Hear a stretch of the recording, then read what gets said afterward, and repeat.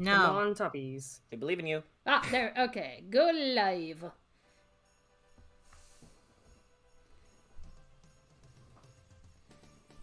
This is...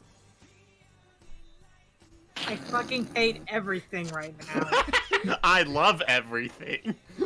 Aren't you guys glad that I'm your DM? Hey, tis the season, guys. It actually is.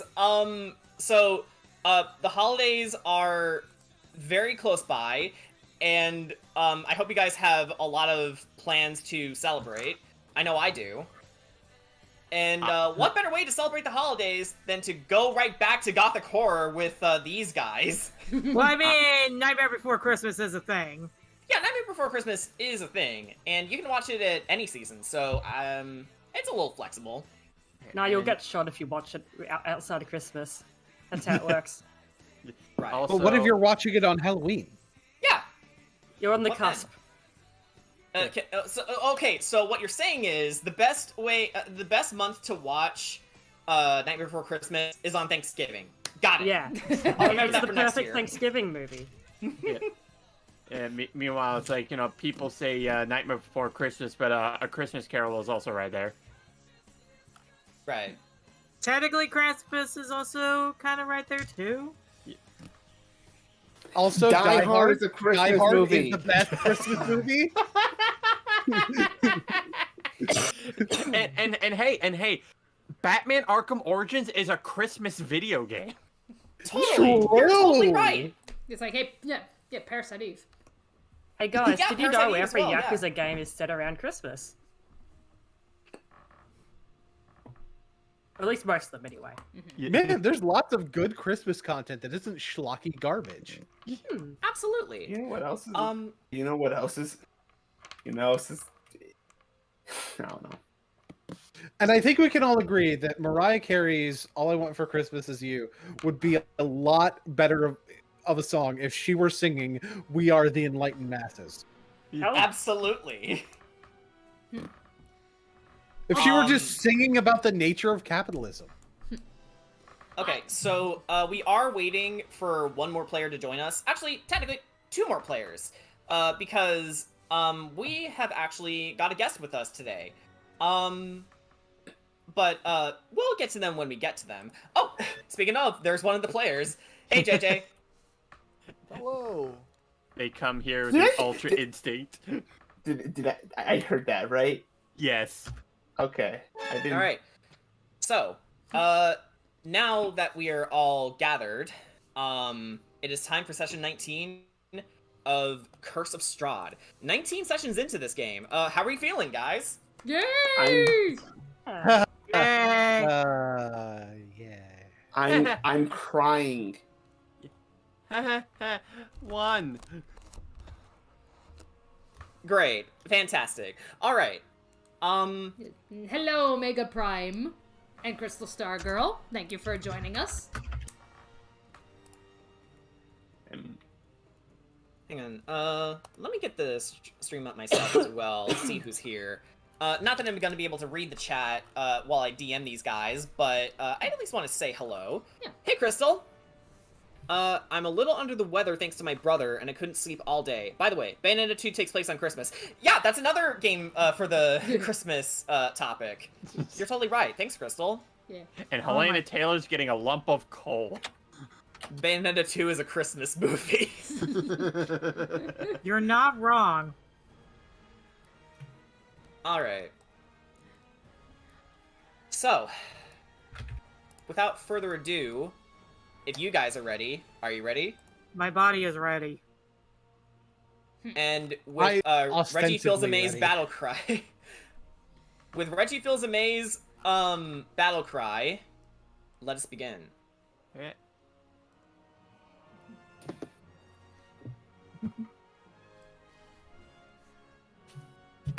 Oh, Kira. Should I need my sheet? Fuck! Okay, I got it. Okay, awesome. Alrighty. Right, hang on, let's pause. Let's pause a little bit. Alright. As you Oh, yeah, I'm- Kira. What's up? I'm seeing in the chat by a Master TP, Jordan won't be able to read this. Hue. All right. Well, I certainly won't be able to read it now, but let's begin, shall we? Kira, as you tossed and turned in your bed in the Blue Water Inn, you find yourself in a sea of red, a sea of blood. It soaks you to the bone and stains your dress like wine. The only source of illumination was the moon in the sky, and it illuminates not only you, but the dark, towering castle of Ravenloft.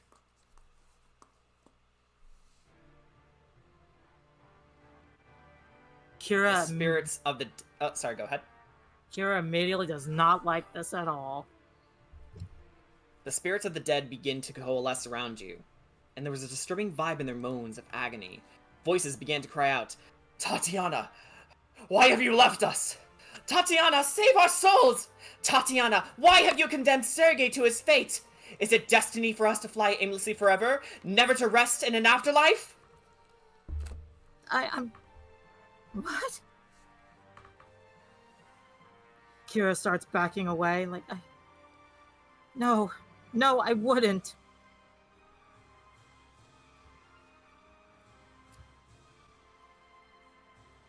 And as you tried to appease the spirits, you heard a chuckle.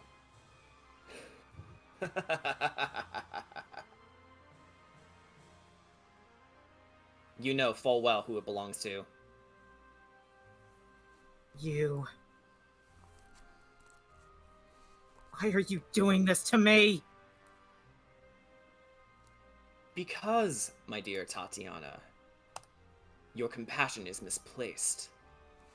You know they cannot be saved. I will guarantee you I will save them.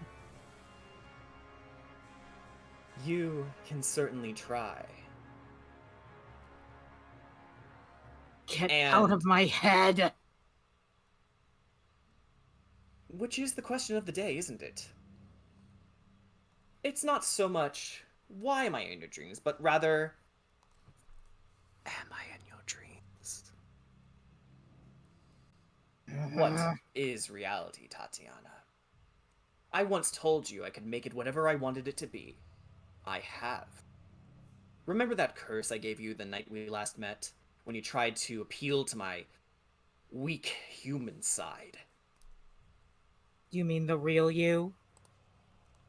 I heard your mind as you tried to search for one of my consorts, trying to discover the location of your friend Mimi, the keeper of secrets.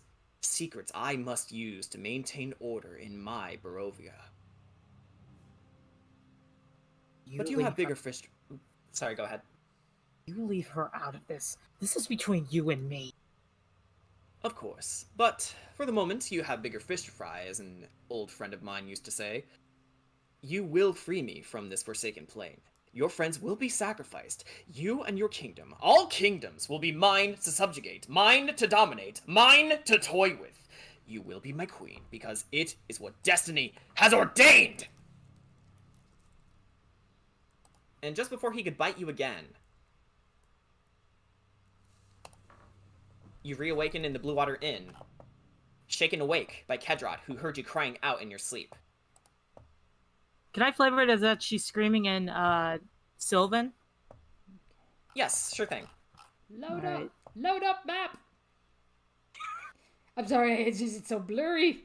Now, out of character, I Hang cannot... on, zoom out a bit and then zoom back in.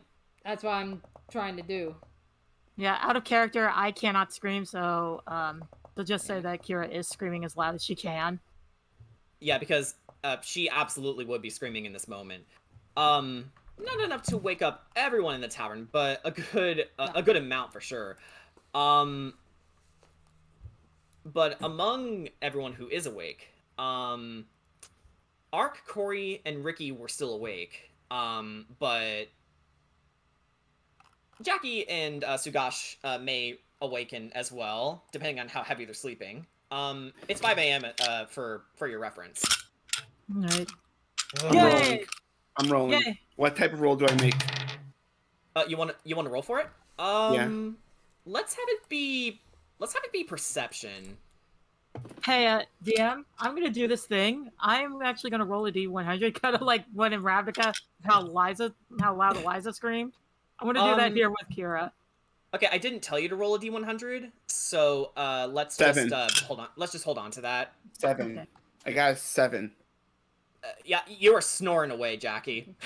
Actually, Jordan, since this is technically a new day, should Ark be rolling a D100 for his mutation? Yes, actually. Go ahead and see what you get. Alrighty.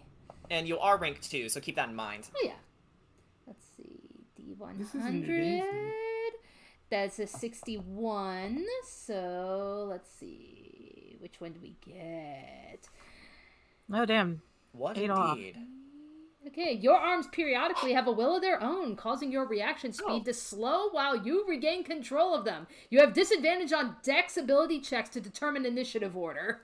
Oh, that's rough. Ooh. But luckily, you don't have to worry about that today because we tend to pre-roll our initiatives. Yeah, but still. Just to make sure before we continue, would Curry have been doing what we talked about earlier, or not yet?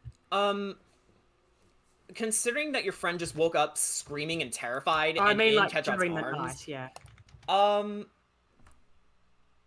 We'll say that you were more going over your notes again and Sort of getting ideas. yeah, getting ideas around and then just cross-referencing what processes need to be done. Okay. Because regardless, Curry will hear the scream and come on in. Right. What about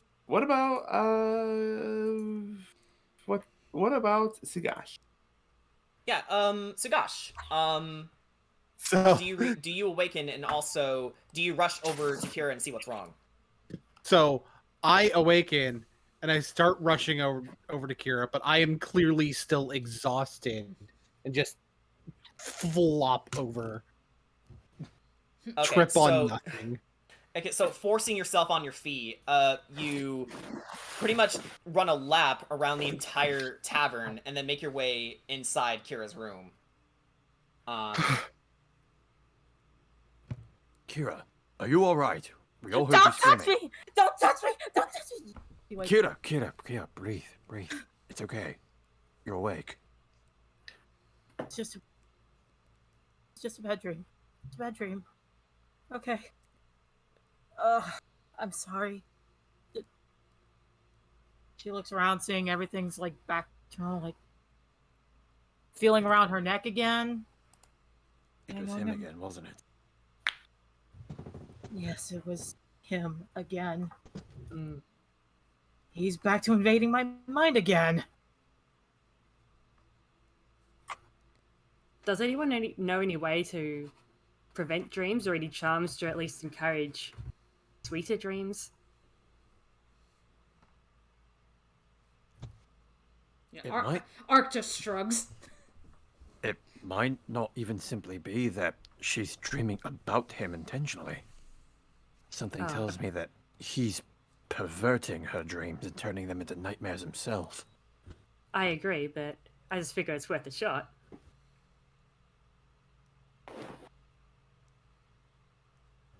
I'm sorry if I worried you guys. It's No, it's fine. You're fine. We understand fully. This has been a lot. Are you okay, Sugash?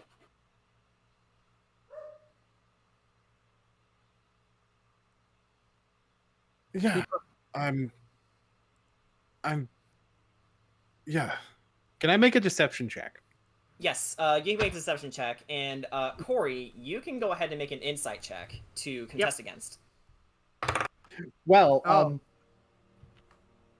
so I got an 8. Okay. What's my insight? Well, I rolled a 3, so I believe you. Okay, yeah.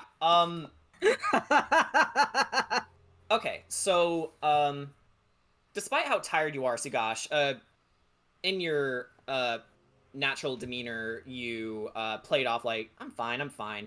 And since you are tired, Corey doesn't feel the need to press you any more than she needs to, considering your condition. He's probably Plus just she's also a little sleep deprived herself. Mm. She's just handling it with a lot more grace. I'm not sorry, but all I thought of when I heard she's handling it with more grace is Lanky Kong's line, but Oh my god! She has some style. No, it more for Sugash. He's got no style. He's got no grace. This orc has a funny face. Yeah. He has no style. He has no grace. This half-orc has a funny face. He's just drooling. Like, I'm just imagining one of those hyper-realistic SpongeBob paintings, like, you know, the cutaway gag where they just, like, become hyper-realistic.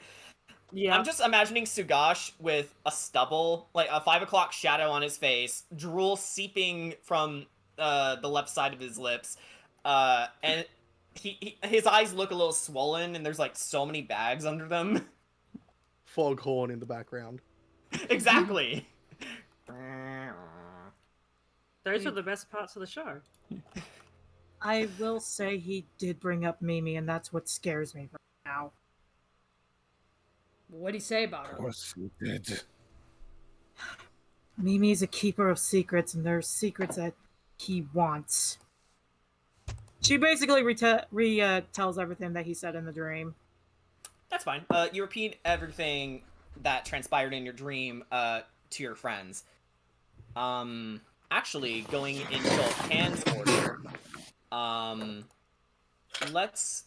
We can say at this point, Jackie has come to, and she's walking in the room, and you just see this happening.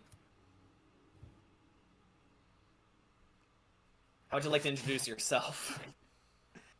Can you keep it down? It's like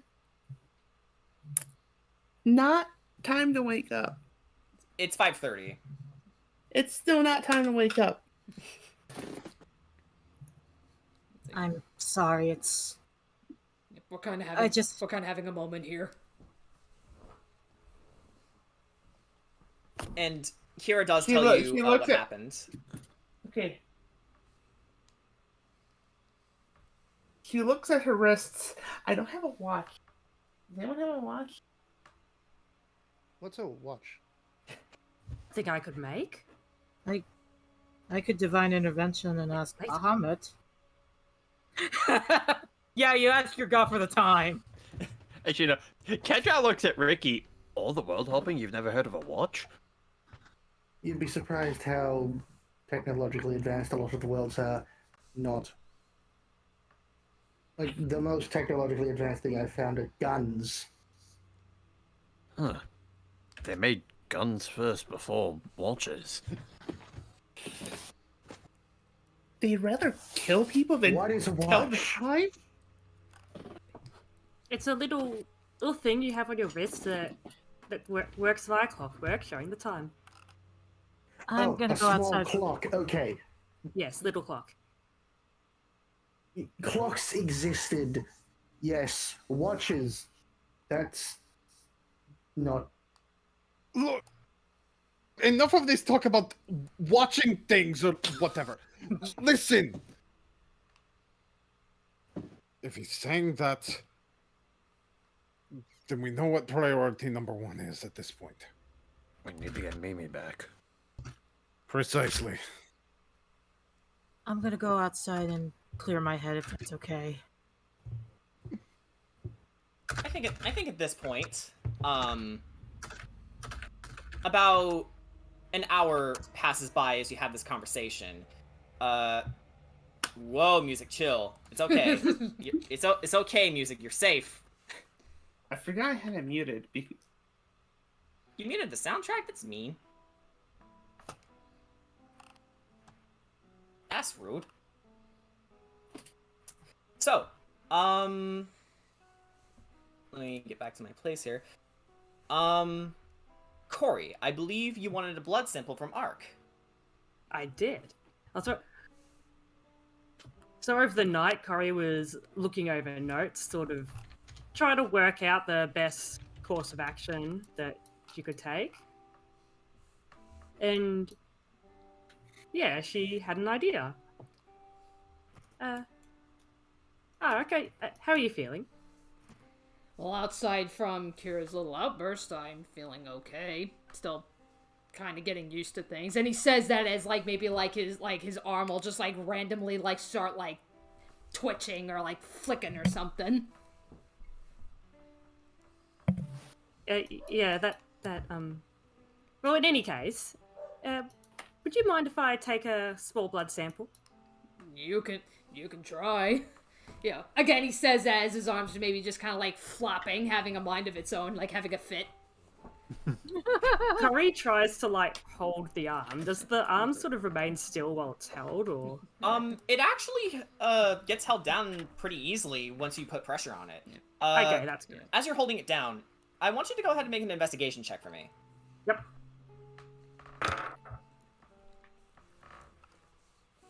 That is a 16. A 16. Very nice. So, you think back to your chemistry book, and you take the blood sample from Ark. I assume you're using one of your sharp instruments to do it? Yep. Alright, so... got some vials and stuff. Yeah, and then you quickly realize that you need a clear surface to put all the blood on, and something to magnify the blood and see what's going on inside it. So, you magnify it using what you have. Actually, how would you guys like to help Corey with this task? Since we're in a low technology setting, how would you go about making a ye olde magnifying lens, whether through magical means or through what you have in terms of materials? Let's start with Kira. Alright. Well, Kira's technically not there, but they could come get her. But Kira does have some empty glass bottles that they could use. Maybe they could cut the bottom off of the glass bottle. One of the glass bottles. I mean, yeah, it'll cost me a bottle, but that's okay. Okay, so who among you has the steadiest hands? I imagine a monk would. Yeah, that's probably me. Okay, so Sugash, you take one of the bottles Kira offers you once you all congregate, and you hold it in place. Who would like to be the one to tap on the glass to remove the bottom from the base? I think honestly, in my opinion, that would probably be like a very interesting. Like that'd be more JJ or Kedrot able to do that. I feel JJ makes more sense. Yeah. So, JJ, you have a lot of experience working with your hands, whether it's like carving wood or writing or even just carving your opponents up. You managed to score along the bottom of the bottle pretty easily with your knife, and then you use the pommel end to snip it off no problem. So Corey, you now have a makeshift magnifying glass. Yep. So with all that done, you start to magnify the blood, and you discover clusters of red discs and greenish-black clumps floating around each other. The clumps are bumpy and growing bigger each time they absorb the red discs. It was then you realize the clumps are trapping the healthy blood cells and replacing them with dark green versions of themselves. You can use either one of your 4 tools to determine what to do next for your hypothesis. Which tools did I have again? Sorry, it was the magnifying glass, the sharp objects. Yeah, which tools were the options here? Your Tinker's tools should Oh, be able okay, to... yes, sorry. It's fine.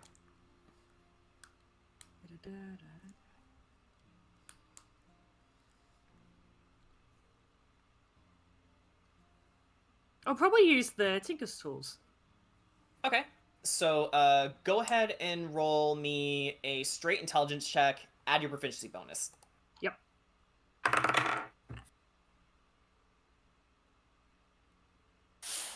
Where is it? Oh, proficiency. There it is. That is a dirty 22.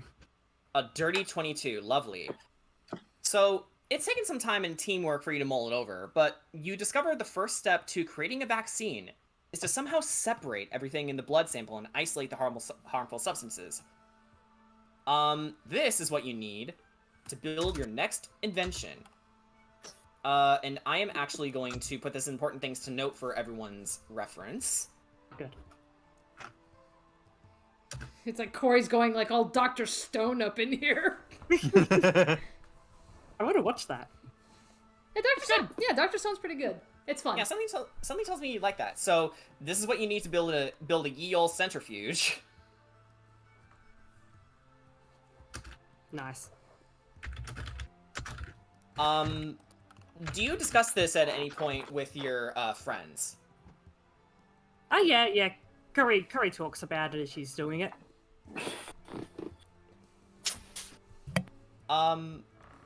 You're making a what? No. A centrifuge. I have no What? idea what that is. What? Is Listen, that... I just hunt monsters and I whip them to death. I don't know what.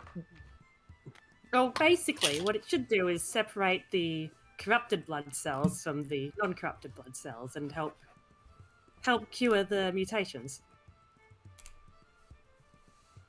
Blood cells.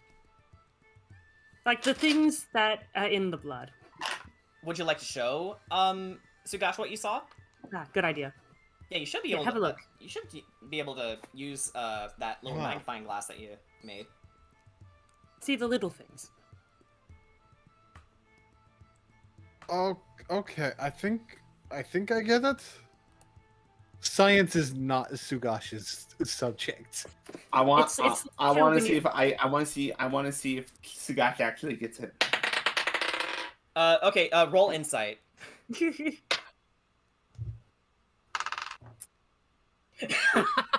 18. What was that? 18. An 18. So, you're thinking, okay, I get it. I don't get it.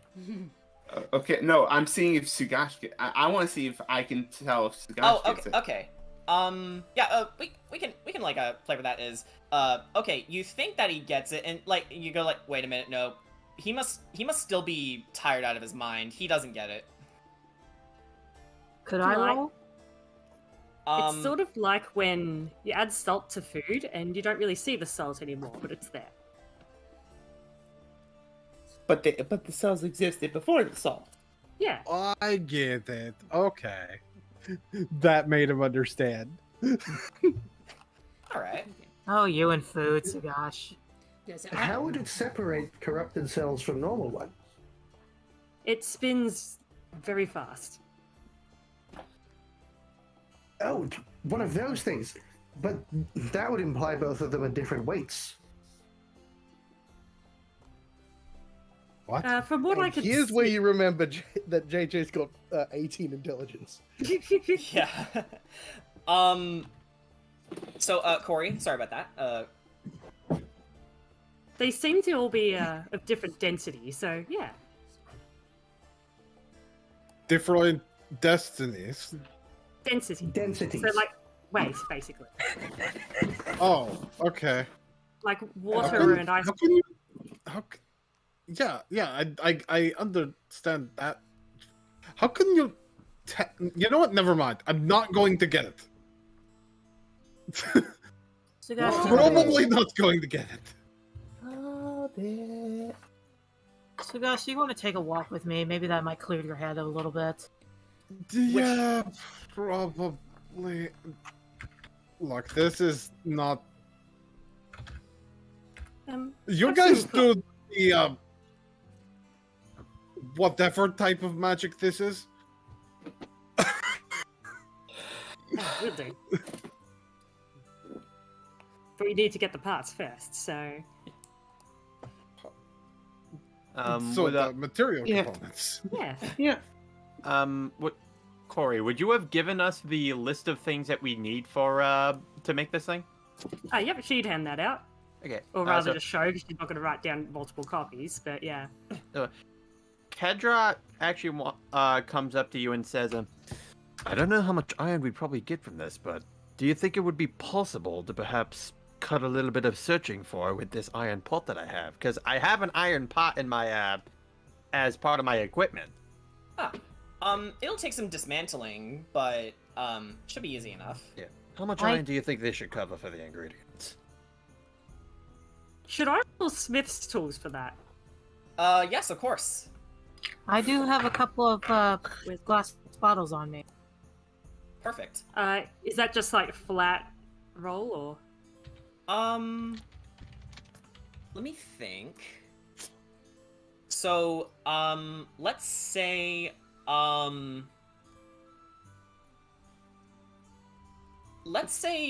this could just be, intelligence, plus your, proficiency. Okay. So I got a 17. Okay, so, with the 17, you, would then realize that, okay, so in order to dismantle, this pot, you'll, need a specialist. So, Samuel Smithy is in the RSX stockyards, if you wish to go there. And unfortunately, Kira, coins do not count. You, will need you'll need a ore to do what needs to be done. All right.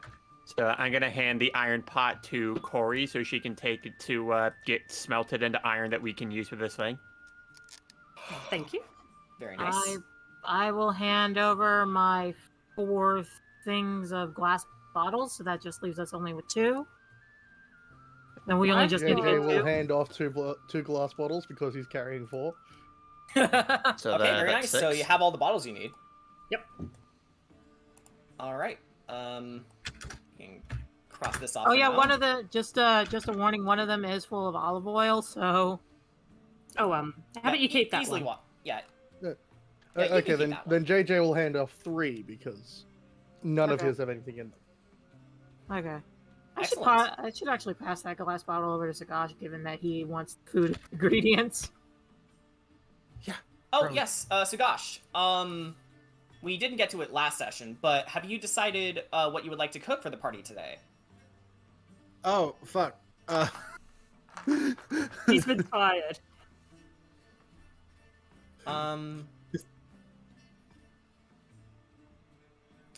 Okay, I found the recipe document if you'd like me to resend it to you if needed.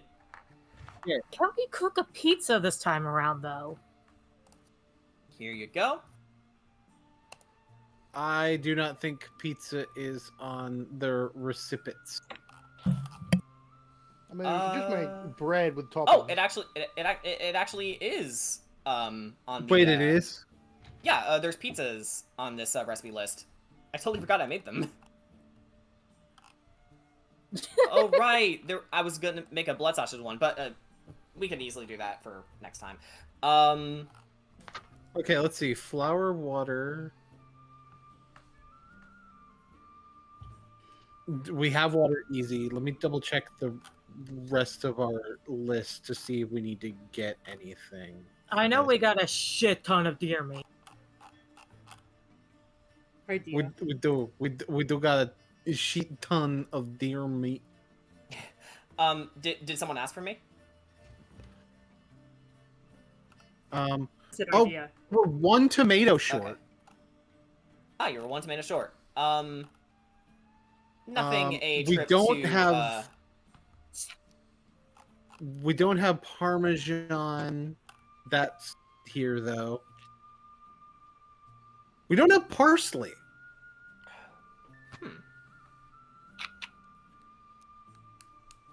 Do we have enough for bone grinder soup? Yeah, I think we're missing too many things for the pizza.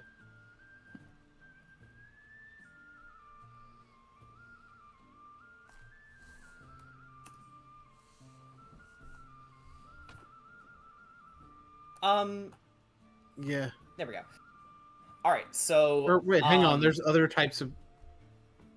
This one doesn't have. But this one has cow. This one requires cow cheese, which we wouldn't have had a chance to. Because we didn't know these things existed. Again, parsley. All right, so. Wait, sugar, flour, water, chocolate, strawberries. Hang on.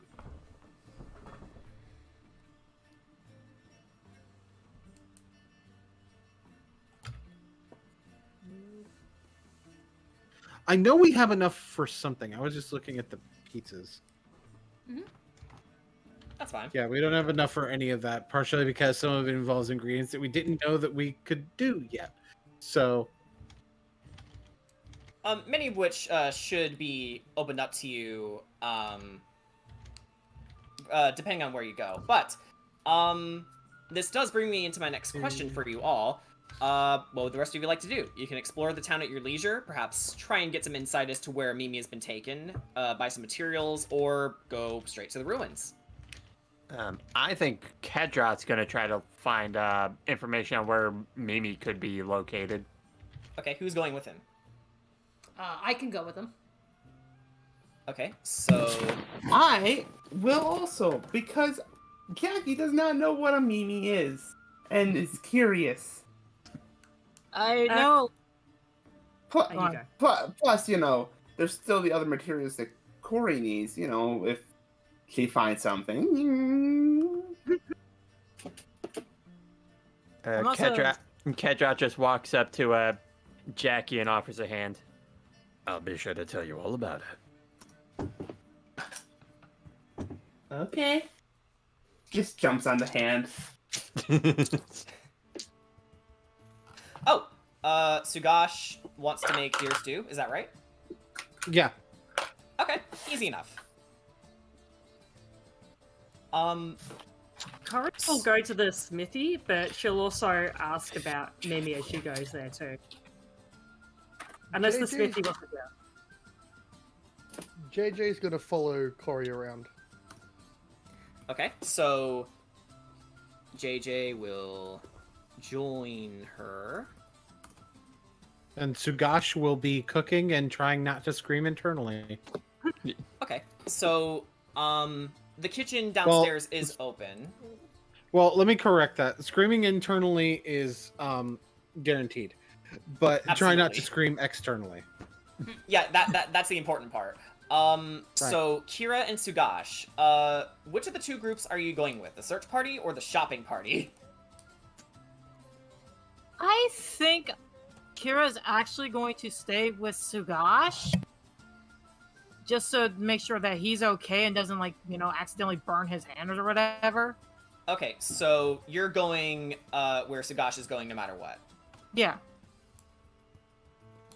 So, Sugash, you're the swinging boat then. I feel like Sugash did say that priority number one was finding Mimi. Okay, so... Going with the search party. Kira and Sugash will join them. Okay. I will say also a lot. Kira is also going to be listening for information on two particular people while they're searching for Mimi. Victor and Van Rick. Those two are also on the priority. Ah, okay. Alright, sounds like we have a plan then.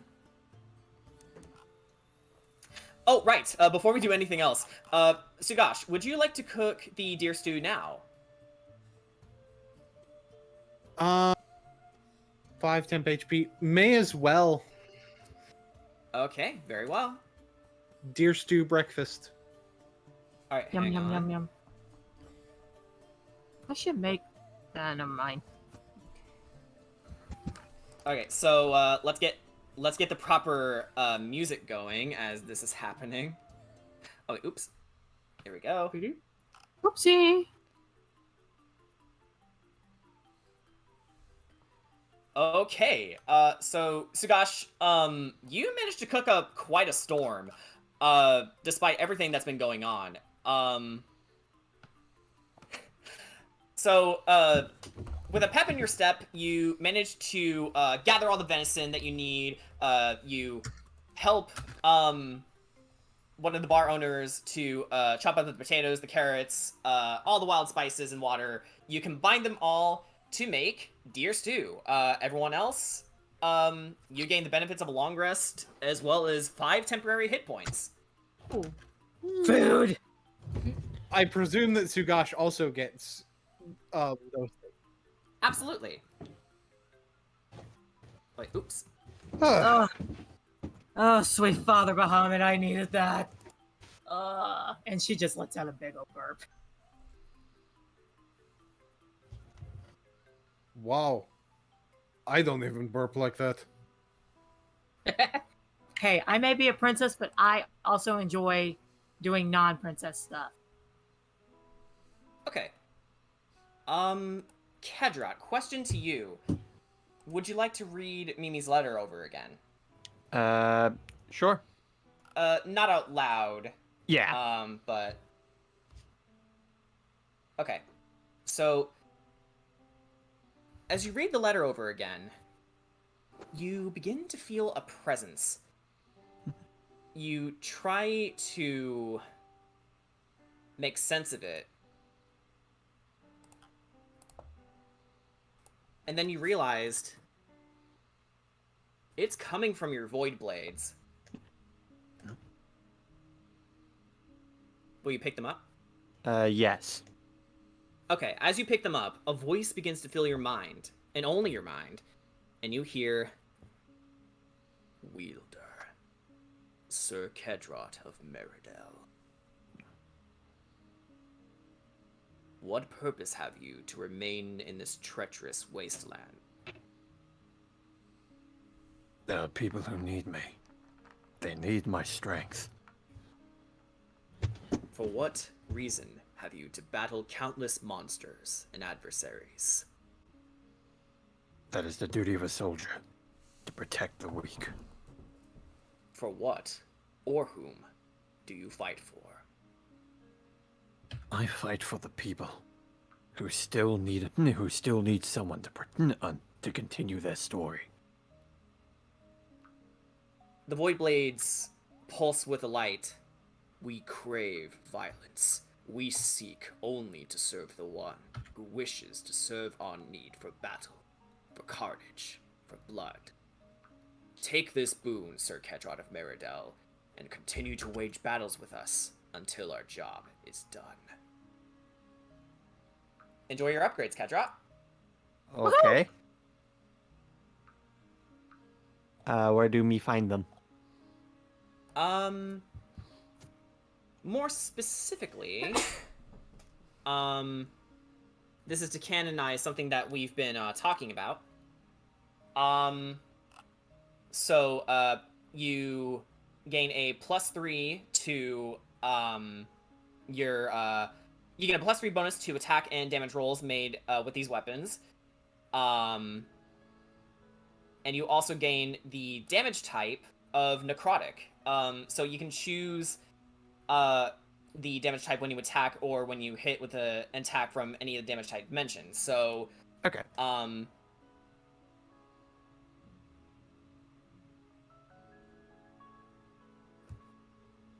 Let me just double check what else we might have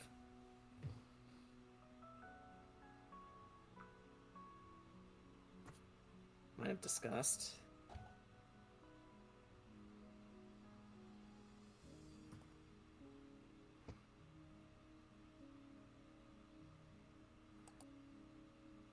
I think the damage bonus and the choice of damage is all that we discussed. Okay. Yeah, I just wanted to double check there wasn't anything else. Okay. So you put your swords away and you begin to head outside. But just before you left the building, Sugash, you were stopped by a scruffy, pockmarked man who stunk of beer and tobacco. and he says, "Oh, you! Aren't you the Belmondo kid who made trouble for our burgomaster?" He just looks back. It's like, define trouble. Yeah, you were the one who interrupted his rally. You know, looking at you now. He kind of sizes you up. You got a nice face. Hope you don't mind if I break it. Really? Okay, we're doing this. Cracks his knuckles. He's winding up for a punch. What do you do?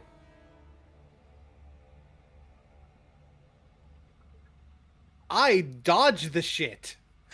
Okay, so whiff. He tries to slug a punch in your face, but you dodge out of the way effortlessly, and he lands face first in the dirt. I see you really are the fighter they said you were. Yeah, no shit. You really aren't your father's son. Yeah, that's all the old bastard ever did. Just killed wolves and pissed hail. What do you do in response?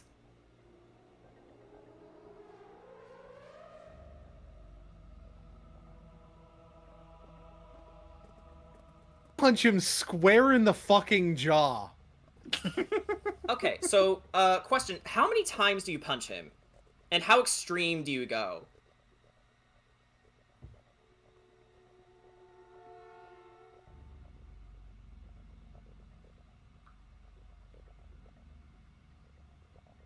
I just do it the once. It's real fucking hard. Okay, so definitely enough to knock him out, but and there's I do yell when he says that. Shut up. So Kira, since you are staying rather close to him, you see all this happening. What do you do? I'm like, Sugash, don't. He's not worth it. Just, this is what. Calm down. Fine. It's just words. Don't even bother. And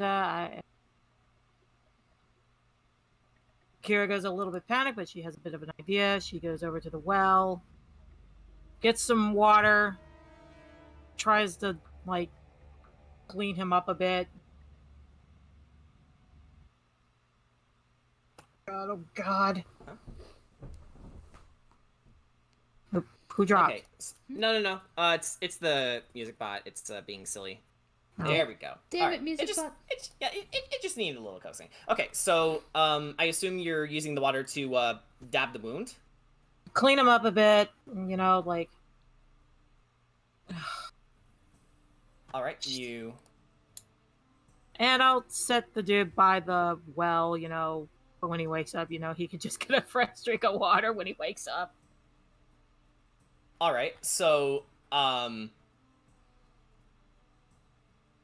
this was enough to arouse something of a response from the bargoers, but ultimately they do eventually go back to their drinks and let you all go about your day. So, come on, Sugash, let's go take a walk. Clear this atmosphere is not healthy for you. Yeah.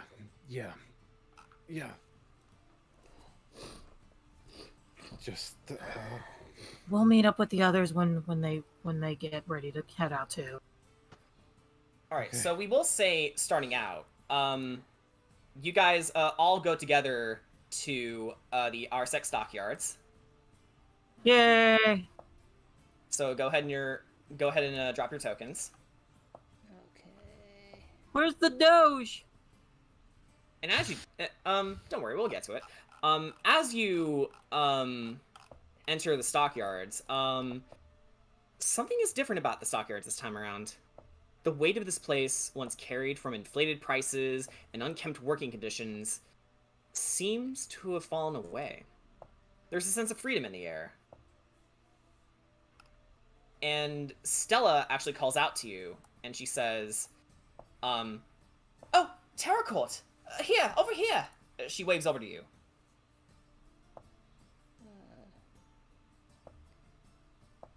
Okay.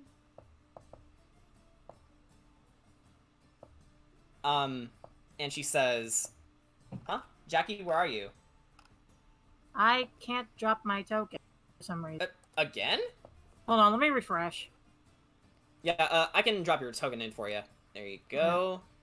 Yeah. And I'll throw Jackie in here as well. There we go. It's just minor annoying, that's all.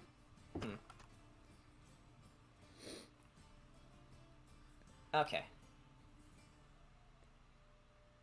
So, Stella waves all of you over, and she says, "Everyone, I'm so glad you came."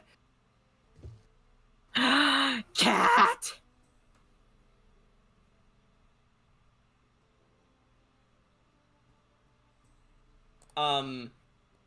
Okay, so as you go over to pet the cat, which is I assume that you're doing. Yes. I need something soft and fluffy. So he says, "Well, hey, I didn't ask for your consent." I'll use my free casting of Speak with Animals. He is talking without the spell. You can all hear him say this. Did he just... He just talked! Oh, yes, this is my cat, Blinks. Okay.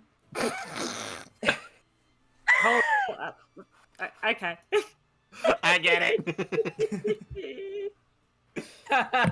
I'm not sure if I get it. Neither am I. I mean, that's okay. Neither does Microsoft. Yeah. I get it. So she picks up Blinks and says, "You're supposed to be inside the building right now. Bite me." Can I do something cute? Can I do something cute? Sure. All right, I'm gonna take a little bit of I assume I have from my little toolkit. I'm going to dangle a little string in front of him. Okay, so his pupils immediately dilate, and he starts staring at them intently, going like, "What are you doing? What are you doing? Give me that shit!" Get. He starts reaching for it, batting at it, like, "All right, come on, no, wait, oh, son, God damn it! I'm gonna get that eventually, bitch." I love your cat already. He's adorable. Yes, he's quite talkative, isn't he? Wait, I've never heard of a cat talk before. No. Well, I mean, there are tabaxis, but those are kind of rare where I'm from. I don't believe I've ever heard of tabaxis. She looks at the rest of you and she asks, "So, have you noticed anything different about the air of this place?" Seems more lively. Yes, the RSX just finished having a meeting with their guild members. In fact, you can now enter their expanded shops. Sweet. That Axis Bone made off with quite a lot of the burgomaster's, that is to say, Vargas Velokovich's hoard of gold to give to the townsfolk. They're really enjoying their tax returns, they did. Huh. Yeah. No, Jordan. Catron actually sweats upon hearing taxes because tax beast. You seem to know what I'm talking about there, bud, huh? Unfortunately. Yeah, taxes. Worse than the Dreadlord in the castle. He actually spits on the ground. This cat actually kind of makes some of you uncomfortable. Stop! I don't know about you, but Kira's like head over heels in love with this cat. Yeah. Again, just to reiterate, this cat's name is Blinks. And yes, I did name him after the Time Sweeper.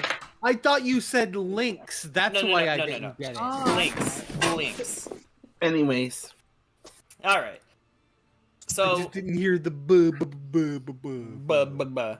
Jackie also goes up to the cat and is like, "How do you speak?"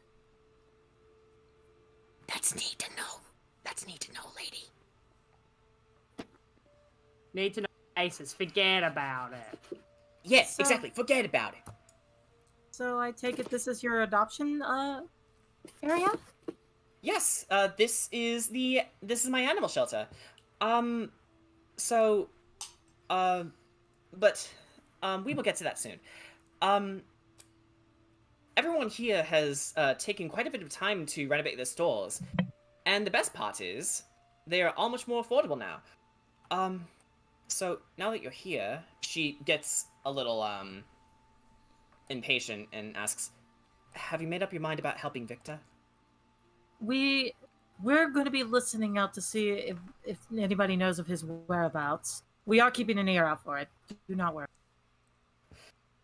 A big smile creeps up on her face, and Stella clasps her hands together. She says, "Thank you so much. Like I told you before, I just need someone to take a peek into what he's been up to. It shouldn't take more than 5-10 minutes of your time. Victor is a very kind man, and I think his mother would appreciate you giving him some company." Of course, of course.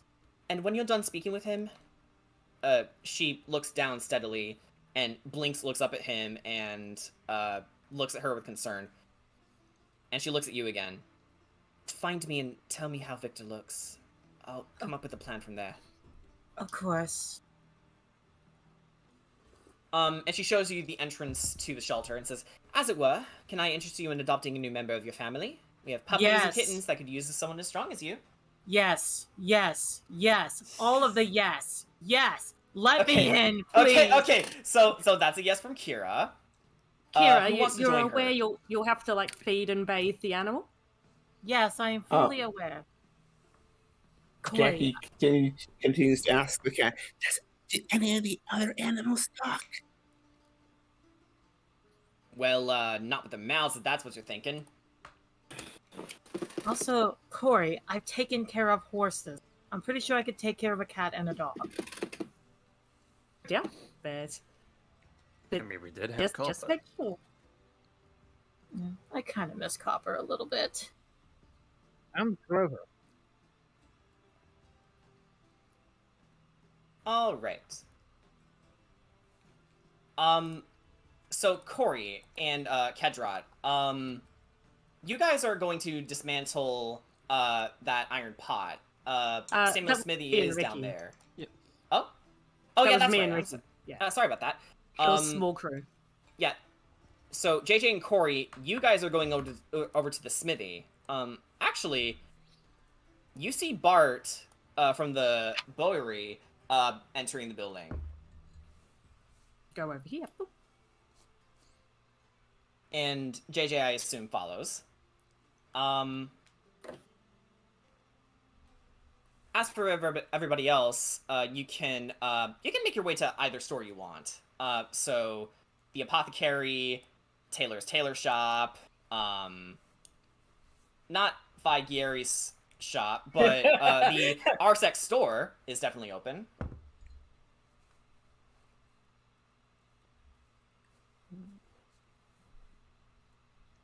Where would you like to go? I'm actually going to ask... Go ahead.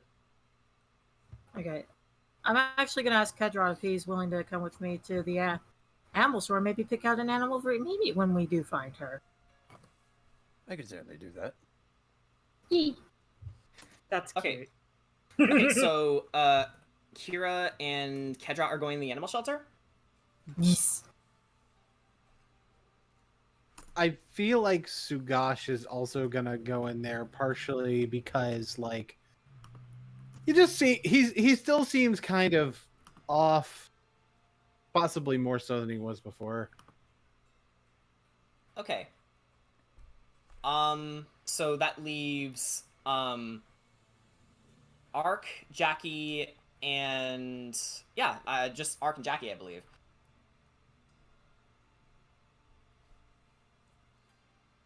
So you had the choice of either going to the smithy, or the RSX shop, or the animal shelter.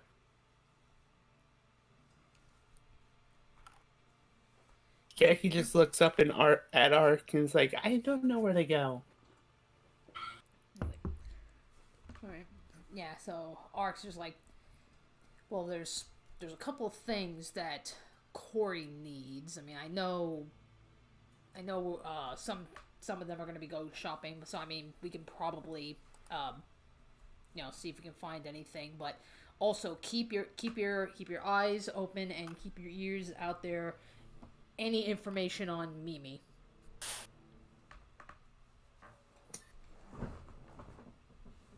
Okay. What does this Mimi look like? Okay, so she's got she's wearing like a long black dress. She usually carries a stick. She's always wearing a hood.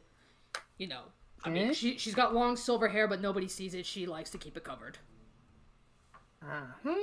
Okay, fascinating. She's also wearing a red cape that I gave her. Yeah, that too.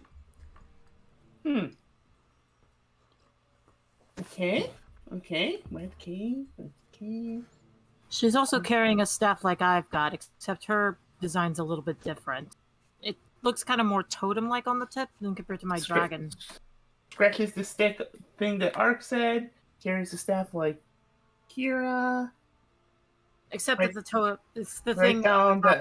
Writes down. Also remember what Kira looks like.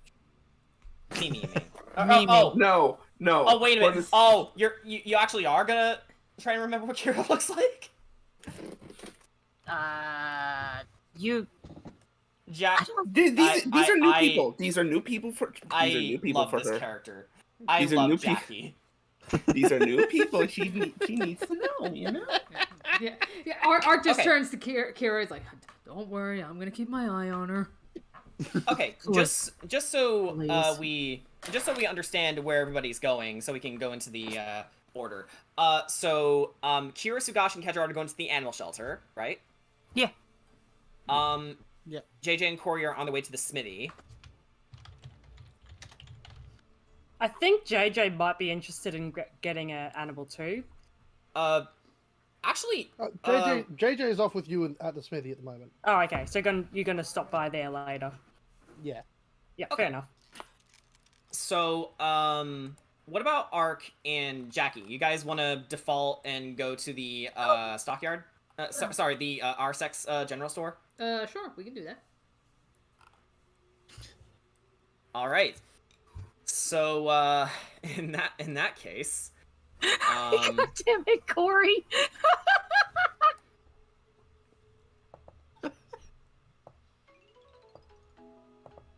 What the fuck? Ciao, Garden! Oh my god. Yay! So can we expect races and karate? We'll see. Don't invite Matt Mattelli. If there's pet karate, then Sugash is perfect for it. Okay, so she enters the place and she actually puts Blinks down, and he actually Blinks races up the steps, and he has his paw on a little latch, and Stella walks over to Kara. Do you need my help with your token again? Yeah, it's not letting me drop again. I don't know why. What the hell? Are you trying to drop by the icon or the name? The icon. Okay, try because I was having that kind of an issue as well. Rather than trying to drag the icon, like when you open up that tab, just try like literally just dragging like the name from the character list. Like that. That seems to work for me. Okay, so. Oh yeah, there it goes. Yeah. There's two of them. Oh no. Okay. So both Stella and both Stella and Blinks look at you, and Stella asks, "So, are you ready?" Yes. And they both open the doors, and you see puppies and kittens Oh my everywhere. god! Insert the loudest squeal that the others have never heard of Kira go before.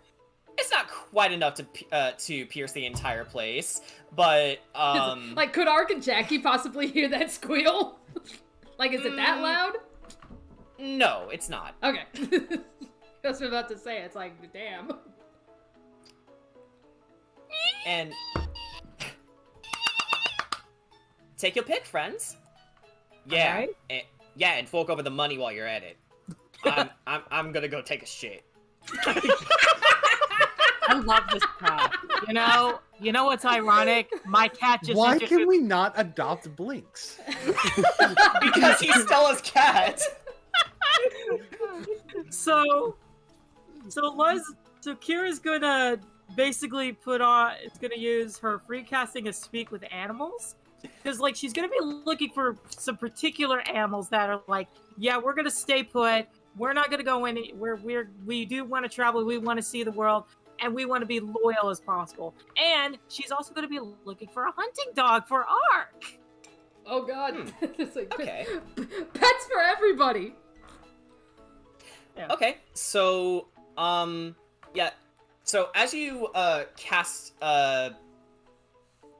Speak with Animals, you just hear a cacophony of all of these puppies and kittens going like Stella, we need food. Stella, I'm sleepy. Stella, I want to play.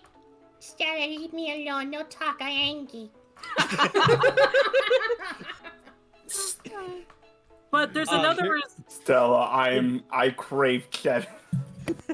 also another reason why she's I casting. want waffle fries. Also, another reason why she's casting Speak with Animals, she's also listening to see if they've heard anything about Mimi, Van Richten, or Vector. Oh. Good call. So... Alright.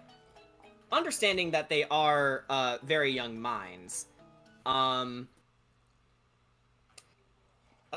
want you to go ahead and we'll make this a simple investigation check. Investigate. Okay, let's see.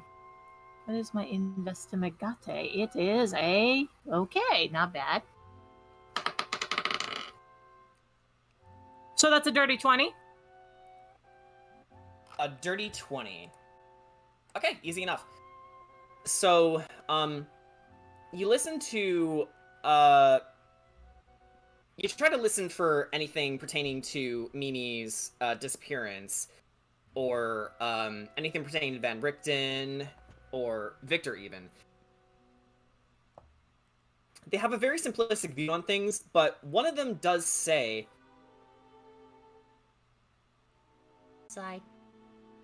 I will use my cantrip message to tell Sugash and Kedrot that.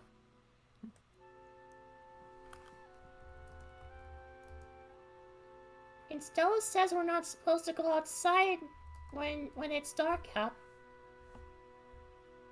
And I listened to her because one of them had horns. Kira will also repeat that to Kedrot and Sugash with message. Kedrot... Yeah, go ahead. Yeah, Kedrot picks up on the fact that the one that they had horns. Yeah, Sugash notices that as well. It's like, I think that could be Mimi. Possibility. Could be. And just so you know, it was this one that was saying those things. Alright. And considering they're a very young puppy, like no less than a week old, 2 weeks old, they were just sort of talking at their friend right here. So yeah, and like I said, Kira is also listening to ones that will want to travel with us and also like stay on the wagon or on the cart. This puppy over here, in fact, you know what? Let me mark them. This puppy right here says, Sugar peas! Well, why do you keep saying that? You've been saying that for 3 hours. Because I like that sugar peas. I learned it yesterday and I love them now. Do you have treats? Well, it sounds like we have a potential puppy for Mimi. hey, you remembered, very nice. Yes. Okay, so we can mark red for Mimi, and, we'll mark this one for blue for information. All right. Hero might also adopt that one for Sugash.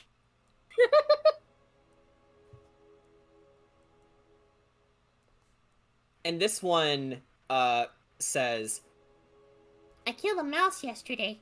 It was yummy. Kira's taking that one. The cat knows how to kill. Perfect. Let me guess for JJ. Oh, I got bigger plans for JJ, but I will be taking that cat. Oh, okay. Because I did post in text of what I want to do. JJ's also been offering his own ideas. So to add on to that, this kitten is actually missing an eye. It's also got a couple scars on it, but many of them have healed over time. They seem stoic, but well-mannered enough. All right. But they're definitely a fighter. So definitely that one, yeah, that one will go to JJ. Oh, would you like to purchase this one? Yes. Okay. He doesn't have a name yet. That's up to you. But if you wouldn't mind, if you wouldn't mind, every pet here costs 20 gold pieces. Stella, I am loaded.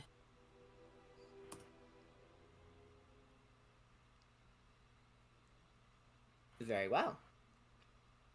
I'm also Kira is listening for one particular kitty that does want to go with her. It's actually this very same one. They look over at you and they start meowing, but in your perspective it's like, hello? Human? Human, I crave attention. Human, come here. I hear ya. I hear ya. Take me. Right, I will take you. She Take also... me. Yes. And she's also going to take the 2 puppies that were marked. all right. So that's 60 gold in total. Is that all right? That is perfectly fine. In fact, she even adds another extra 10 gold to help with the shelter. Okay, so that's 70 gold in total. Yes. Not hurting at all in the bank.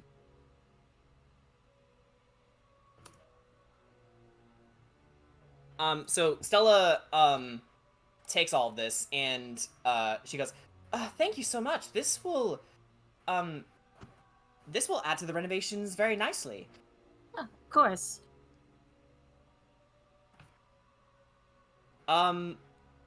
You can very well come up with names as you go along, but yeah, you have adopted a kitten and 2 puppies. I already got a name for the kitten. Name that campaign! All right. His name is Hunter. Hunter. Okay. So let's go over and I get it. It's like Aaron Hunter. actually, let's wait for JJ to get in his piece. All right. No. Since he is interested in the kitten himself. Mm-hmm. Okay, as for the puppies... Well, I know one of them is going to Ark. Okay, so yeah, that'll be Ark's prerogative. Yeah, and the other one's going to Mimi. Adopted puppy 1. Kira looks around to see if there's any more that want to come with us. Since she still has Speak with Animals up. Hold on just a moment.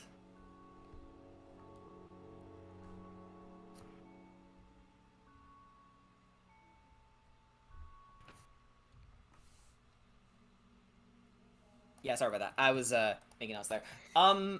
Nothing else seems to catch your attention. They mostly are just devolving into wanting to play, wanting to eat, wanting to go to the bathroom even. Alright. So nothing immediately useful to you. Alright. Thank you very much, Stella. I'll be sure to like also put in a word for out there for you for your animal.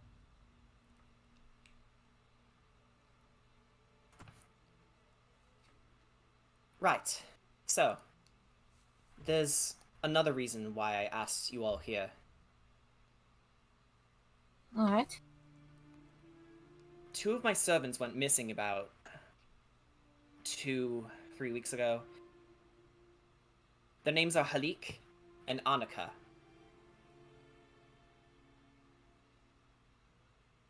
Leighton Hanukkah. Alright.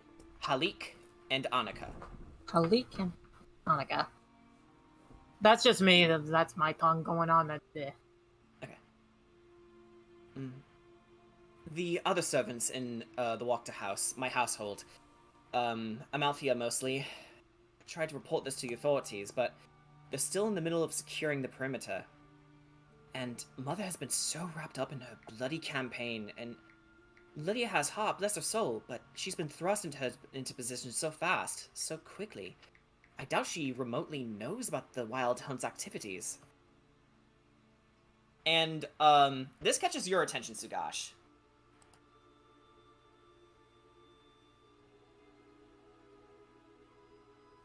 If you're not feeling up to it, we can ask Kadrod instead.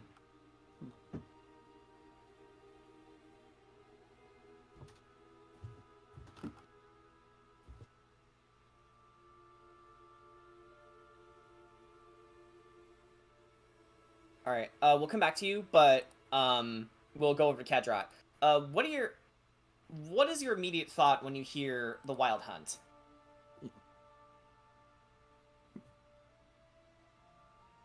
I take it that they're pursuing something for a banquet or sport? Not quite. Supposedly, they're a pack of werewolves. They serve the Dreadlord and kidnap children and other unfortunate passers-by to do something to them.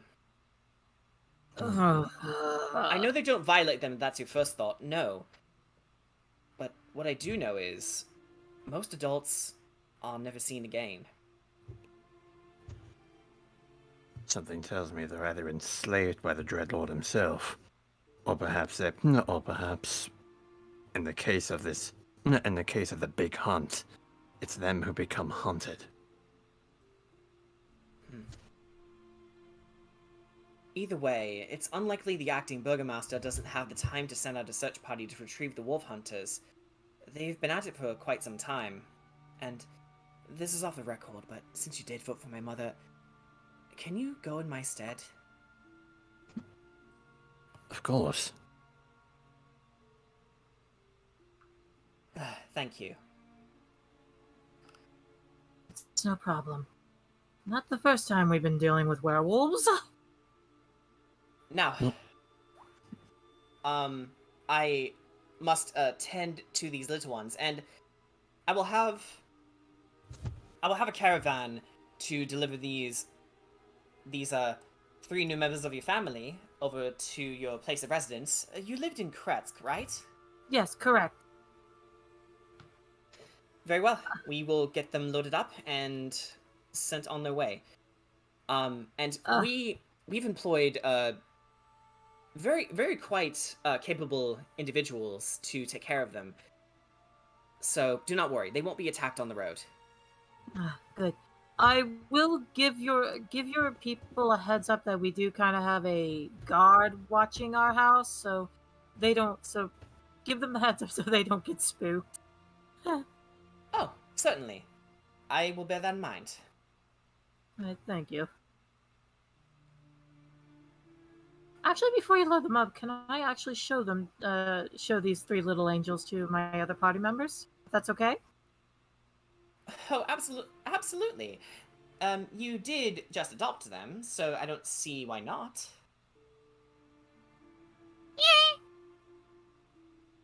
happy squeak noises. Okay, that's great. Sugash. Sugash needs a little bit of a recap. Who wants to fill him in?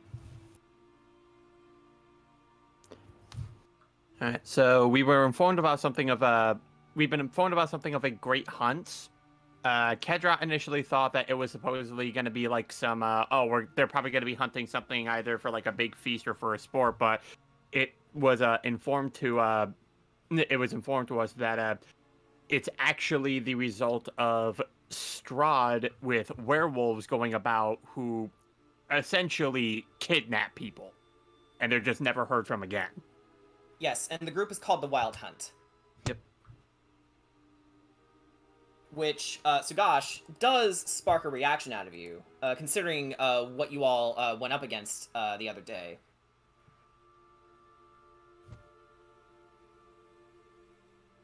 Definitely fists clenched. Kind of a son of a bitch mood.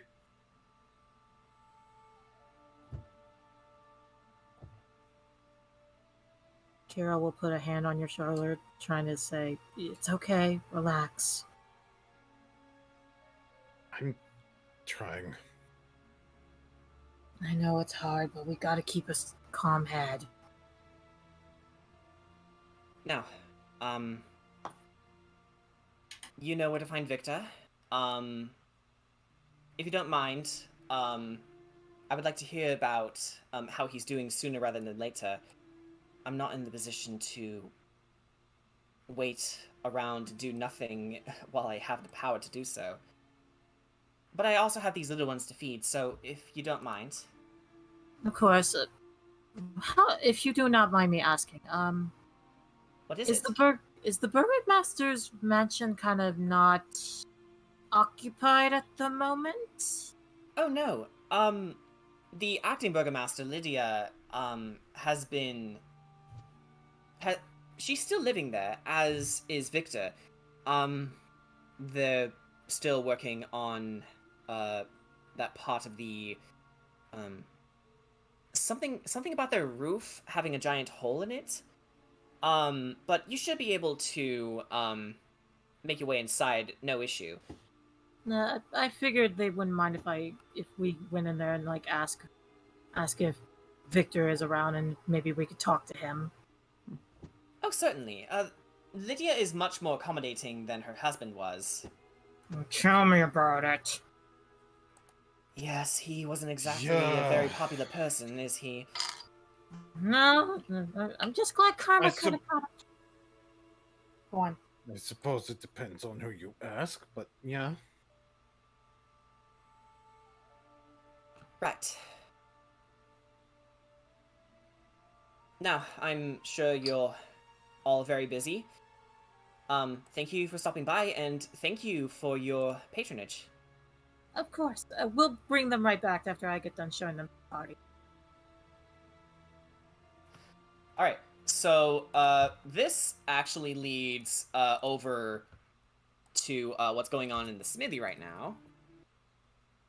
So, we're gonna mosey our way over there. Okay, you scared me there, music. Alright. So, Corey and JJ, as you enter the shop, you find that, there's a significant amount of, wares up for sale. From ranged weapons to melee weapons, pretty much anything that you need weapon-wise, anything made or dismantled, you can go here. And Bart sees you all enter and goes, "Ah, welcome. It's good to see you again, Terracourt." And he does recoil a little bit, seeing JJ, but he quickly settles and says, "Ah, good to see you again as well." Lovely renovations. Yes, my brother and I have been, we've been in the outs for quite some time, but with the recent tax returns, as it were, we've been able to bond over what's been happening, and we decided to make amends. Understandable. Hence, we have opened our doors to each other. And you can hear metal clankings going on in the next room over. Samuel is hard at work forging something. But the door is open if you wish to speak with him. Well, I've got this pot I'd like melted down. Ah, you'd like it smelted? Yes. Alright, give me one moment.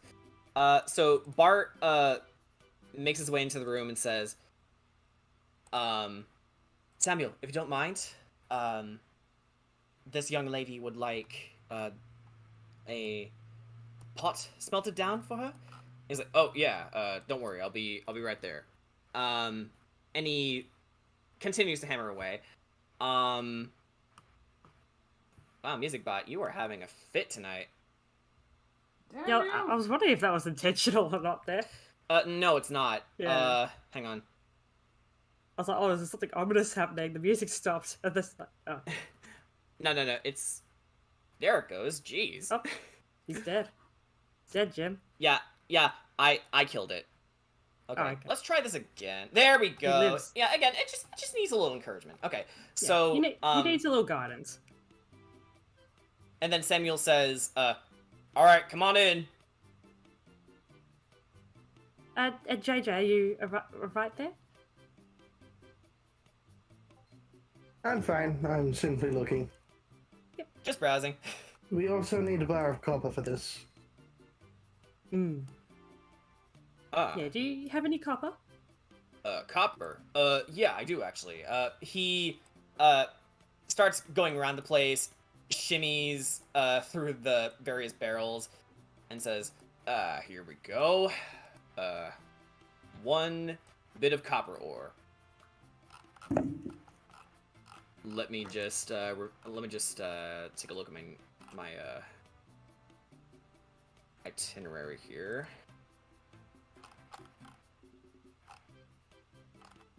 Fairly certain. Right. So for 1 copper, it is a single gold piece. Done deal. Done. About how much iron would this pot smelt into? How much standard iron units? Well, judging by the circumference and the quality of this iron, very finely made stuff. Good craftsmanship. We could easily smelt it down to a good bar or 2. Lovely. All right, let me just take care of this. And for the service of dismantling it, it'll be about... It should run you about 25 gold pieces. Is that acceptable? It would. Oh, what was that? You kind of blipped. Oh, sorry. Yes, it would be acceptable, yes. Alright, done deal. So he takes the iron pot. You can take away 26 gold. And he starts to completely dismantle the pot, melt it down into a workable material, and once the full bars are made, he quenches them and waits for them to cool, puts them on the work table, and he works it down to such a way that turns into 2 iron bars. So that's 2 bits of iron ore that you need. So 5 more to go. Yep. Would you happen to have enough iron for 5 more ingots? Oh yes, they should be over in the barrel over there. You can help yourself to them. With purchases, of course. They're the same value as the copper ore, 1 gold piece each.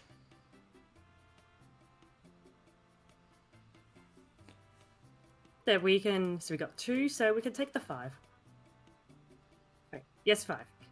Done. And he shakes both of your hands, and he says, keep up the good work on those swords, Sam. And Sam says, yep, doing the same as I ever did, Bart. He's like panting and sweating from the amount of work he's doing. He's actually a very diligent worker, despite his monetary problems that you saw him in before. Would the 2 of you happen to know where I might be able to find some blackened tree sap? Blackened tree sap. That sounds more like a Kresk deal, wouldn't you say, Bart? Yes. Of course, the service of it is very much out of our wheelhouse, but if you ask someone over in Kresk, they should be able to assist you. Thank you. Their name escapes me at the moment, but I believe she owns a general store of her own.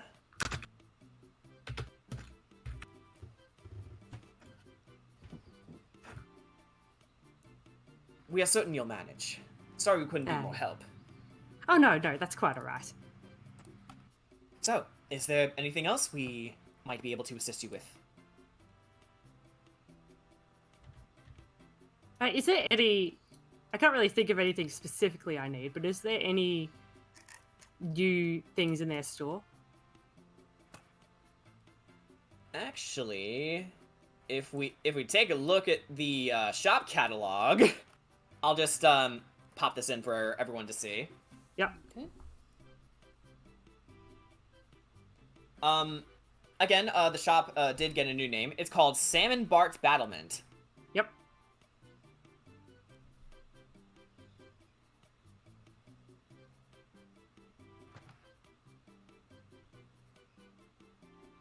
Oh, I felt I spelled Kreska wrong. Oh. Okay, hopefully I didn't do that. No, I did. Oh. Well, I assume I did.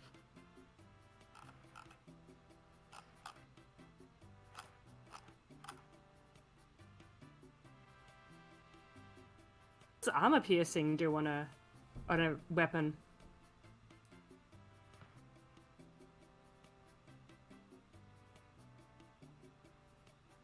Yeah, they have a much more robust selection. They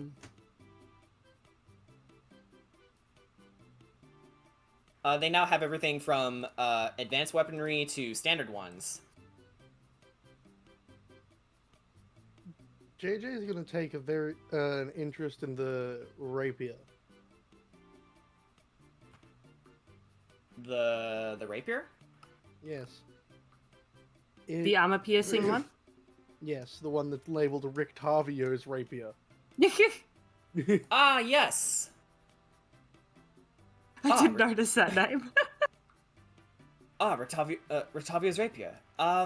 Samuel, could you go into more description about that? Oh, yeah, certainly. So Rictavio's rapier was something that I've made along the sidelines. It was kind of a side project before we got more funding.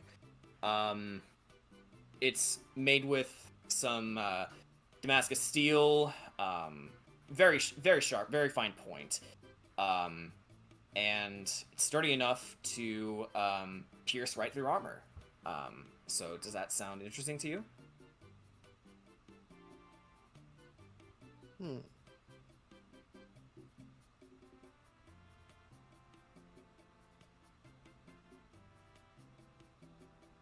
JJ pulls out the 500 gold and pops it on the counter. And Bart takes it and says, thank you very much. I will fetch it for you. And he actually reaches under the counter to pick up a long box, and he makes his way over to one of the tables and puts it inside, very gently, of course.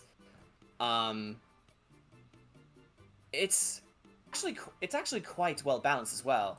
The tang is the full width of the blade, and he puts it in thusly, and closes the box, closes the latch, and hands it over to you.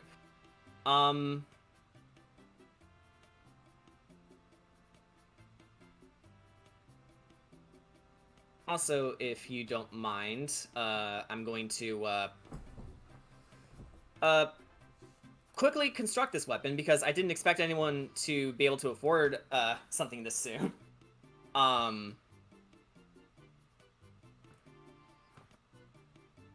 So, they ask, is there anything rumor-wise that you'd be interested in knowing?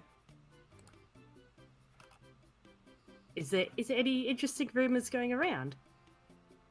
Why do I get the feeling that's an Elder Scrolls reference? It actually isn't. But I'm sure I could think of one. Yeah, there's definitely an Elder Scrolls reference in there somewhere. Yeah, there is actually, because you can ask barkeeps for rumors, and they tell you about random quests nearby. Yeah, Skyrim NPCs aren't as quotable. Yeah. I figured out one, but yeah, go on. Okay. We haven't really heard much about it, but supposedly, there is a bit of a tiff going on over in Barovia village. More people are trying to speak out against the Dreadlord. Not that it matters much, because they would be instantly quelled afterwards, but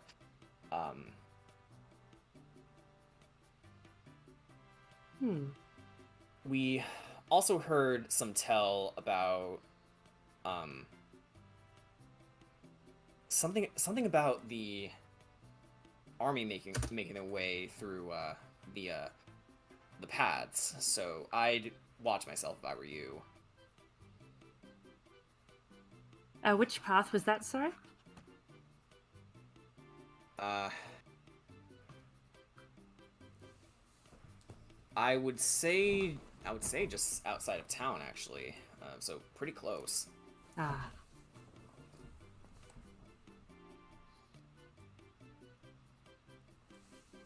Yeah, just be careful.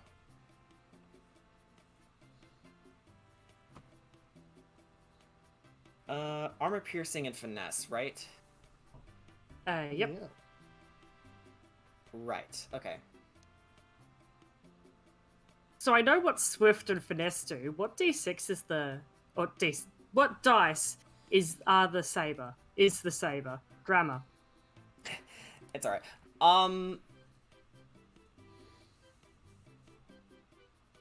So, it's a little similar to, one of the, other rapiers, the Elite Rapier. So 1d8 piercing.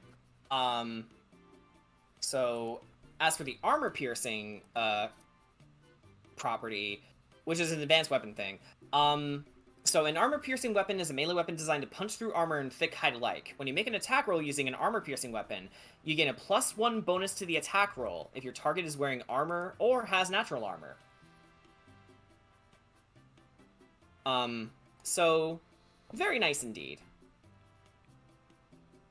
I have one more question. In character or out of character? Either way, honestly. Okay. What's a dragon shot? Dragon shot. A dragon shot.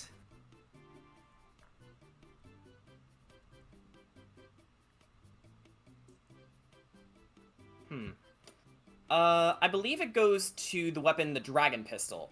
Yeah. Now, what is a dragon pistol? It's an advanced ranged weapon, a firearm.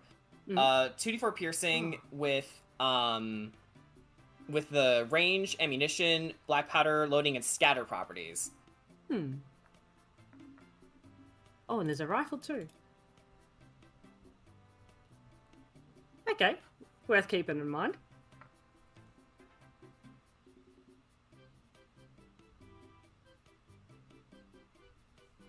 Okay. Severe apologies for the wait, but here are the stats for Rotavio's rapier.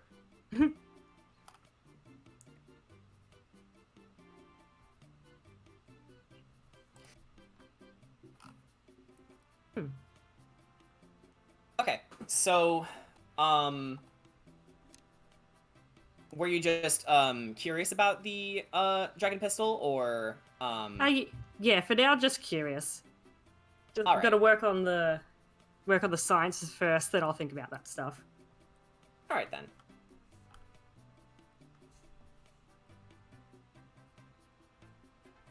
Okay, so would you say that that you're finished here for now, or Yes. Okay, so Corey's finished. How about you, JJ?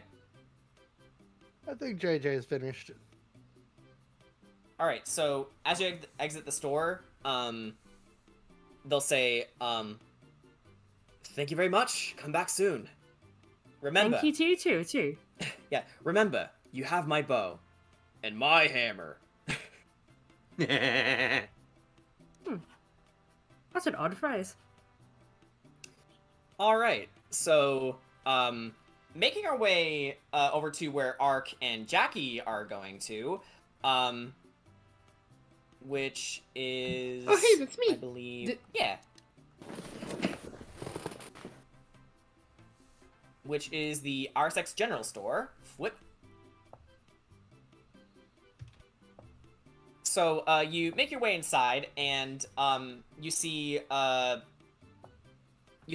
Yolanda just sweeping the floor, and she hears the bell ringing, and she says, "Oh my!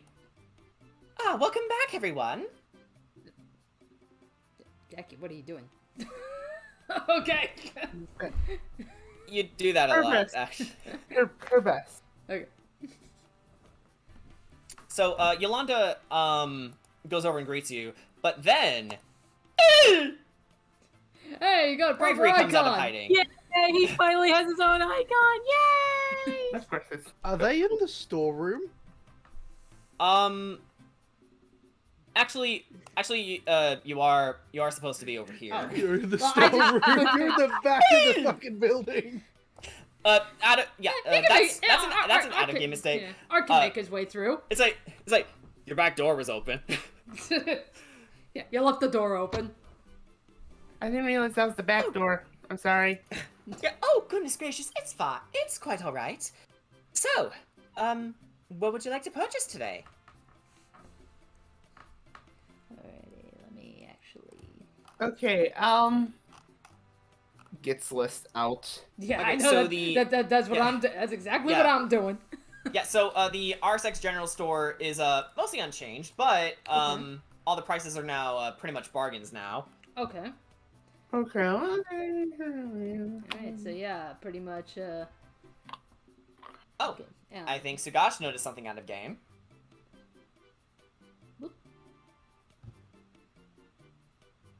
Okay.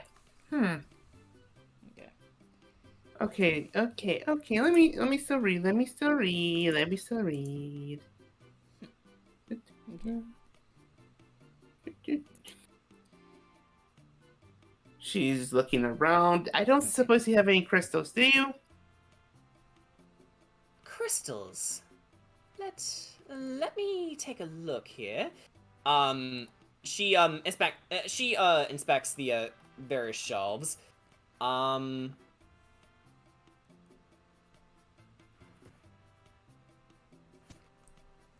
We don't sell crystals, but Professor Snipes over at the apothecary and spellcraft shop may be able to sell some.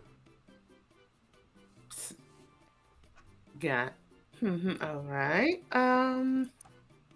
It's just across from our store. Right. Do you have any? I didn't write these down well. Do you have any of these? She shows the other stuff like the tubes and the scrolls that Corey was looking for. Hang on just a moment. They don't really sell any arcane artifacts. Not the RSX, but there is a chance that perhaps the apothecary might be able to sell them, but you don't know that. All right. What about you? Okay. It's like, actually going over my own inventory, I actually completely forgot. Ark actually has a bullseye lantern that needs some oil. Oh. I completely forgot I had that. Yeah, you always have those weird items in character creation. You know, the ones that you never end up using. Well, I don't even think it was character creation. I think that must have been an item we came across at some point and we just haven't used it yet. To be honest, I don't know. I didn't know about that either. Yeah. It was so long ago. Okay. Yeah, so, let's get some... you never know. Now that I brought it up, you never know. Alright. They do have lantern oil. Yeah. Alright. Yep, so I shall... So when it says times 6, so is 4 GP for each, so does that make it like 6 times 4, so 24? If you want to go that far, yes. If you want to purchase all 6. Okay, hang on. Tiek, let me see. Once it burns for 6 hours on a flask.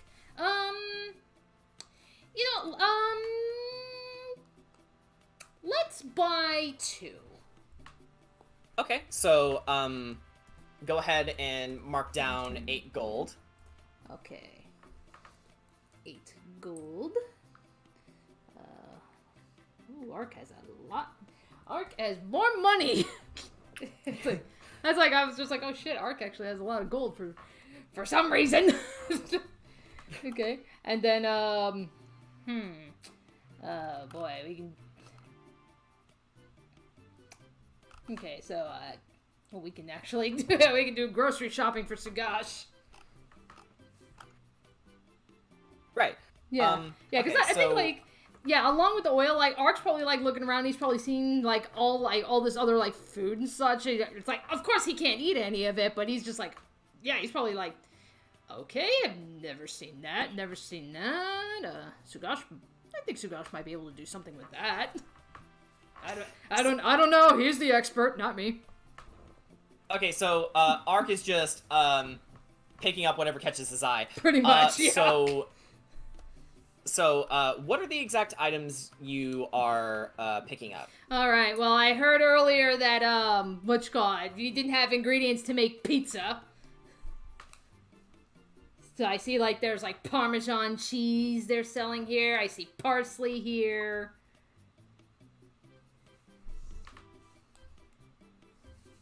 Let me see what... I gotta pull up the freaking list, if I have to. Okay. Recipes. There we go.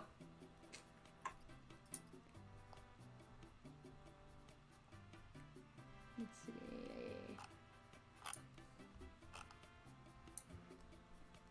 Okay, so let's see. So yeah. Okay, so yeah, we'll get some of the grated Parmesan cheese.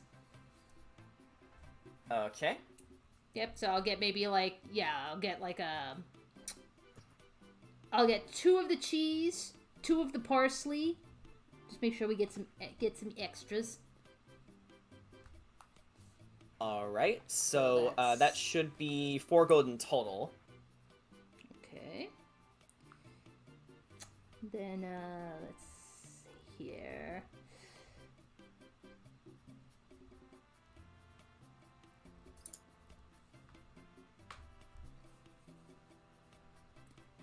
I'm trying to...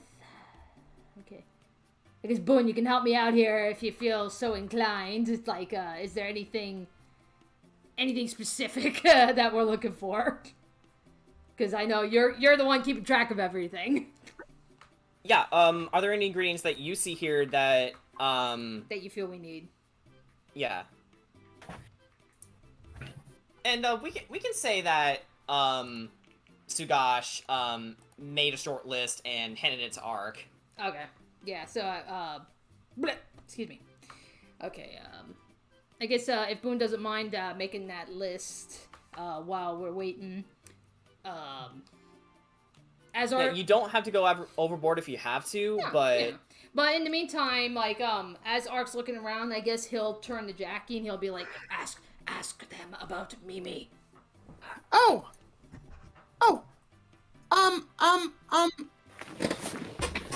What? So spill it out! He says as he's reading a book. That's a nice looking character. Can I have it? What was that? That's a nice looking character. Can I have it? No shirt ain't getting out of this chair.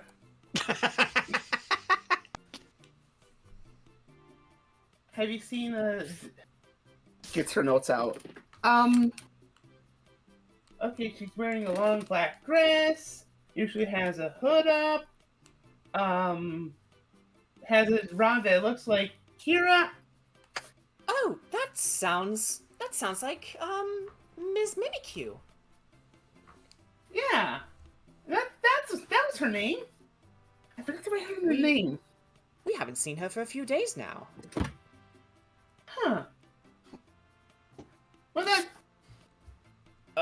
We did hear some rustling in the trees while we were out gathering ingredients, but could be anything in this forsaken land. Dungeon Master, can we flavor the book he's flavor the book he's reading being Elven language for beginners? Who are you referring to for this? The one dude, because remember him and Blinsky were having language barrier problems last session. Could you be more specific?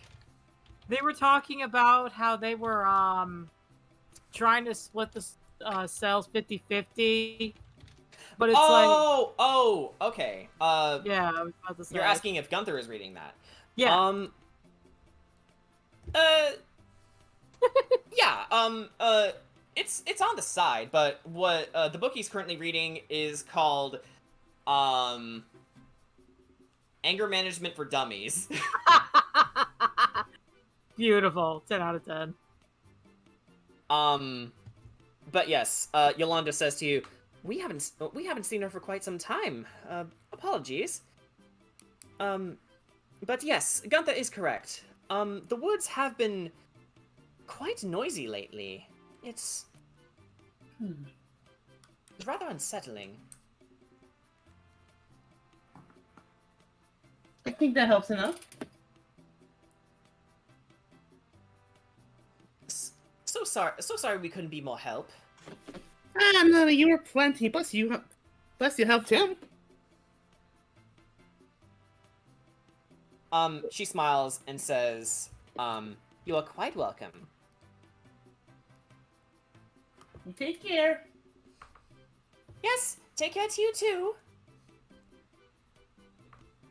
And Bravery hops up on one of the crates and waves goodbye.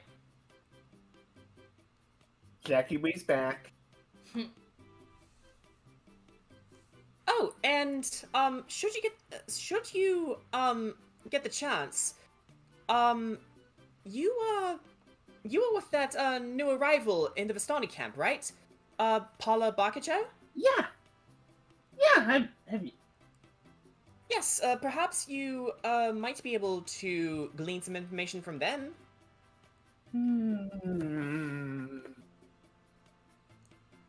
Maybe. And she just walks out the door. Yeah. So Jackie literally went like, and I walk away. Oh yeah, goodbye. Goodbye.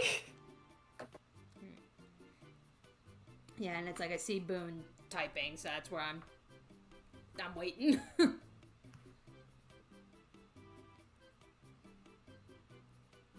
Yeah, and I guess maybe for the sake of expediency, we can compile the list and I can fork over the cash it's off screen. It is just parsley and parmesan. Oh, okay, great. All right then. I didn't realize. I thought I said that earlier, but I was muted and forgot. So okay, I'm actually typing something related to something else. That's fine. Okay. Okay. I thought I thought there was more you wanted than just the grated parmesan and the parsley. All right, so So with that in mind, let's all convene back around the stockyards then. Alrighty, and I will fork over the cash. By the way, I may or may not be interested in that double blade if somebody tells me about it. Right. Okay, let's get... By may or may not, I mean may. Oh yeah, by the way, so guys, they had a cat in there that was like, no talkie, me Angie. It was kind of adorable. Really? Yeah, yeah. And Kira does have the 3 little angels in her hands. In her arms. Ah, yes. If everyone can reconvene, we'll say this statue right here. All right. And we can say the adopted pets are currently getting ready to be moved. By the way, you guys, I have a wonderful surprise for all of us.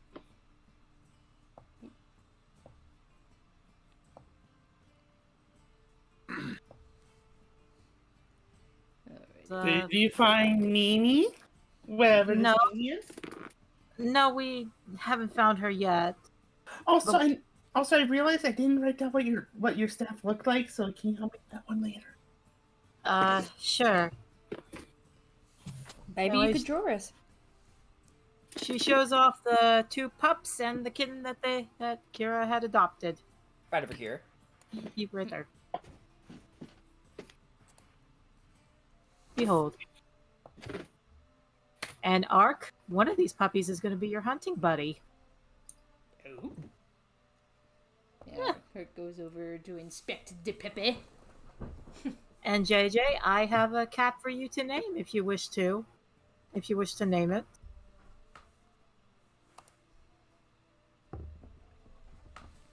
And the last pup here, that one is for Mimi once we find her. Which one? This one? That one, yes. Yes, JJ, come here and see this battle-scarred warrior of a cat. He's amazing.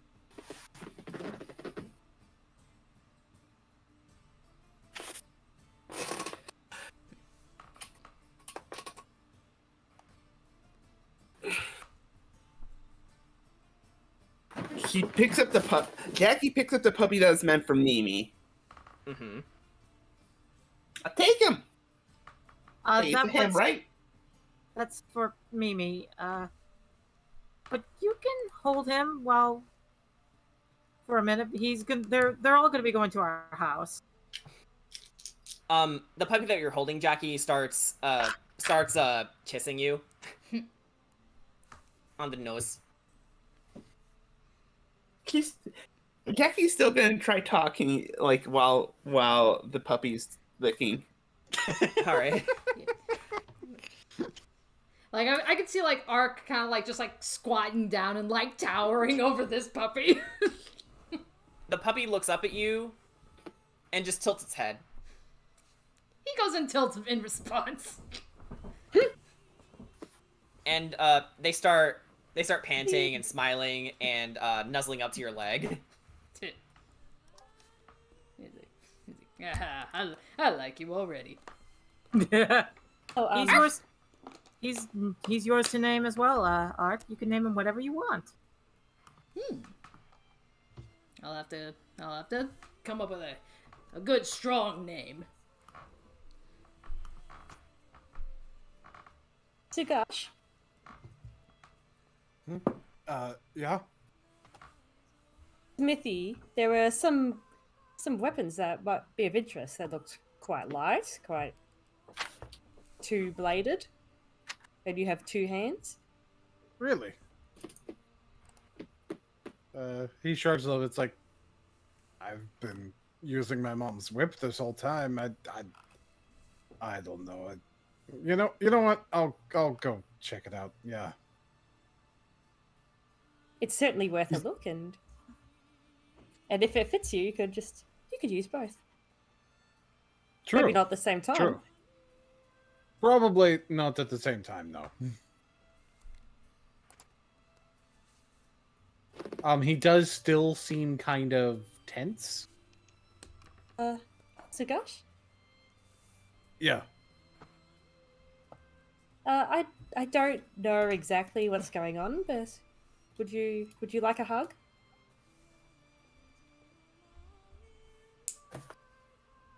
Oh.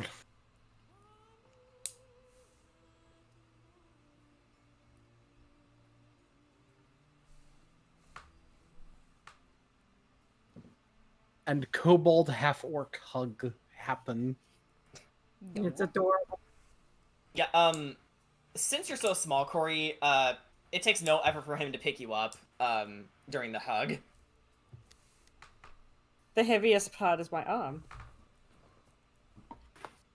Of course. Your arm is definitely a lot more dense than the rest of your body, but yeah, still much big. Yeah. Strength score 14. He can handle it. So, where would you all like to go next? Kira Light is going to tell the group about, we do I know we all don't like Mr. You-Know-Who, but we need to stop by his mansion, because I did promise Stella we would go and check in on Victor. And I'm pretty sure... Victor Volakovich. Yeah, Victor Volakovich. Excuse me, which you-know-who?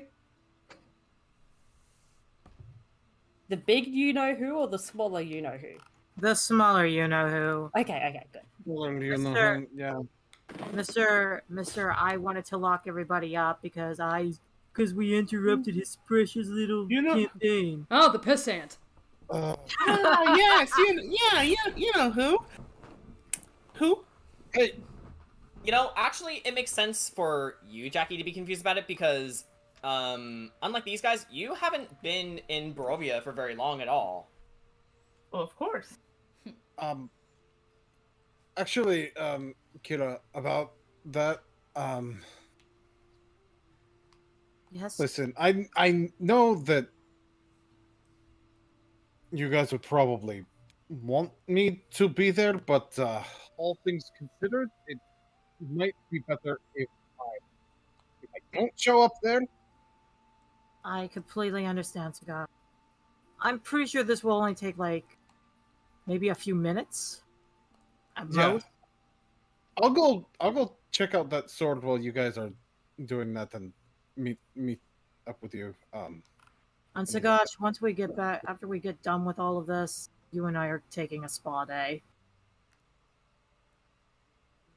I would normally say no, but I probably need it. I think we both need it after what we've been through. Yeah, no kidding. Also, Kira will also tell the party about what she had speak with animals up, and basically repeats what one of the dogs were saying. Yeah, so it seems Mimi is still in the vicinity somewhere. We just gotta figure out where. That was the store that Jackie and I were at. I overheard they were saying they were hearing some rustlings in the woods. So, my best bet is that she's either in one of...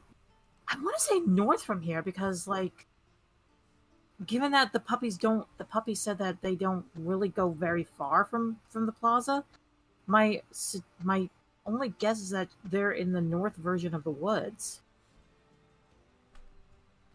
And you guess guys what? know what's just north of that, right? Yes. No! Yeah, Jackie just chimes in with a flat-out no. The ruins of my old family estate. Oh! Oh, They might be they might be JJ trying to guard the place. Yeah, JJ would like to say something. Going off of what going off of what Kira said earlier about JJ naming the kitten, he floats down into the ground so he can look at it straight on before coming back up and standing.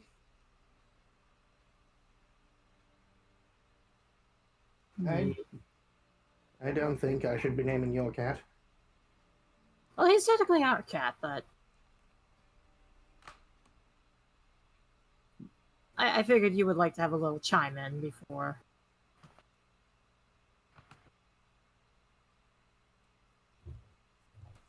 Because I'm just going to call him Hunter, if that's the case. Because he keeps looking at you.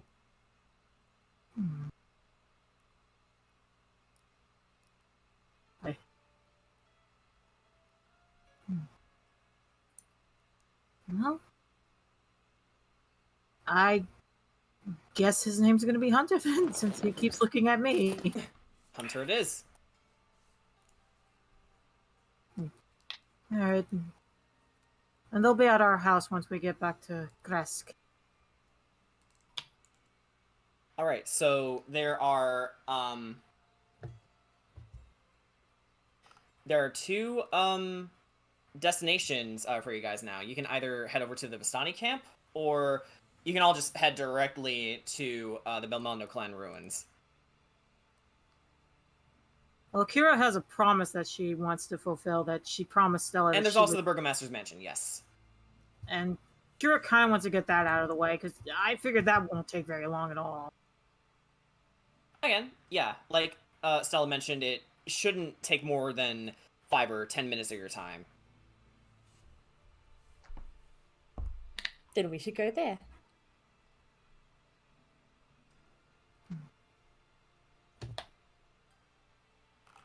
And she's gonna also go up to, I guess, to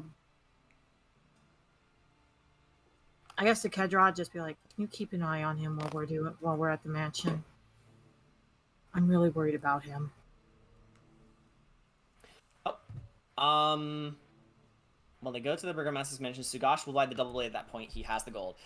Okay, so, while you prepare to head over to, your family ruins, you check over to, Bart and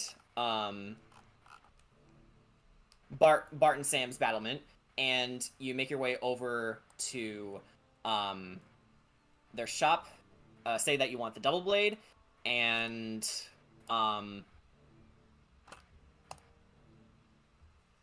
very simply, you now have it in your inventory. And, obviously, mark down 500 gold for that. Yep. You guys are getting quite a lot of options now. Heck yeah! Like, I love the advanced weapons because they offer so much to the melee classes. Yeah. Haha. Haha. Haha. The melee classes need it, okay? I understand that you do need it. And I also happen because I'm not a melee class. Or I do not play as a melee class. I should specify. Filthy spellcaster. Oi. Excuse me. All right. So, how dare you? Okay, so all in favor of going to the mansion first? Yeah. Yeah. Yeah. Let's knock that out. All right. Especially since Ketchup was I not make there no to promises see any of that that we will happen. leave without hurting him. Because you see, the thing too is that this will be interesting for Kedrak because you guys told him what's happened, but he was still never there when everything went down. Absolutely. So, But for all intents and purposes, I'm assuming that Jack will probably ask, and someone will probably tell her. Yeah. So they tell you along the way. So let's hop over to the mansion. Oh God. Yeah, I kind of forgot how big this map was too.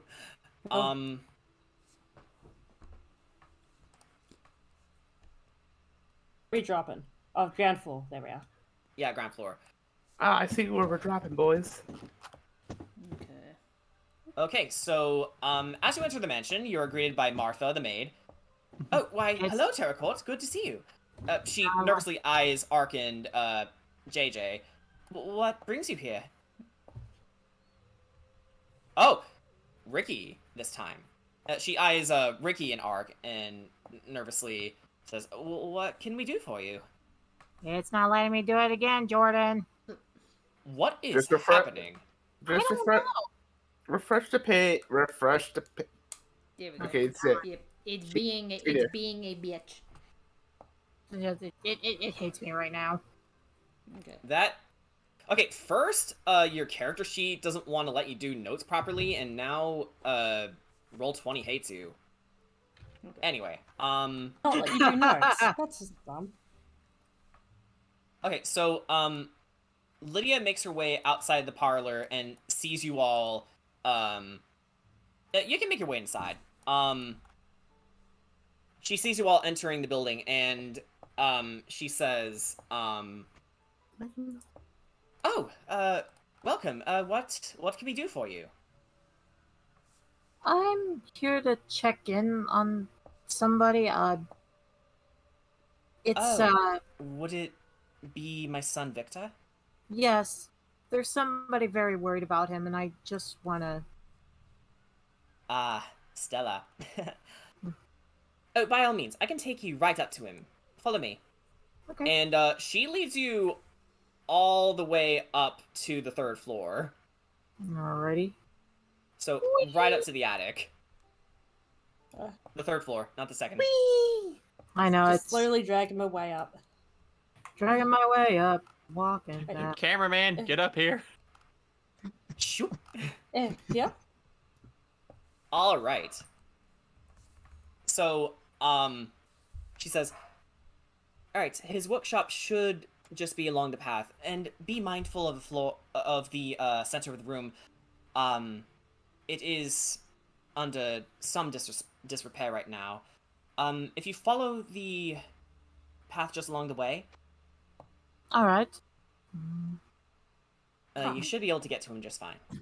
All right. What do you mean by? Oh, good heavens!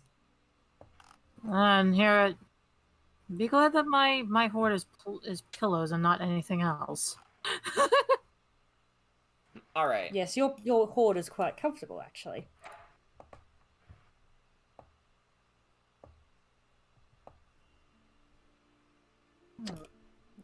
Okay, so as you all make your way through the attic and through all the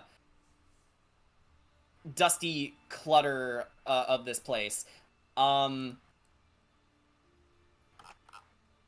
me just find the notes for it. Did Axis ever tell us about that door, by the way? Lydia just led you up to the attic. So no, I mean, no need for that. I mean, you guys all went over the heist plan, so you definitely would have known about it, but it's not very relevant right now because the heist is already done, in fairness. Well, would the thing on the door still be active? You're about to find out. Okay. So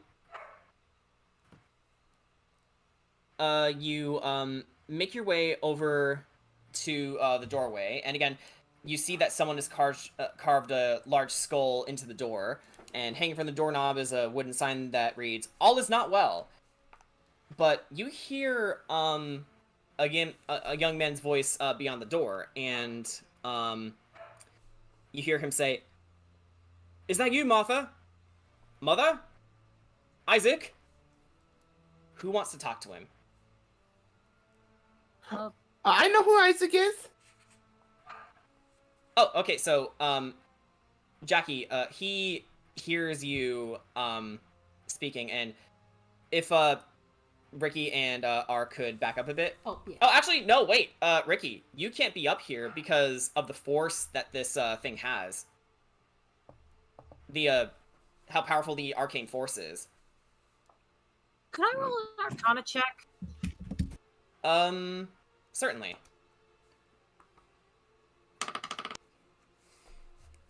How does a natural 20 sound? Plus. Plus. Should be plus. Arcana Plus should be intelligence, 4. right? Yeah, plus 4. Okay, So 24. so 24, yeah. What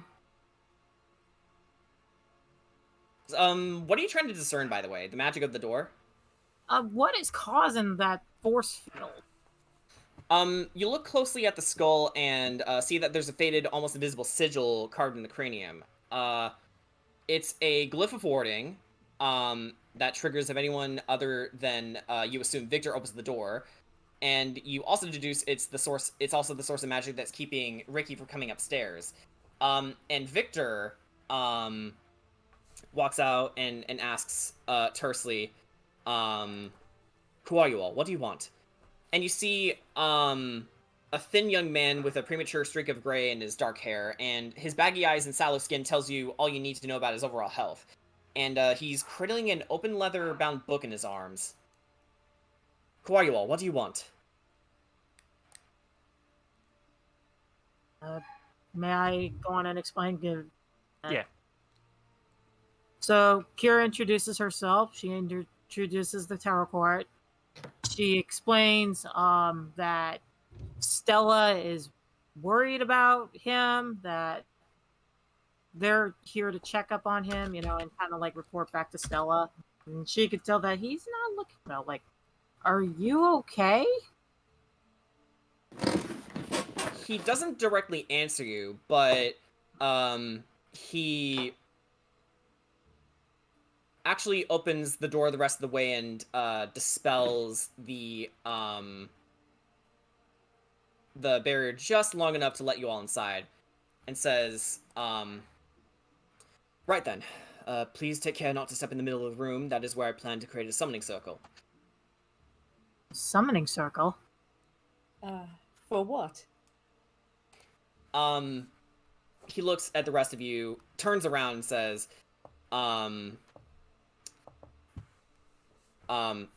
so as you were making your introductions, actually, you notice that Victor's cold hand is bony and thin, and he motions over to his desk,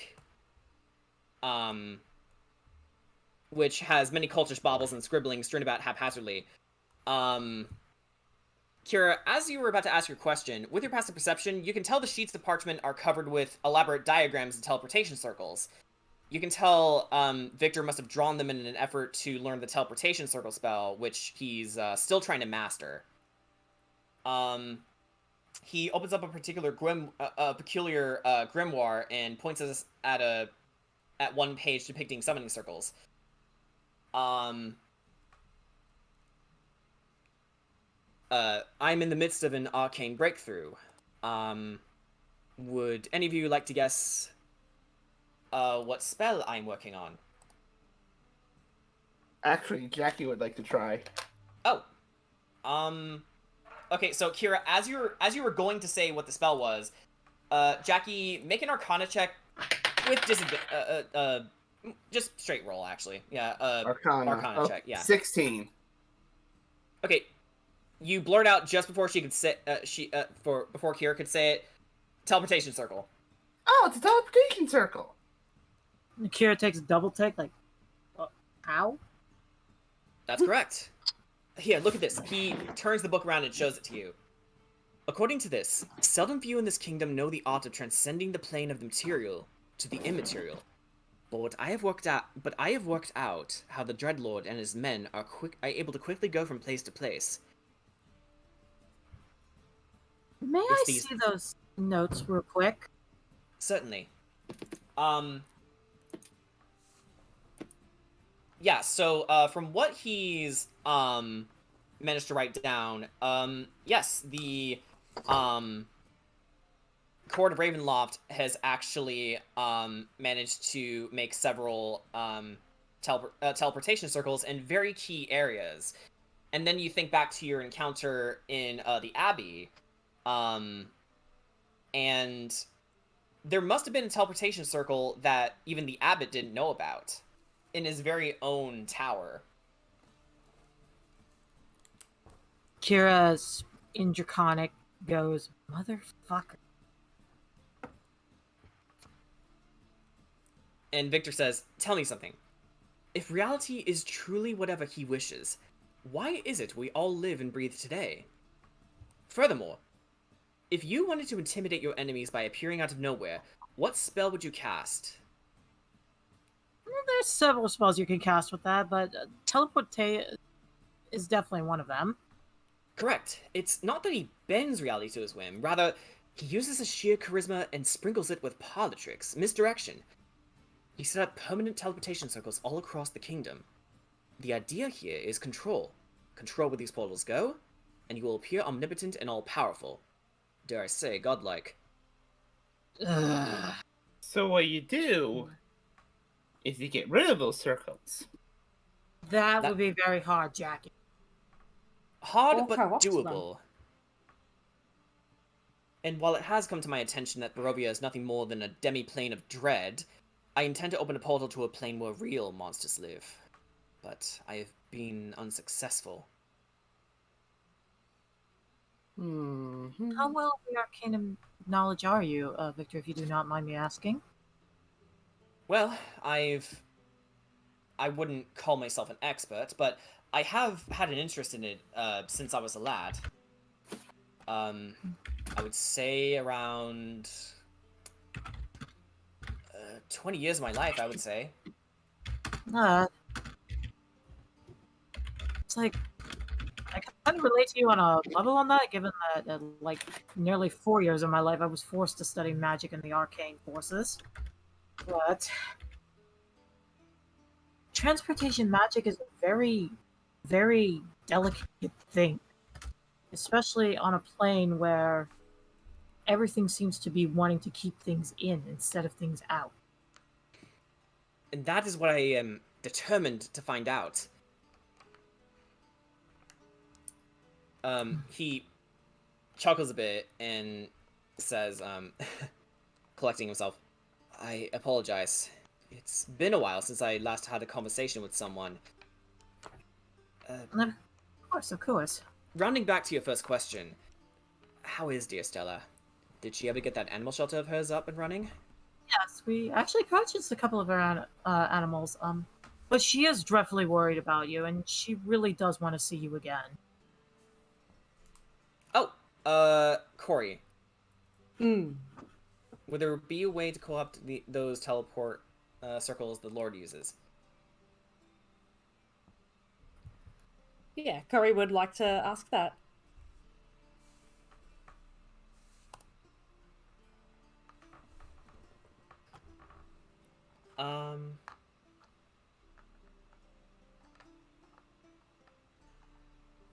So if you can't destroy them... So he thinks about it for a moment and says, well, whoever casted them made certain that it only works for his particular group. If there is a way to do it, I would assume that it would be an item that they hold. But gaining an audience with the court of Ravenloft is quite a haughty dream indeed. Kira kind of shifty eyes a bit. And he sighs, I can't see Stella, not yet. I have to see this project through. And if you should run into her, please tell her I've always loved her.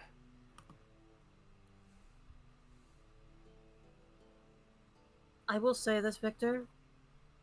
Don't push yourself too hard, because take it from somebody who does this kind of thing back at home, is that your mind will get overwhelmed and it might break on accident, and it's important that you do rest and recuperate yourself. He puts his hands on his hips, sighs, and looks at you. Part of me feels like you're just saying that to make me feel better. No, well, a little bit, but not all the way. It's studying magic is very hard, and it does wear on the mind a little bit, especially when you're forced against your will. I can understand being forced to do something against your better wishes. He closes his eyes, and there's a very shallow set of breaths that he took. I'm sorry if I didn't mean any harm. No, it's fine. You were just talking, that's all. No. But I will tell Stella that you are okay, that your research will take longer. Very well. And Kedrot, I guess for the sake of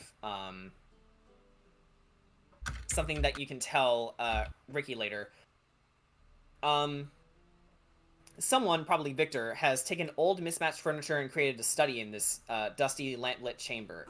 Tables are strewn with pieces of parchment on which strange diagrams are drawn, and a freestanding bookshelf holds a collection of tomes. A dusty rug covers the floor in front of a pine box.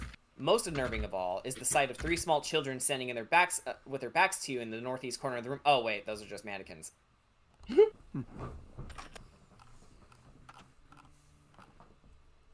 And with that in mind, Victor does ask all of you to leave while he returns to his work. Night. Rest. All right. So, where should we go next? We should probably go meet up with Sugash first. Yeah. Actually, I kind of do something for Victor. Oh, what's that? Yeah, because he said he's trying to think about. So he's trying to think about like teleportation spells and stuff like that, right? Right. Kedrot's kind of thinking of a way to maybe give him some kind of a lead on perhaps perfecting that at skill. Okay. All right. So Kedrot's gonna approach him. Do you have anything indispensable? Yeah. Do you have anything dispensable? Dispensable. Well, he starts rummaging through his place. I have bones. So you want? So if I do this, so if I do a little something for you, you won't miss them. Well, this sounds like an experiment. Very well. What do you have in mind? Well, I know you said you wanted to attempt some teleportation. I'm not entirely sure if this is something you're looking for, but perhaps I'm hoping this can give you some sort of a lead. And then he takes out the void blades, and he cuts the bones to let them like get sucked into the void. He reels back in shock. My word! What are those blades? I've never seen weapons of this caliber. They're powerful weapons from where I come from. They're called the Void Blades. Anything that is slain by their strike are immediately sent to the void. A void. I believe there's a plane. The astral plane. The astral plane. Yes. I will have to look into that. Thank you very much. And he immediately goes back to his desk and starts scribbling down notes. The astral plane. Okay. Certainly something worth trying. Thank you very much, Sir Kedrot. No problem. And hopefully, hopefully you'll get the answers quick enough to at least give some time to give yourself some rest. Yeah, well, until then, I'll keep marching on. And perhaps make a sandwich for myself. Ugh. Alright, so, who's the sending stone that's connected to Sugash? That would be Kira. I believe you're right. Should we call up Sugash and see if he's ready to meet us up? Yes. Sure. Let me call him up on my nice little sending stone. Since he's technically in the area, he can also inform Stella what's going on. And she does that. Yeah, she puts the sending stone up to her ear, by the way, like a phone. Just flips it open. Bring, bring. Okay, so, Sugash, yeah, you hear a gentle ringing in your ear, and you notice that it's the sending stone in your bag. Put the double blade back away, and then it's just like, hello, yeah, hey, Kira, hi, I forgot I had this. It's okay, Sagash, and she informs what happened at the mansion, and she's like, can you also inform Stella what's with Victor as well? I did promise her I'd give her an update of him. Yeah, sure. I'll do that. Yeah. Meet us back at the Blue Water Inn. We'll be heading out there soon. You got it. Click. All right, so I guess while that's happening, no one drop your tokens, but Sugash, we're gonna focus on you a bit as we thwip over to the stockyards real fast. And Stella is she just finished getting the pets loaded up and sent over to Kresk and said, and be sure to feed them every few hours. They get really frisky when they're hungry. Ooh, where's my son? Ah, Master Belmondo. Yeah, them and Kira both. Hey, how's it going? She shifts her eyes a little bit. Well, I feel fine. Good. But how are you doing?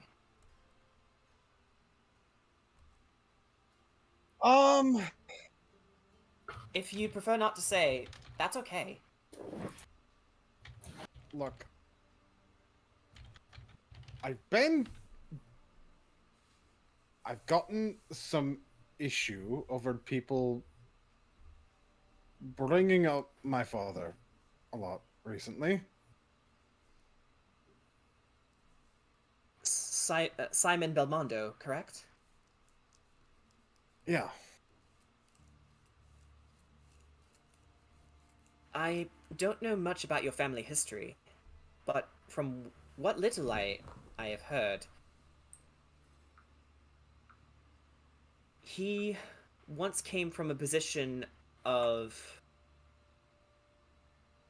I wouldn't exactly call it poverty, but he was an outlander for some time.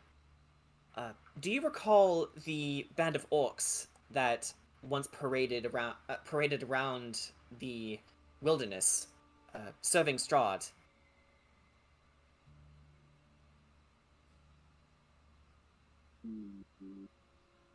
Do I? Yes, you do. It was actually around the same group of people that Garl ran with. Right. It's like, yes, I remember them.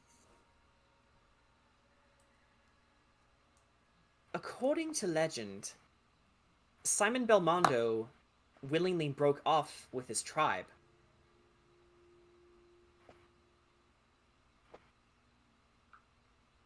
No one is sure why, but, well, judging by the stories, he wanted to do some real good.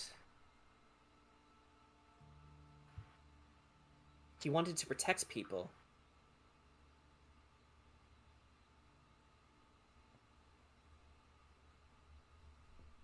See, And that's something I've heard a little bit, but yes, some people just want to bring up the fact that he was a drunk and things like that. the nerve of some people. The truth is, we all have our vices, grand or small.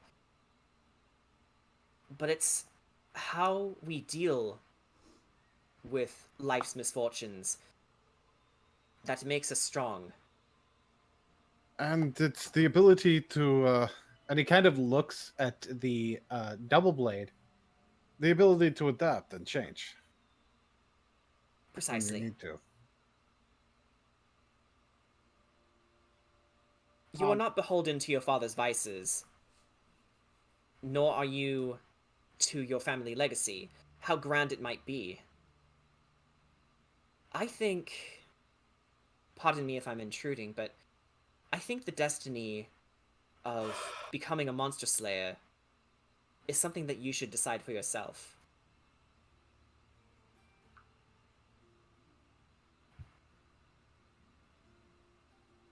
It may not feel like you have your own choices right now, but I think we always have a choice.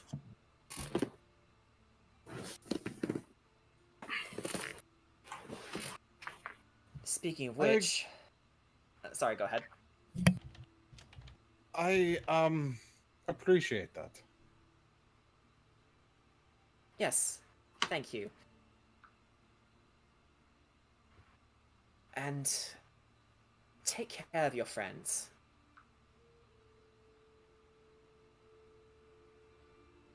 I will. Good. Because no matter how alone you feel, remember that you have them to fall back on.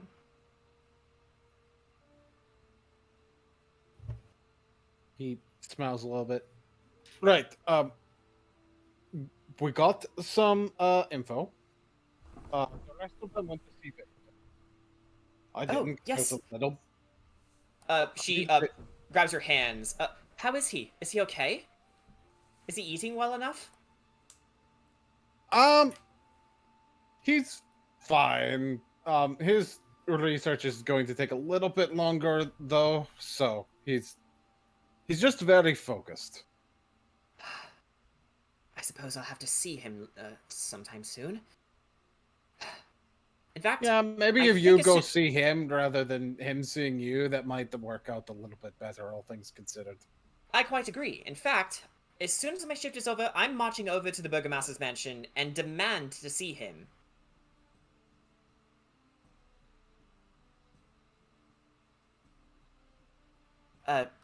Not that there's any reason for that. We're good friends. Of course. Well, I'm sure you're very busy. I must get back to my duties. Take care, Sugash. You too, Stella. All right. And with that,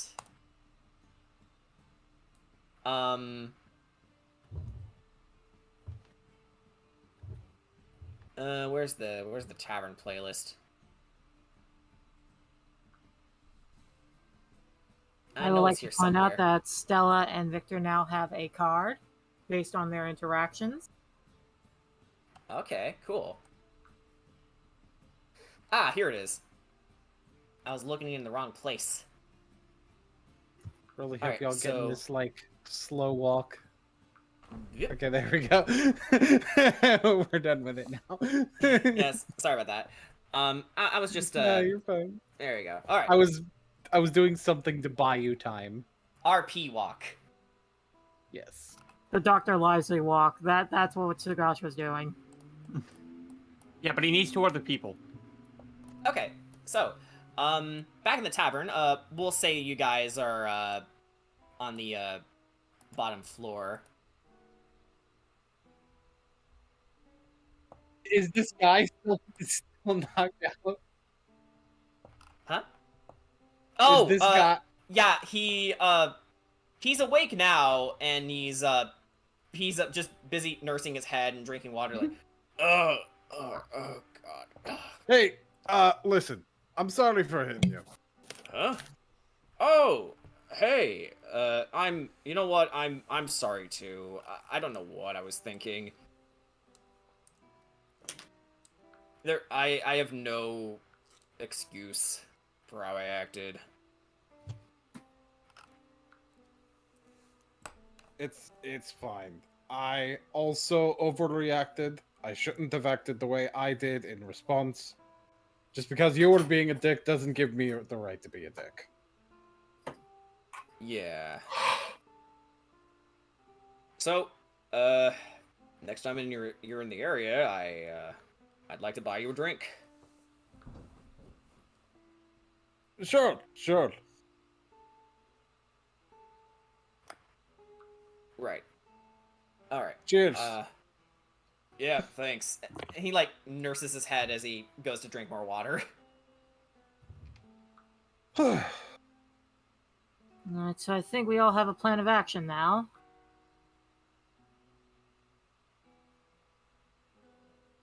The Belmondo clan first, but I also... Oh my god. Kira almost adapted a Barovian accent there for a sec. Make it part of the character. Make it part of the character. No. But I think after what we deal with the ruins, I want to start planning to do an infiltration on the Barovia village. There's people there that still need our help. And I have a feeling Dreadlord is planning something big there, and we need to destroy it quickly.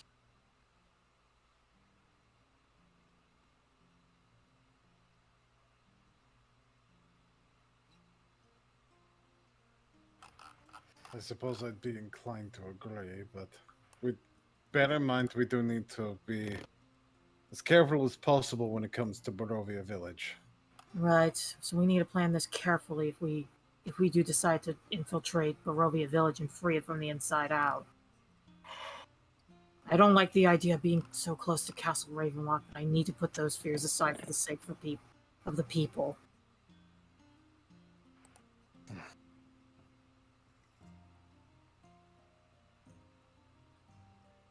So has everybody got their shopping done? Because like as soon as everyone says, okay, we're heading out to the ruins.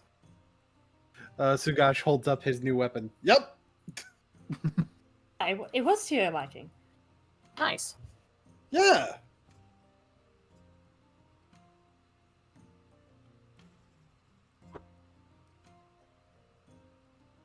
I mean, we're still going to be listening in for rumors on, not just on Mimi, but on Van Richten. Right. And we've been listening very Gosh is still not 100% convinced that Van Richten isn't just dead. Yeah. It has been a very long time since you last had an interaction with him, let alone saw hide or hair of him. And the note basically said that I need to presume that he's dead. But the most damning part of it is you don't truly know what happened. Right. You don't know if he's alive, dead, or let alone conscious.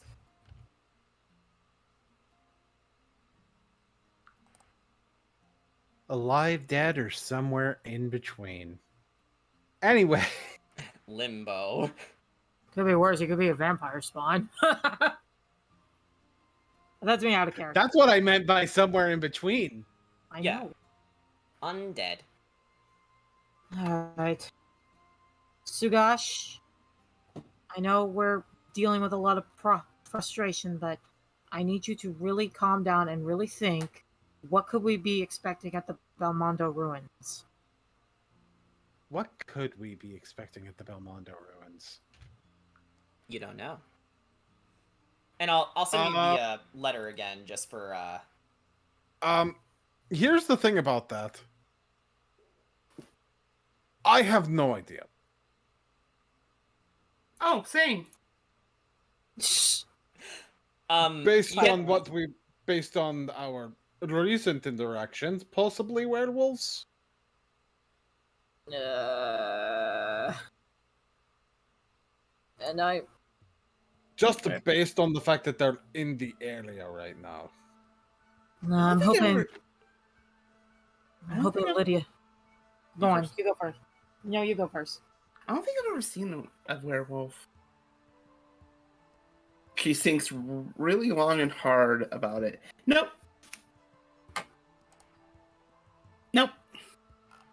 I have a feeling you're going to find out soon, and I'm kind of a little bit worried, but I mean, not as worried as I thought it would be, because, like, Lord Bahamut only gives me certain things to work with, and I can only cast Remove Curse twice. And even then, I still need to hit the enemy pretty dang hard with my Warlock side. Wait, did you say Remove Curse? Yes, it's a very powerful spell that removes curses off of vampire spawns and werewolves.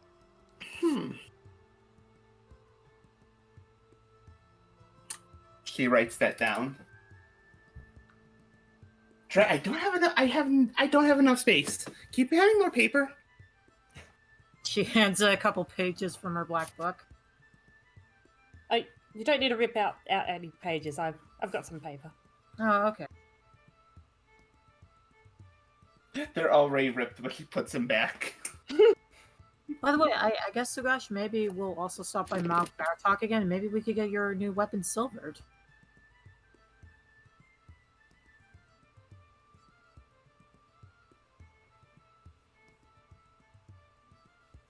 I can imagine the big dump on his face.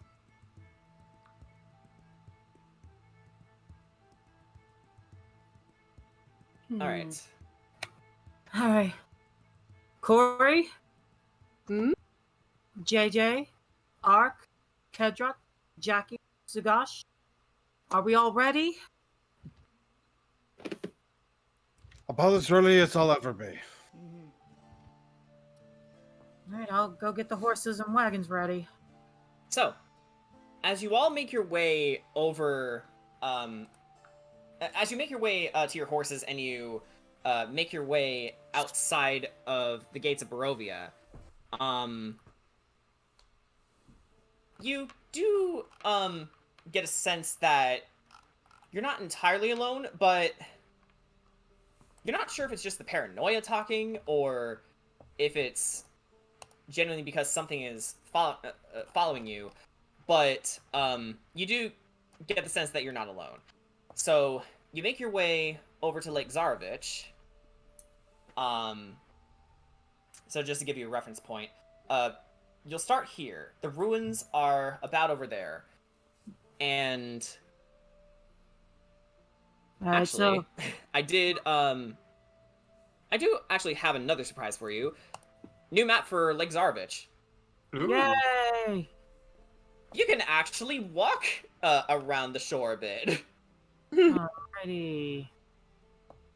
So you make your way out towards Lake Zarovich, and you can see the ruins far across the misty water. With your passive perception, you see a boat that can carry at least 3 people. But what do you do?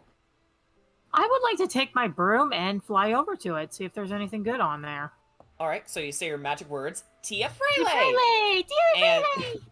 And you float over to the boat, and you drag it towards everyone else so they can. I have enough rope to tie the boat to. Jin, how far across is the lake in total? Well, to give a rough estimate, it's a good few minutes. It's a good 10 minutes boat ride. To and from Lake Zarovich to the ruins and back. So it's not a terribly long trip, but there is a lot of water separating the two. So don't forget, like, half of us can fly. And I can fly at incredible speeds. In my broom, there's zoom. That is true. Because here's the thing. Let's see. The first turn would be able to be 90. Let's make them a little bigger. Plus 135 times 9. So in a minute, I can do 1,305 feet. What? What? Would you like me to explain how I'm able to do that?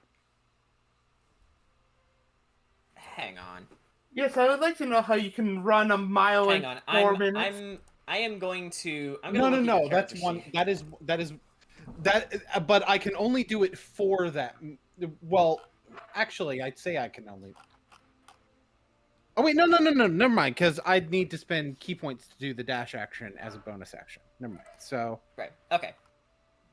But either way, yeah.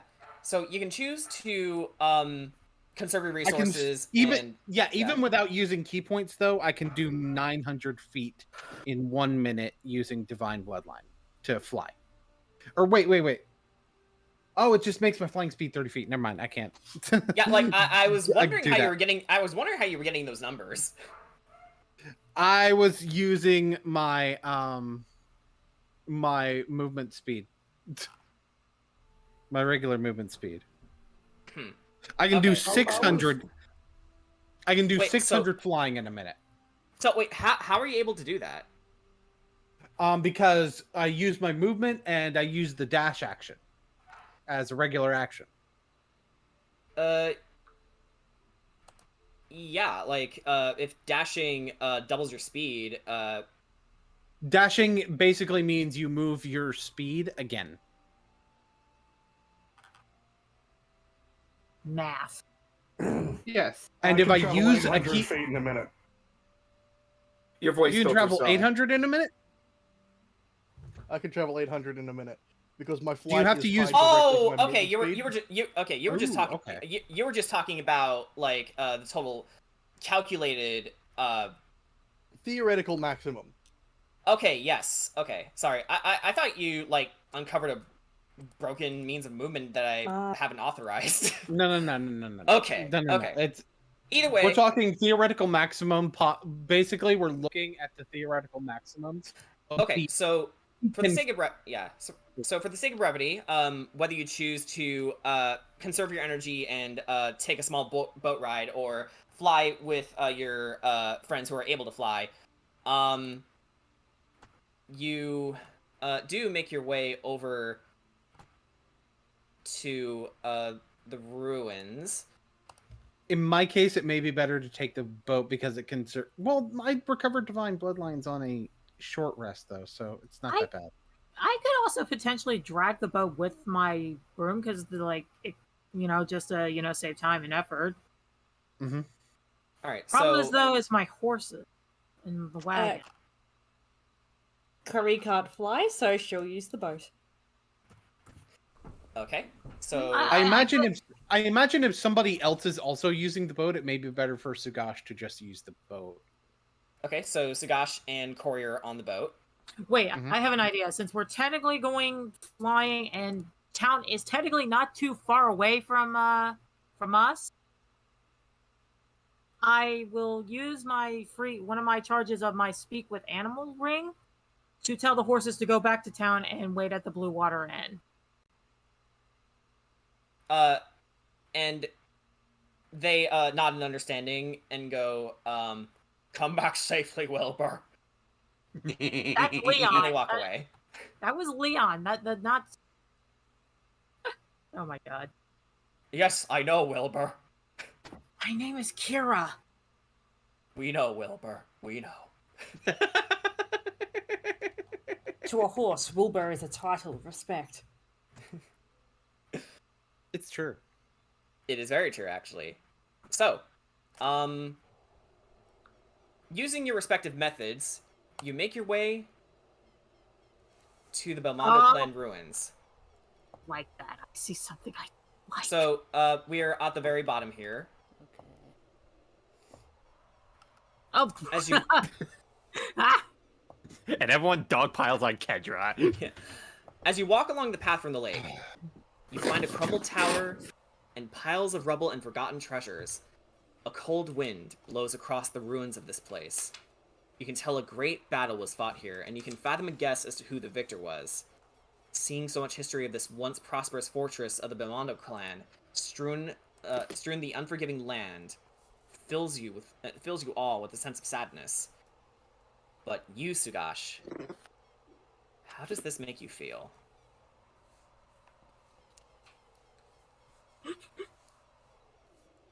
You can just kind of see the heartbreak in his eyes. This is what's left of his family. Other than, of course, himself. But if you would scroll up a bit, you see a skeleton lying on a chair off in the distance.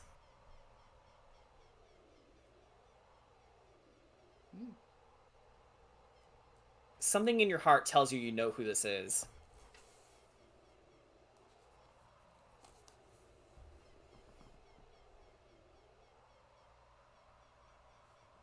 Just going to make my way forward a little bit slowly. Was trying to...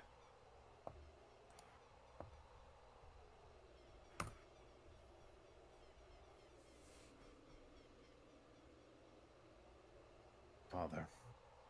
Right? I'm guessing that's who I'm thinking Yes. it is. Yeah. You guessed correctly. Suddenly, you all hear a noise coming from behind you. Something fell and broke. If you'd like to introduce yourself. So, standing kind of just off to,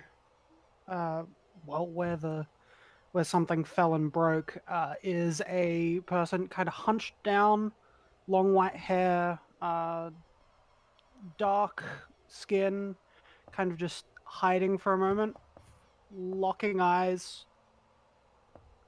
Shit.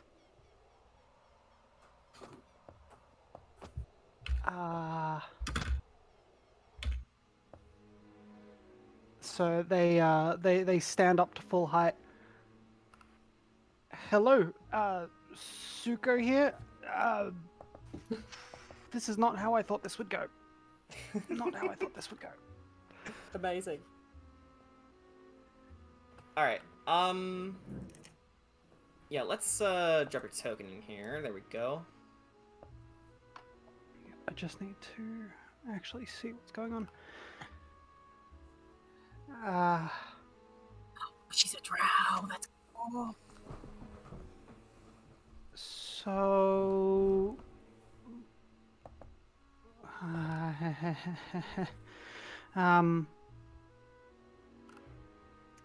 they just start looking between everyone. Have you no been weapon following out. us?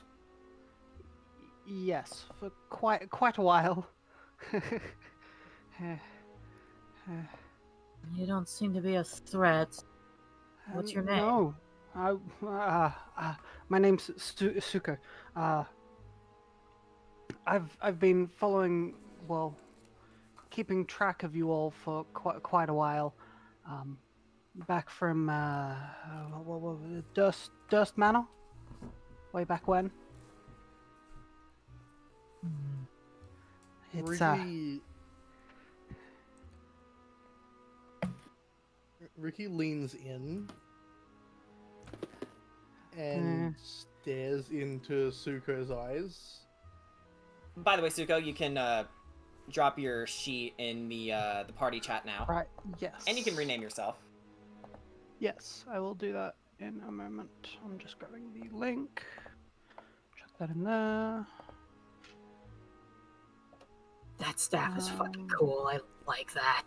I like this. And the name. Let's just change that in both areas. Change it there. And how do I mean, actually, no, I don't think I need to change it there. So yeah.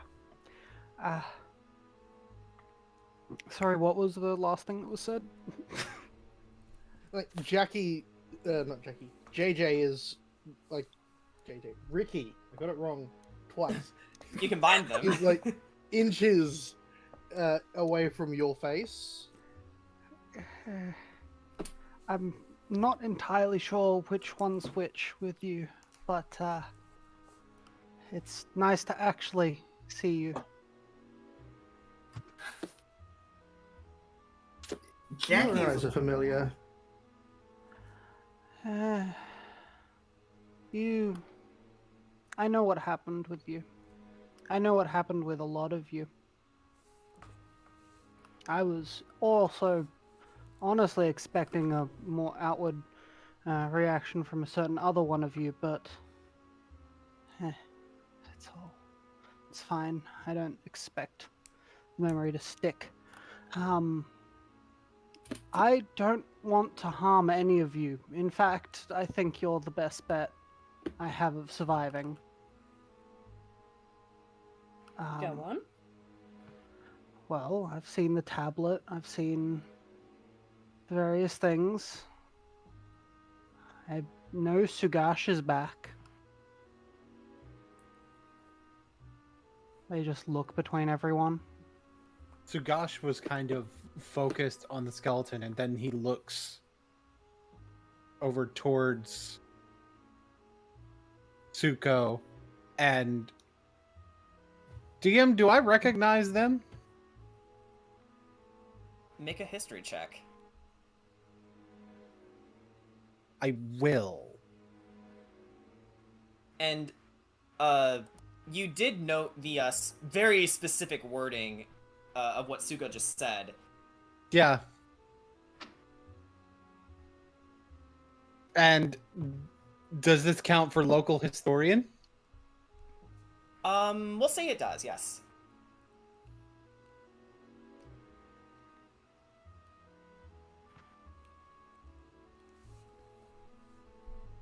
Not amazing. Even with the local historian, that is a 14. You don't remember much of your childhood in Barovia, since it was so short.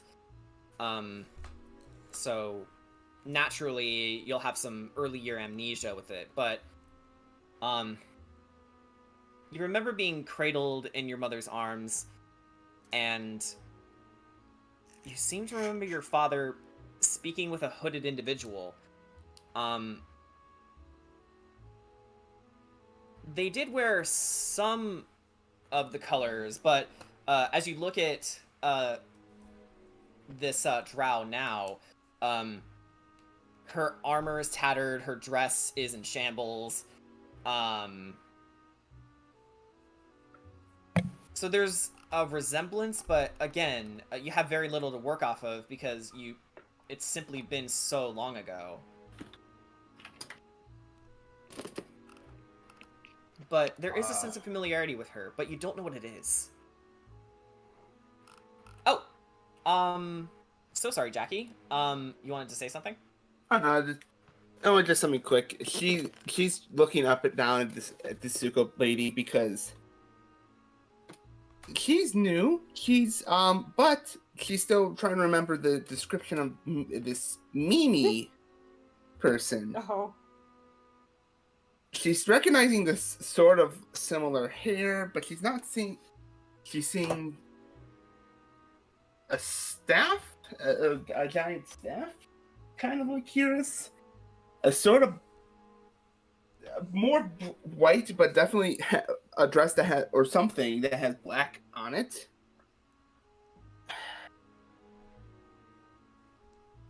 She asks, "Are you Mimi?" No. No. No. No. No. Man.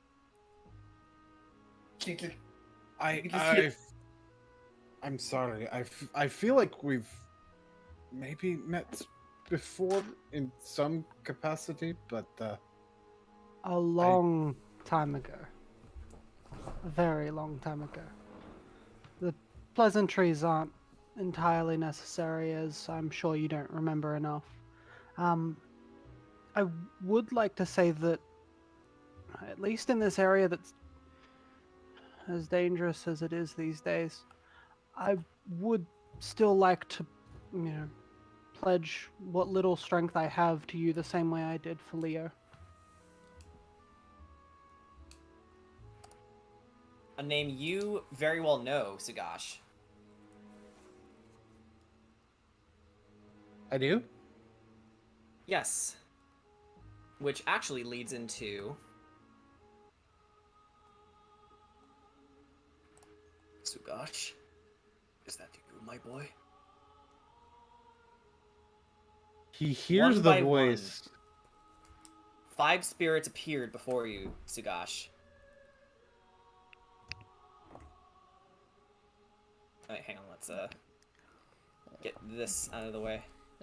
Does only Sugash see these spirits? JJ and Jackie can. But as for the rest of you, no. What in the... What is it?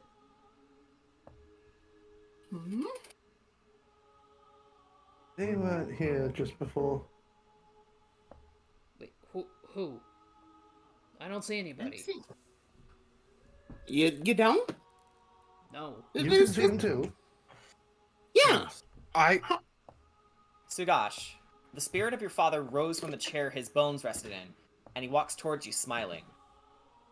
It has been too long, Mickelcorp. Look how much you've grown. Haven't aged a day. And Suko, while you can't hear him, you can hear the spirits of the departed souls of the Mondos you once called your friends. One of them, a muscle-bound blonde warrior, wearing very simplistic armor and clothing, blurts out, "You certainly age better than us, that's for damn sure."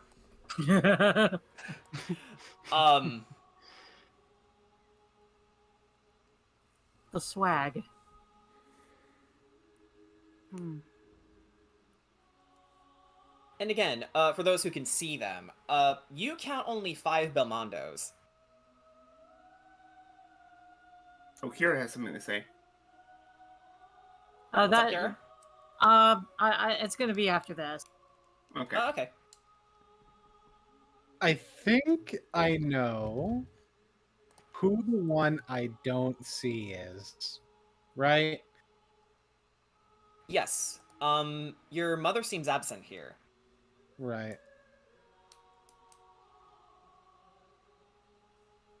He kind of smiles a little bit, but then when he notices that his mother's not here, it's like he has mother still, doesn't he? No, Mickelcorp. Your mother is leading and keeping the peace between the souls of the departed and the damned in the wall of the mists that surrounds this plane.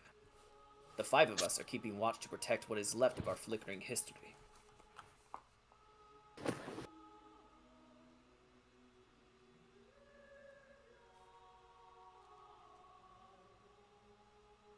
He nods a little bit.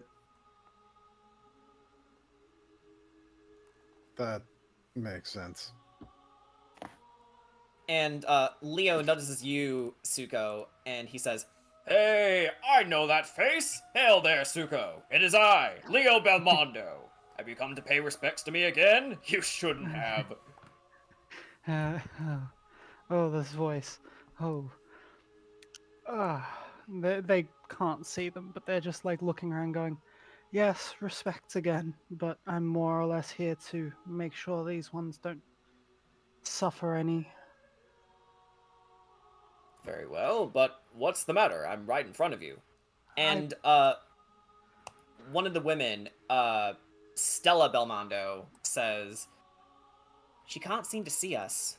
Not like these 3 can.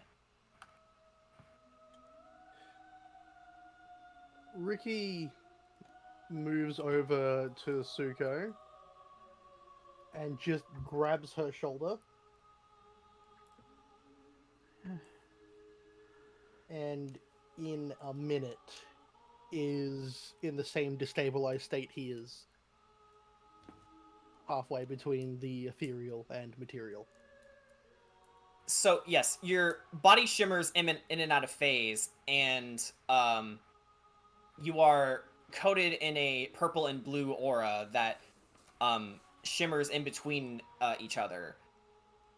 And with enough time, you are able to see your old friends once again. I look around a bit, suddenly teary-eyed from actually being able to see, rather than just thinking it's random voices. Leo immediately gives you a hug. Yeah, like immediately go in for the hug. That's it. Just let it out. Some solace.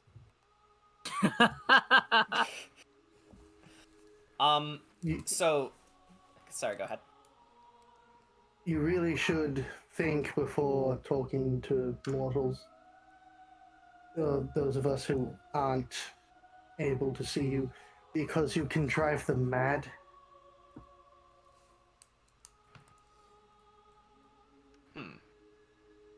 We'll take that criticism to heart. So the tall and strapping gentleman walks over to you, Sugash. Van Dyke mustache, finely pressed brown petticoat, well-polished mahogany cane with gold trimmings and fixings, and his icy blue eyes pierce into your soul as he offers a hand to you. Do you know who I am?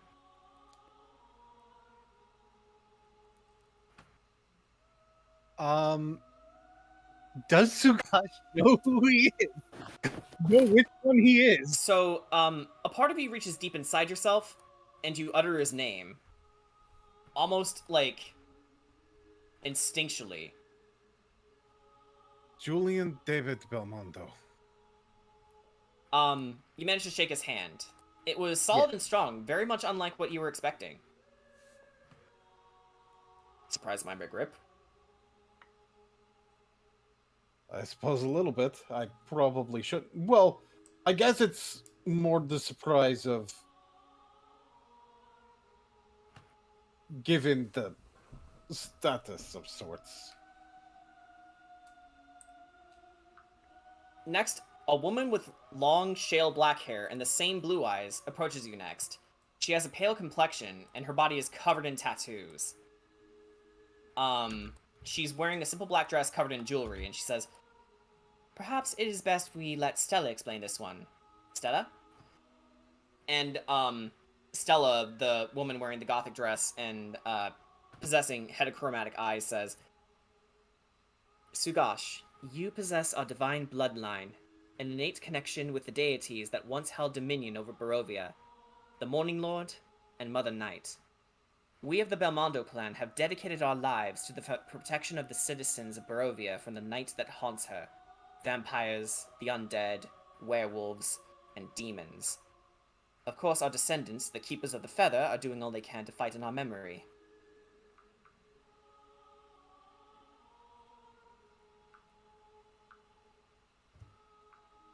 And Leo says, "It's been 300 years, lad. Where have you been? And unless my eyes don't work in the ethereal plane, perhaps your Aasimar bloodlines finally caused your aging to slow?" It's been 300 years? 300? What? Does that make you as old as I am? Your friends bring up a good point. How old are you now, my son? God, did I list his age? You didn't, I don't think. So this is your chance to remedy it. I thought I was 24. Your father seems just as perplexed as you are, and he says, "Perhaps the temporal flux caused time to flow faster here in this demiplane, and slower outside of it. I see.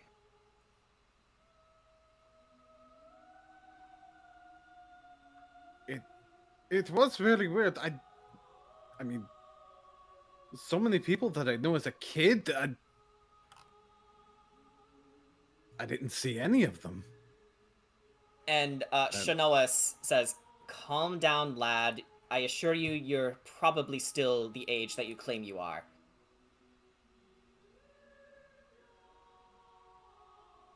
And Stella says, "In that case, then you have indeed reached peak physical condition."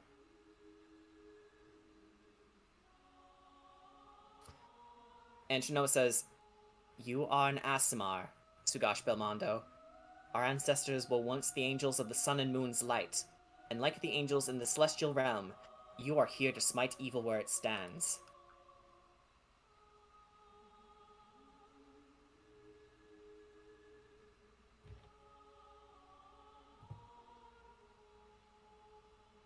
And smite it I shall.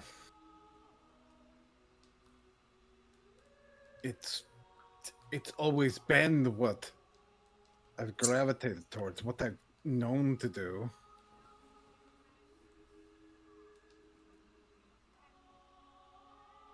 Leo begins to chuckle slightly. "Don't tell me you believe in something called destiny, do you?"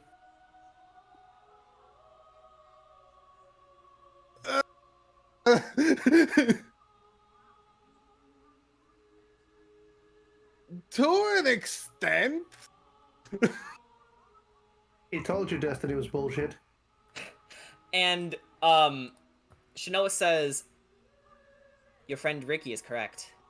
We Belmondos have an adage. Death is the ultimate end of life, but to live or fight is for us to decide.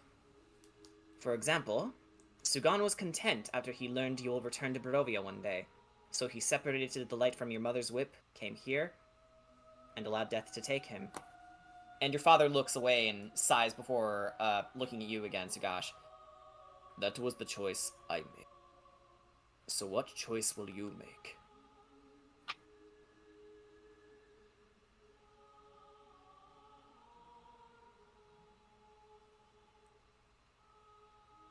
The Dread Lord must die. And in the process, it has come to my realization that when he does, Barovia will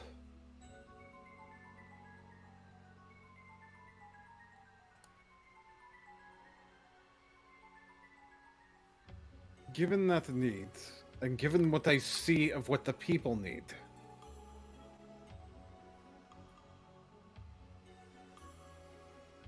not only will I ensure Strahd's death,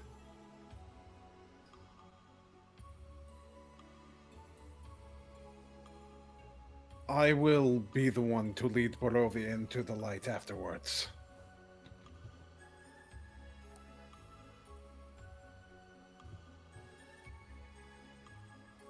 And they each surround you, saying, "Then we grant you our treasures. We have no need of them anymore." So guys, are you ready to do a little investigating to get some new loot? Heck yeah!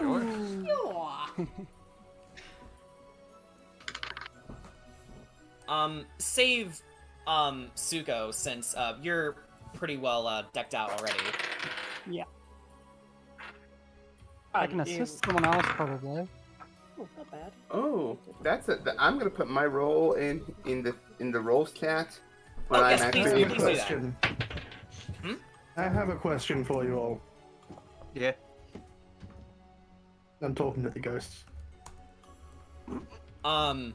Stella turns to you, Ricky, and says, "Yes, what is it, Ricky?"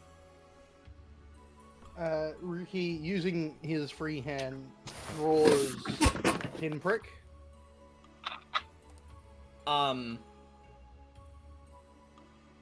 So, Julian immediately recognizes this and says, "That's pinprick.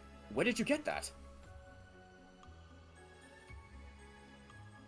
It was given to my brother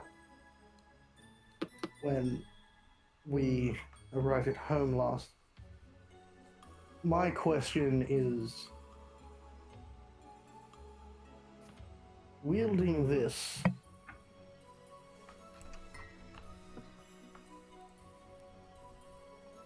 do my brother and I have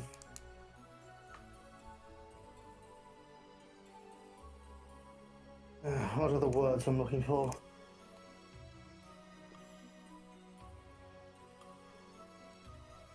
Shinoa says, say the first word that comes to mind.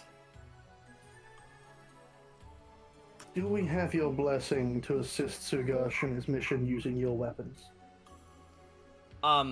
Julian actually smiles and says, keep it. A weapon is a weapon. And if it is yours to wield, so be it. May I say something? Yes. Okay, even though Kira can't see or hear the ghosts, will the ghosts recognize her as the reincarnation of Tatiana?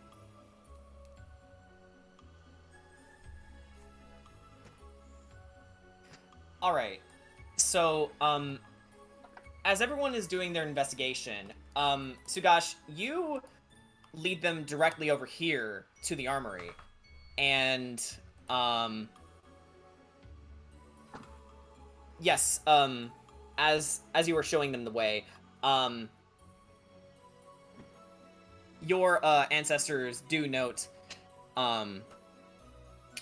well, Leo mostly, very, very solid work finding the reincarnation of Tatiana. I bet the Dreadlord is pissing his pants.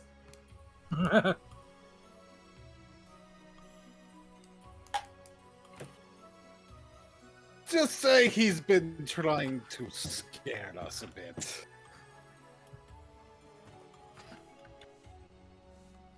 So, he has been invading your nightmares, says Stella. Precisely. Mostly hers, but he decided to pay me a visit too.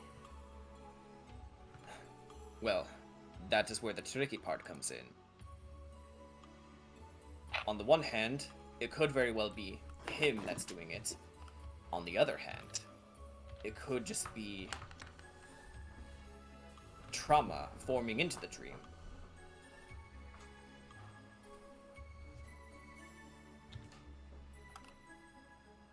Which certainly falls into his beliefs that he can control reality, but rather it is his sheer cruelty that makes it seem so. So in other words, as much as I tried yeah. to...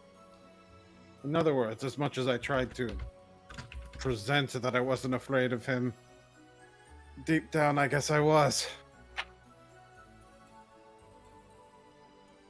Fear does not make your courage any less meaningful than it is.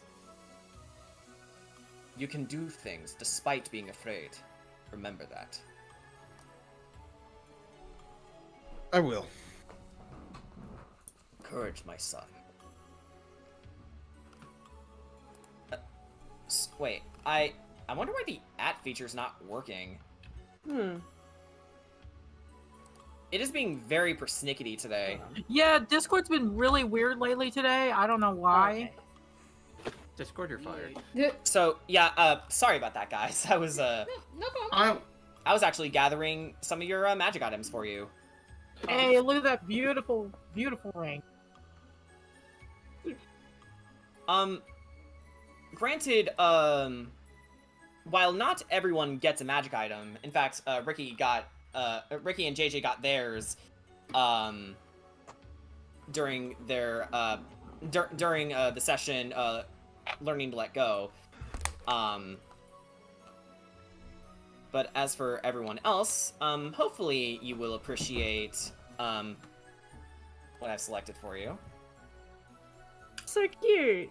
Oh, I do. I also have another thing. I want to ask these ghosts something. Oh yes. Okay. Okay.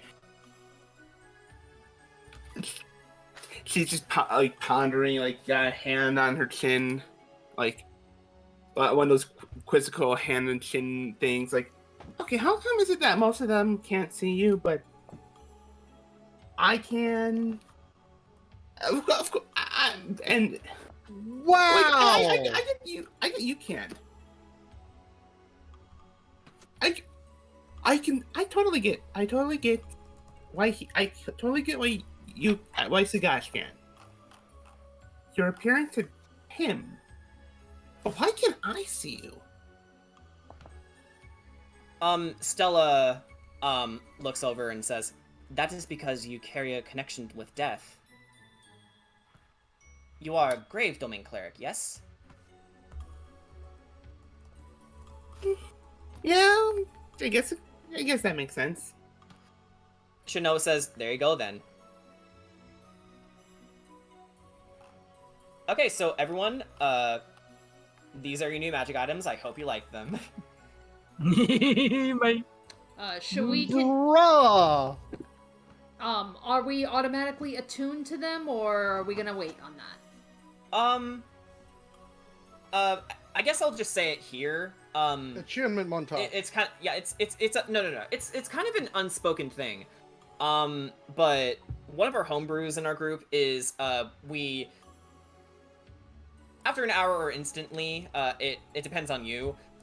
You can quickly attune to the magic item. Okay. So no gymnastics needed. Gotcha. Attunement montage. Everyone just trying out the items to see what they do. But yes, for those of us who can't see what these items are, Kira found a Moonshard ring. Mm-hmm. You and if it's not obvious enough, we're gonna take a 15-minute break here. All right. As we explain the spoils that we have found here. And I will disappear for a sec while we do this then. Okay. I will shortly. I'm just gonna write down all the shield stuff. Yeah. So yes, Kira's Moonshard Ring, you gain a +2 bonus to AC for the first time you attune to it, and you have 2 charges that pass without a trace, and the ring regains both expanded charges daily at dawn. Nice. Kedrot, you have obtained the Spell Guard Obertars, which actually gives you a +2 bonus to AC, upon attuning to them.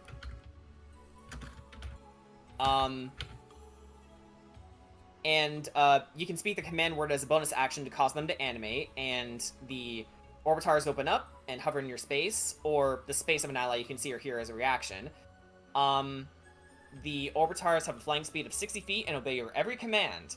Additionally, you or a chosen creature have advantage on saving throws against spells and other magical effects, and spell attacks have disadvantage against you.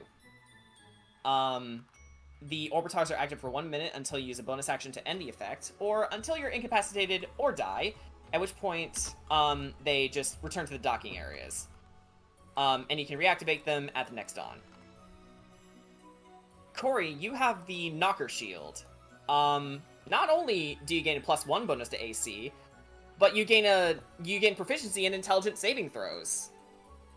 And you also gain proficiency in one skill of your choice, such as Perception, Investigation, or Deception. So you can choose either one of them, and you have advantage on initiative rolls. You can also use the tiny hammer included to scare away wild animals or monsters. Sugash, you you went from having 1 new weapon for the session to having 2. You get the Knuckle Dusters of the Storm Herald that we were spitballing. Heck yeah! Lightning Knuckles! Some people are gonna catch these hands. Actually, hang on. Let's correct the text here. Also, DM, I finally managed to quote-unquote fix the problem with my not being able to start notes in. What's up? I just put in Control V. So, God +1 to attack and damage for unarmed strikes. Yeah. And as a bonus action, once per long rest, I can call down a bolt of lightning centered on myself, by saying the magic word, "Wachow!" Each creature within 10 feet of me, except for me, needs to make a dex save. It's basically my monk DC. Uh-huh. And it's 2d10 lightning damage on a failed save, half as much on the successful one. And that's as a bonus action. Wow, that's actually... For the next minute after I do that, my unarmed strikes are charged with electricity and deal an extra d4 lightning damage, or 2d4 against creatures wearing plate or metal armor on a hit. And I can end the effect early as a bonus action. By Odin's beard. Ark, I think you will like your magic item. Mm-hmm. The Cuffs of the Pugilist. So you get a +1 bonus to AC if you're not wearing, if you're wearing no armor and using no shield, and you gain a +2 to attack and damage rolls, whether the attack is with a weapon or not. And additionally, you gain a 1d6 superiority die and one maneuver of your choice from among those available to the Battle Master. You have options. No, yes, yes. Now it's just a matter So of many deciding options. which one. So, just a reminder, how many items can you attune to? I think 3 on the top of my head. Yep. So, I think this. Since some of you have more than one magic item, you can pick and choose which ones you want. Mm. Oh, and Suko, since you did join the party, we'll say for the sake of brevity that they, as they're gathering their magic items, you were told about Sugash's cooking, and you have gained +5 temporary hit points. So it's like you ate the meal with them, except you didn't eat the meal with them. Right. Yeah, Okay. Cool. Now, technically, I haven't tuned to my Ring of Storing yet, but I could probably save that for later. Are you sure? Because that could save you in a pinch. True. Definitely your prerogative. Let me though. check if Sending Stone is attunement or not. Because if Sending Stone is attuning, then this is my 3rd attunement slot. If not, because magic items for monks are really hard to come by. Fun fact. Right. Actually, I could probably save my Ring of Okay. Sending stones are not attunement items. Okay, so I only have 2 attunement slots used then. I need to look up Ring of Animal Influence. Because I don't think that's an attunement item, I don't think. Your Ring of Animal Friendship? Yeah. I don't think so, but let's. I just realized we don't have to go to the cave. I still have 2 silver ores, so I can get the double blade silvered. Okay, so definitely something worth considering. No, Yeah. it does not require attunement. Oh, it requires attunement? No, it doesn't. Oh, it doesn't. Nice. So yeah, there we go. Now I technically have my 3 slots. And I still get to keep my broom. Yay. What about Yeah. mine? So, what's up? Oh, actually, let's flavor that when we get back from break. Okay. Which actually I do need to BRB myself real fast. Mm-hmm. Okay.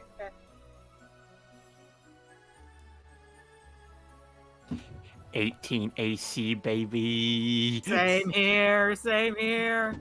You know what? I still only have 17, but it is all good. So, Fine. I've only got 15. So Suko, can you tell me a little bit about your character? Just visibly, or some stuff that the character would tell you? Like, things like the character would tell me, because I really want to assign her a tarot card. So, pretty simply, she's been around for a very long time in Barovia at this point. She doesn't hide the fact that she came here with a group previously, a long time ago, Leo was ended up being part of the group for a little while, Leo Belmondo. And to put it simply, the party died. All right. Well, in that case... they fell apart back in Durst Manor. Ah. And that's why they noticed when y'all purified Durst Manor, because they were keeping track of it so people didn't, die. So they could warn them. But they didn't warn you guys in time. You guys kind of just went in and... Yeah. Cleansed it. Well, in that case, I think I found the perfect card then. Well, there's two, but they're both ace cards. So, Ace of Wands, a new initiative, or Ace of Cups, emotional fulfillment. Alright, I'm back. I'm gonna flip a coin to see which one. Actually, do I get to pick, or do you want to pick? Because you can. If you want to pick, because either or fits. Yeah, I'm just gonna. What are we talking about here? Assigning her a tarot card. Ooh.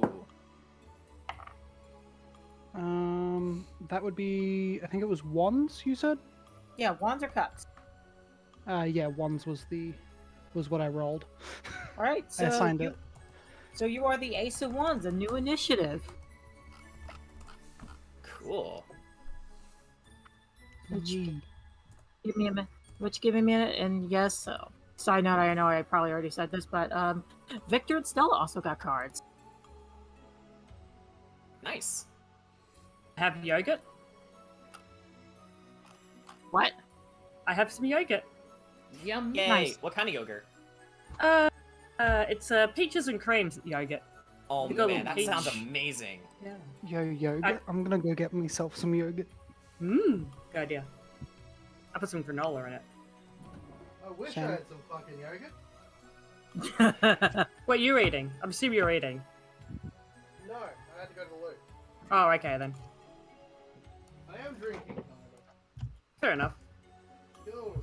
And now I have to use the John myself. John? Okay, my kettle's I find almost it weird that boiled, Americans so- call it the John. Like they're just gonna go to a guy named Yeah, John. I don't like that. Why did they censor a John? Imagine being named John. My uncle's called John. It's like, yeah. That's it's a like, shitty please- name. Yeah, it's like, please don't call me a toilet. I am a person with feelings. Yeah, I'll be right back. Just gonna pour tea. Yep. Because I am bad at time management, how much time has elapsed? It is 9:37 my time. We normally end around like. Huh? What was that? You blipped. We normally end around 10, between 10 and 10:30, so we probably have like 20 to 30 minutes left. Actually, it's 10:35 where we are. So for us, it usually our games, at least the Curse of Strahd games, usually end around midnight, maybe 11:30. So give or We definitely have some time. Yeah, give or take an hour. Yeah, but I was Okay. asking, has 15 minutes elapsed already? Oh, I didn't keep Hold on. track of when the break started. Oh. Because I asked a question so I could see when it. No, it's been about probably a bit over 5 minutes. Over 5 minutes? Really? Yeah, because Yeah, I it's asked been the about question. 5 minutes. You overestimated your timeline. I asked a Okay. little question just like after I got up. It was like, oh yeah, I should ask this, and then. Okay. So yeah, there's an. All right, I'm back. Other people in the party are already pretty cracked at perception, right? I know Sugash's perception is really good. Mine's not Um, good. Ah. Yeah, which fits Kira's character, because ironically she's not very wise, but then again she is 18. Are we talking passive perception? Passive Just perception, yes. regular old perception. Yeah. listen, you don't need to be mean to her, okay? She's trying her best. I wasn't being mean to her. I was just stating facts. I'll be mean. No. I'm picking between investigation and perception. But I'm leaning investigation just because it feels like it fits better. Hey Ark, did you suss out what maneuver you wanted? Yeah, I'm gonna go with sweeping attack.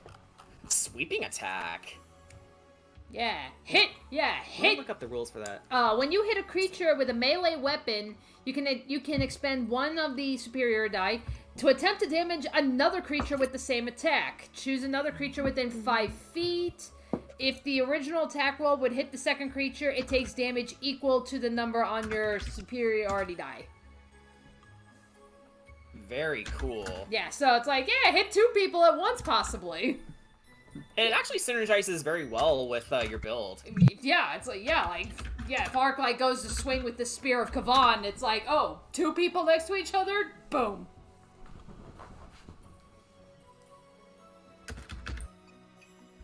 Oh, wait. I think one of us dropped from the Roll20 page. Oh? Yeah. Yes, someone did. It said, the connection to the server is interrupted, so maybe it was me. I don't know. Okay. Give me just a minute. I have some card blessing to do real quick. Ooh.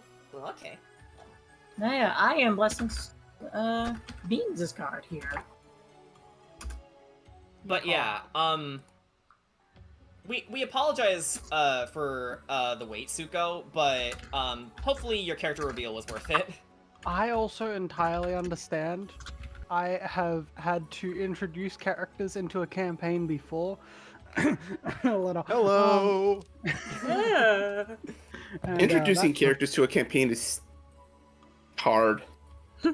Yeah. Yeah. It wasn't so much that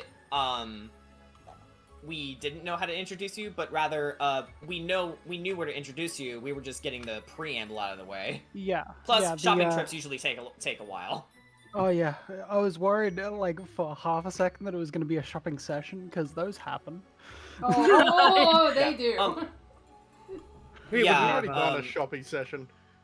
Yeah, we never spent an entire session doing shopping, but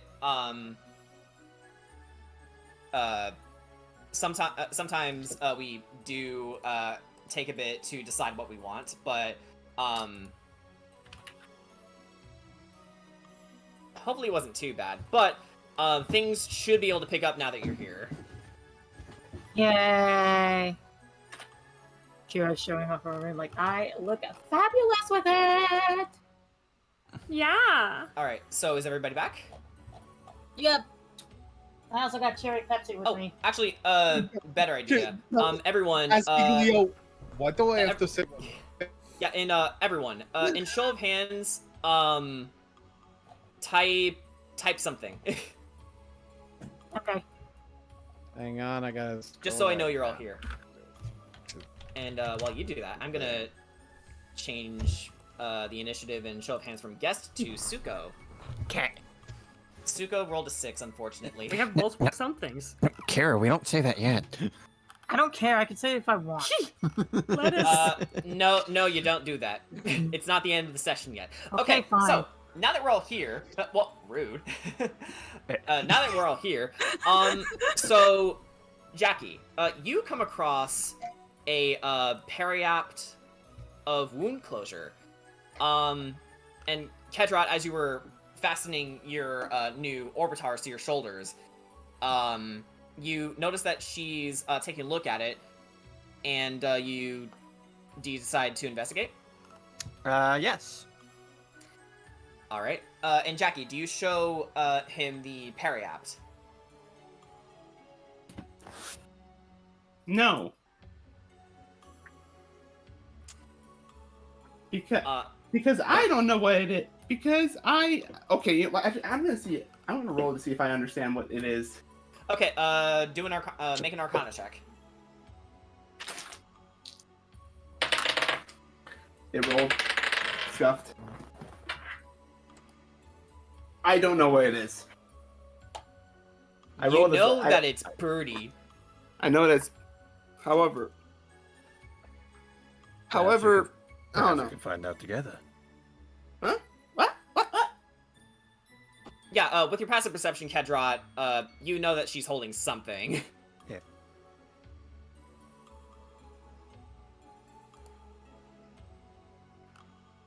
Where did you come from?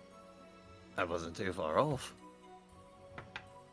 Likely story. I was just a couple of Right feet there behind when you. all of the stuff happened. It's true. I saw him. Yep, I was just a couple of feet behind you. He's right behind me, isn't he? Wrong campaign. Wrong campaign. Okay, so -1 inspiration. I'm kidding. Now, how would that even work? we'll figure it out. Anyways. What you doing? I was saying perhaps we could take a look at this and see if we can find out what it is. What is this?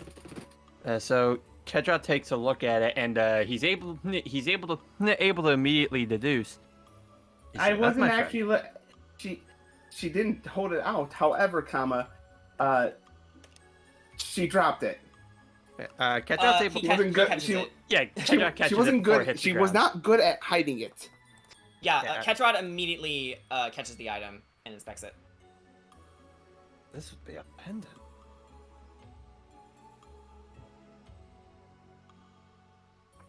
And as you look upon the periapt, your mind turns to Mimi. Yep.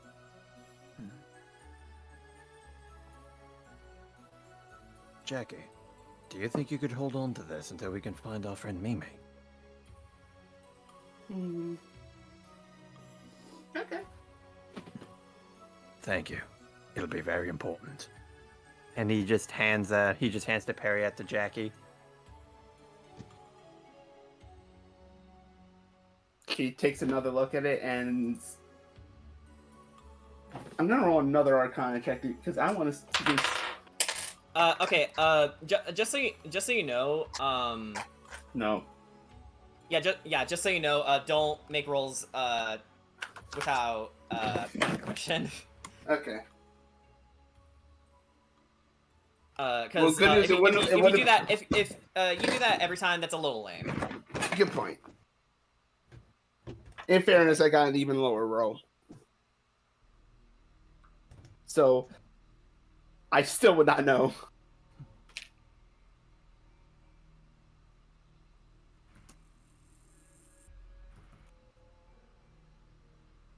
Music got spooky.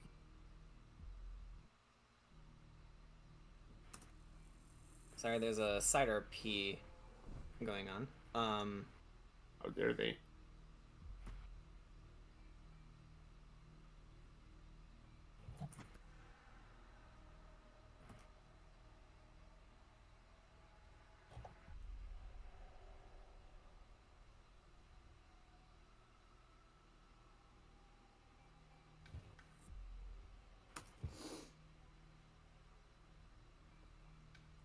By the way, side note,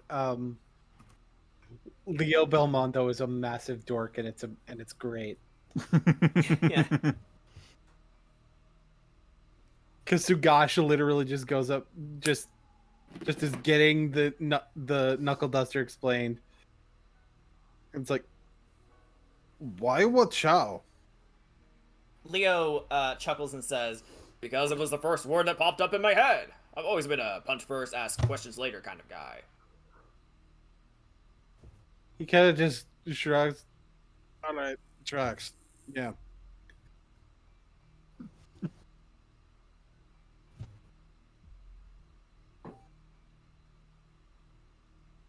All right. So,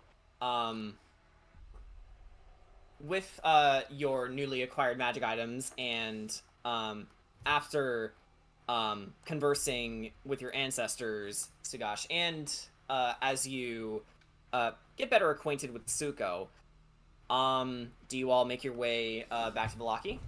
Yep. Very well. They're just admiring her ring. Like, oh yeah, this thing looks good. Also, her eyes are like cat-like. Wait a minute. Let's throw Ricky up there. Because I didn't anticipate you to use Ricky today. What the fuck is that on the top? What the fuck? I don't know. It was when Aster was playing with us. Aster! Hold on. I love the Chikorita. These look like something I would do. Snail. This looks like something I would do. Oh no, Aster seeing if I predicted can a Gen 9 select it. Pokemon. Yeah, I'm sure. Yeah, it's something I can do. I can move them. Yeah. So that means I did it. Okay. Snail. Okay, yeah. I'm just. Oh, what happened All to my right. Bellsprout? Oh god. There we are. So, The Bellsprout is evolving into an abomination. Congratulations, it's dead. Congratulations, it's an abomination. All right. Congratulations, it's a sin from God. Okay, I thought you stopped at it's a sin. Okay, so, as you continue on your way, you all stop and listen.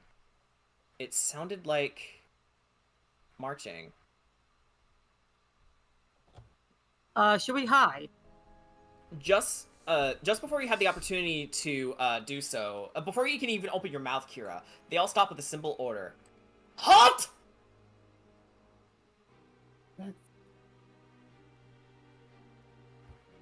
Oh boy, guess who it is? It was a whole caravan of werewolves, humanoid soldiers, goblinoids, and vampire spawns pulling POWs and children on carts. It would seem, the court of Ravenloft have arrived. And the platoon was being led by Rahadin and Anastasia. 2 hobgoblins joined them. And Anastasia's default expression was always full of, contempt and malice, but this time, Kira, as she looked your way, she had a sickening grin on her face. She turns to Rahadin. Rahadin! Lord Strahd was right. She is here! Please, please let me kill her. I hear dragon blood is excellent for your skin, as she touches her face. And Rahadin just grins and says, Now, Brigadier General. At least give her a fair chance to learn of her demise. And Rahadin puts his hands behind his back and steps forward a little bit. You, Princess Faye, truly are an imbecile. You were like a beacon for us. It was only a matter of following the light, so to speak. Follow the light and get too close to the flame and you're bound to burn. I see your tongue is as sharp as your wit. I'll take that as a compliment.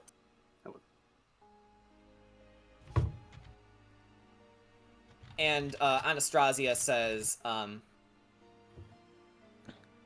If I were queen, I would let this entire army kill you how you wish.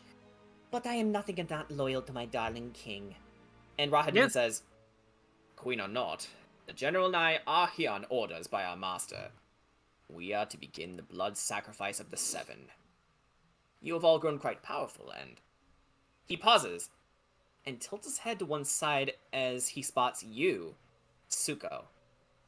A slight grin appears on his face. Oh, what's this? And he centers himself. Oh, yes. I remember you, Tsuko the Drow Warlock of Loth. So you're still meandering through the mist without your old friends, eh? Just sitting there, face slowly distorting and kind of pulling back against bone. Don't let him get you. Just trying to get a. That's what they do best. They hide behind their little soldiers, and they hide behind hostages because they're too afraid to fight us one-on-one. Because when the things get tough, they run away like a bunch of cowards like dogs with their tails tucked between their legs. Rahadin just laughs as you say this. And says, "You really think you're in control here?" I never said that. I'm just speaking the truth. You lack Kedrot's tact. Yeah, it's because I'm a different person compared to him. You know, I'm right here. You can talk to me if you want. Yeah, I can see him. And Anastasia says, no more talk. And she takes one good look at you, Jackie, and says, and looks back at Rahadin. Who's the Harlequin? Haven't a clue or the care to know. She dies, guilty by association. Kedra actually wants to look at Rahadin for a minute. You said Brigadier General. So whatever happened to our dear friend Derna? Oh, fuck that goat. You know what? That's something we can agree on. Fuck that goat in particular. He was utterly useless. Not even worth chopping up and serving soup to. Don't worry. The next time when we meet him, we'll kill him. Like you guys wouldn't care about it anyway. It's just a shame. He had some very powerful weapons on him. And he takes out the void blades. Impressive. Very impressive. But I won't save you.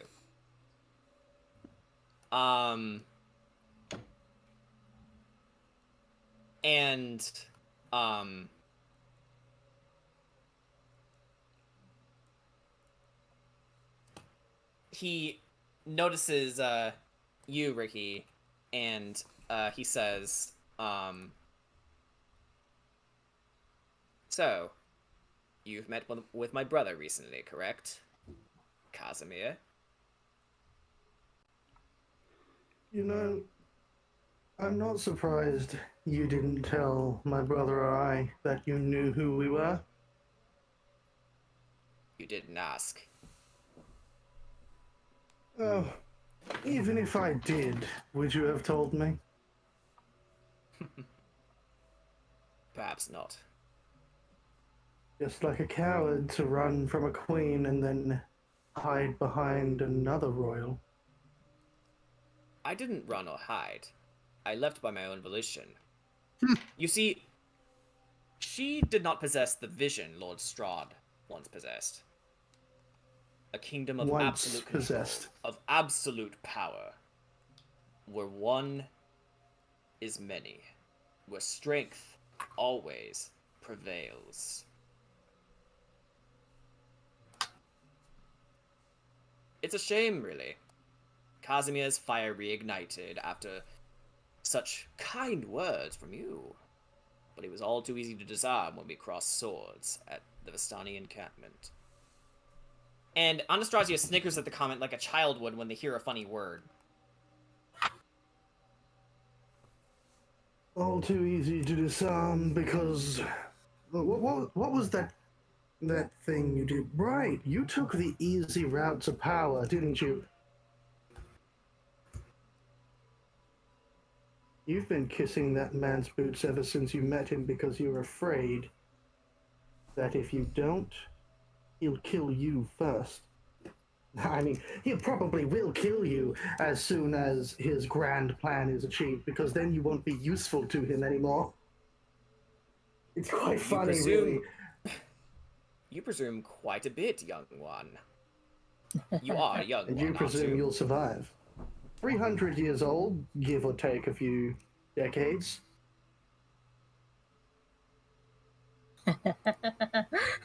After all, you know who I used to be. And Anastasia's like, your arrogance is disgusting. I cannot That's wait funny, to coming from the begin vampire who laughed sacrifice. about the slaughter. Oh wait, no, you're not even a proper vampire, are you? Enough. You're, Miss Q minion. has been taken for questioning. And don't you worry. Her flame shall be extinguished soon enough. And she will be tortured for keeping secrets from us. Lord Strahd knows everything that goes on in Barovia. And anyone who stays their tongue will live to fucking eat it. Well, almost everything. Come and take mine, then.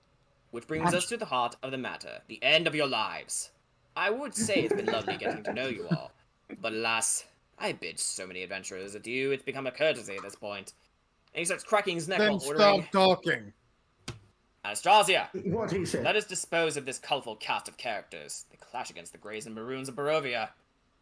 I don't know. I think that's I don't know. I don't know. Have you guys? You're in. Hang on. Where's the playlist? Here it is. Oh, and by the way, Anna, I still don't want him. You can have him. I don't care. Good. That's not what I was offering. Because I don't know. He still Okay. apparently wants me. 2 promises. And just before you guys mobilized. Well, this All is, right. This is weird music. I like it, but Vibes. All right. Let's get the initiative in order. you said before the And I'm move. gonna- Initiative. Before you move. Boop. As they were having this conversation, Jackie, you get the sense something bad has happened to Paula because she was living in the same camp that Casimir was stationed at. Oh. Fuck. Yeah, you did something with her, didn't you? Like we would tell you. Alright. Alright, so... I think we should, like, Let me fix this so that, a little like... bit. Because technically, Rahadin and Anastasia appear twice. Yeah. Yeah, that's because boss enemies, Right, 2 turns. yeah. Actually, Kedra actually looks to Jackie. It's illegal for us to hold our tongues, but they can do it. That doesn't sound too fair, that does it, Jackie? What is this, No. capitalism? No. Again, for people sounds here to more take like action, they fascism sure to are me. doing. For people here to take action, they sure are doing a good job of just running their mouths. Nah, like I said, they're all talk and no game. They hide behind shields. Okay, and almost as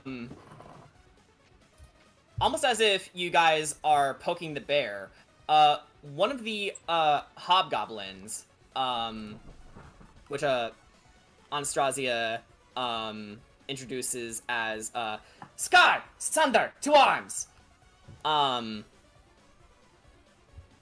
also trying to recombobulate myself. Okay.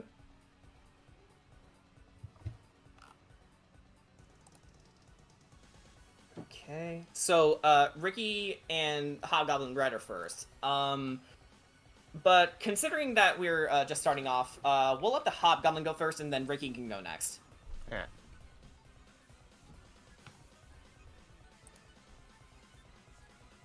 Okay. So, the Hobgoblin is going to, throw... Yeah, they are going to, throw, their javelin towards you. Okay, so that's a +9 to hit. Oh. Okay, so, that is, let's see. 26 to hit. Jesus. Range of 30 to 120. I assume that hits. So, Ricky, you take 6 piercing damage. As you guys were busily roasting the general and butler slash handyman of Strahd, you get skewered in the chest by a flying javelin as this hobgoblin Scar takes a few steps forward and launches a spear directly into your body. So how far away am I from him? You are within his sight. Yeah, so I'm just on long range. If he was slightly further back, he would have had to roll that with disadvantage.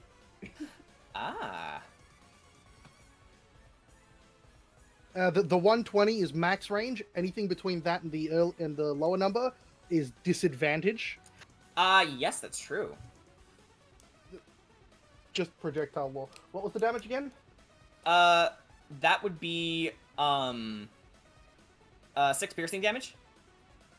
6, huh? Yes. So, and that would be his turn, right?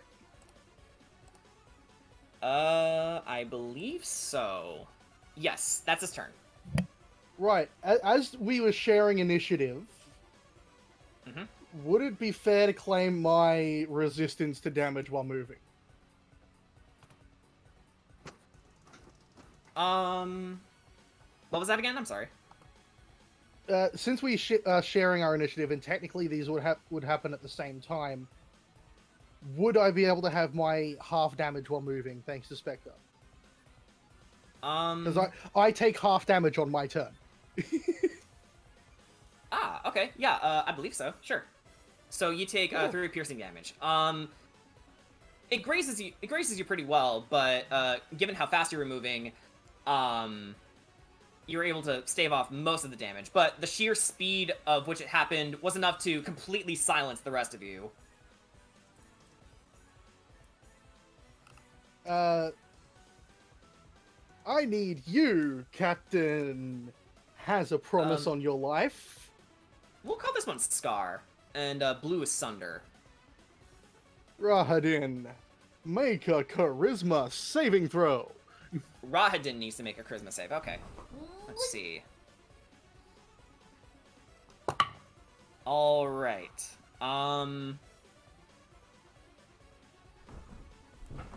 I believe that's a 10. Congratulations! You've been cursed! No. Legendary resistance. Quay? You can't... This is... I don't know if you can legendary resist the curse. Can't you? Hang on. It's a saving throw. I think you can. Yeah, positive you can. But that uses one of them. That uses one of them, though. Yes, but he completely staved off your curse. And he says, "That a tickle." And now for the backup plan. Ricky disappears.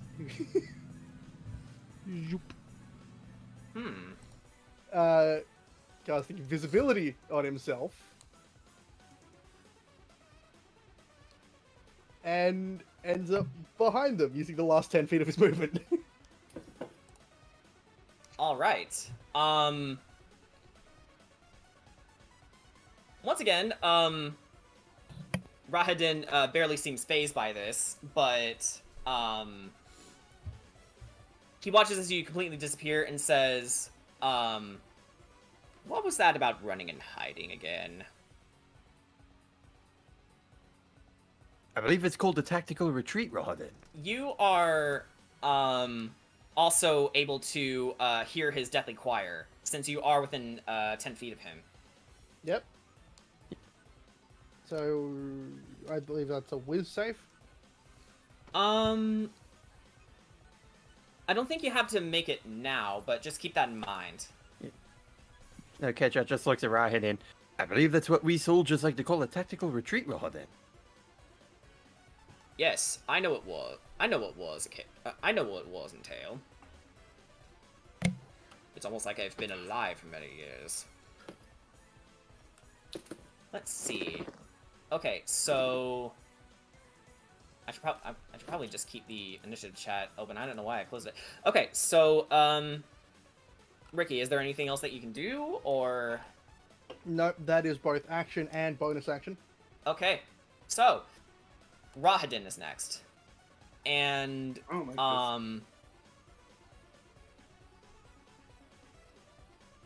let me just see what I've got for him. So Rahadin says, "Do you recall our last encounter when you traded blows with me? How I felt nearly a tinge of pain. It was never me you were hitting. It was my warrior spirit! Offspring, come forth and reveal yourself!" As he casts Guardian of Faith. Oh my god, he's got to stand. Oh my, what a move. Correct! Wait, hold up. He casts Oh my god! He casts a spell in my presence? How dare Oh, you? wait. Snake! Oh I my think I know god. this. I think I know what this is. Of I'm all gonna- the stands you give him White Snake. If it's actually... Is it a spell? Guardian of Faith is a spell, Yeah. Yeah. Guardian of Faith? Uh, Yeah. I yeah, believe I know what you're going for. Yeah, I'd like him to make a charisma save. A charisma save. Also, Yeah. since that's a spell, Bata? Hold on. Charisma save. Oh, actually, do I Alright. want him to make a charisma save, or do I want to... No, I'll make him use a charisma save. Okay, well, the dice gods are on your side, because he rolled another 10. Cool. I'm going to siphon that spell. The spell goes off without a hitch, but now I know it. Oh. You just nicked his spell.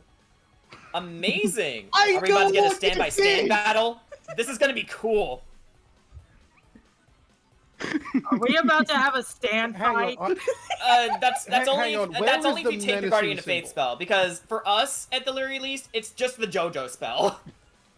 Yeah. I'll take a JoJo spell. It's fine.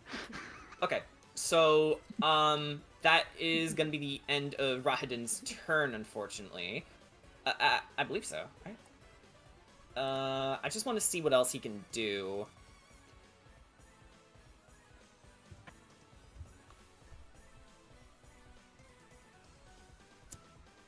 Oh wait, there's my phone.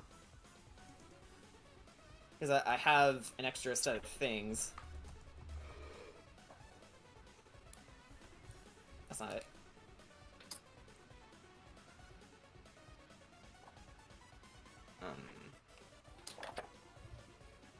For flavor, JJ's sword is still back where he... Ricky's sword is still back where he was. He flew off and left it behind. This is a secret tool that will help us later.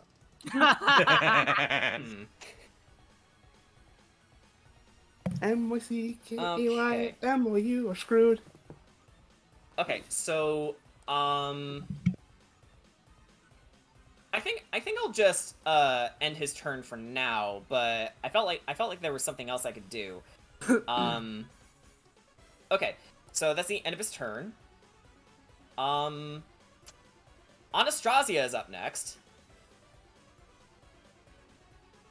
So, alright,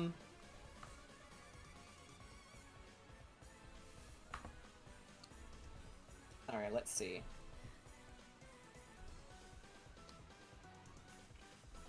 Legendary action. Oh, she's coming now. So Anastasia, clicks her heels, and, she, furls her arms together and fans them out, which causes her, cloak to billow, as she says, Te Doresk, and, assumes bat wings, and she makes a mad dash towards you, Kira.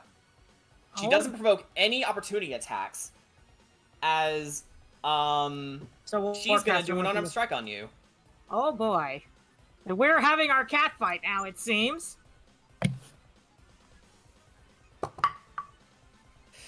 Oh no.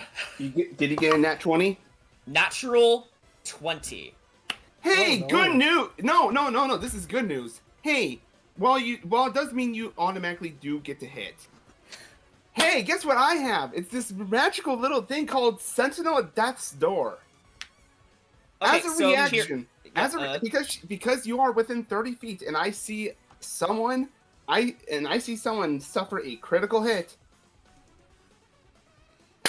that hit turns into a normal hit, and any effects triggered by a critical hit are canceled. Woohoo! Okay. That's good. But even so, it's still a hit. However, yeah. comma. If I can finish the explanation, please. We can get to your thing soon. So she rushes towards you at blinding speed, and she gets you into a chokehold, and you take 10 points of bludgeoning damage. Kira, Yeah? I need you to make a Constitution saving throw. Oh boy. That is a 16.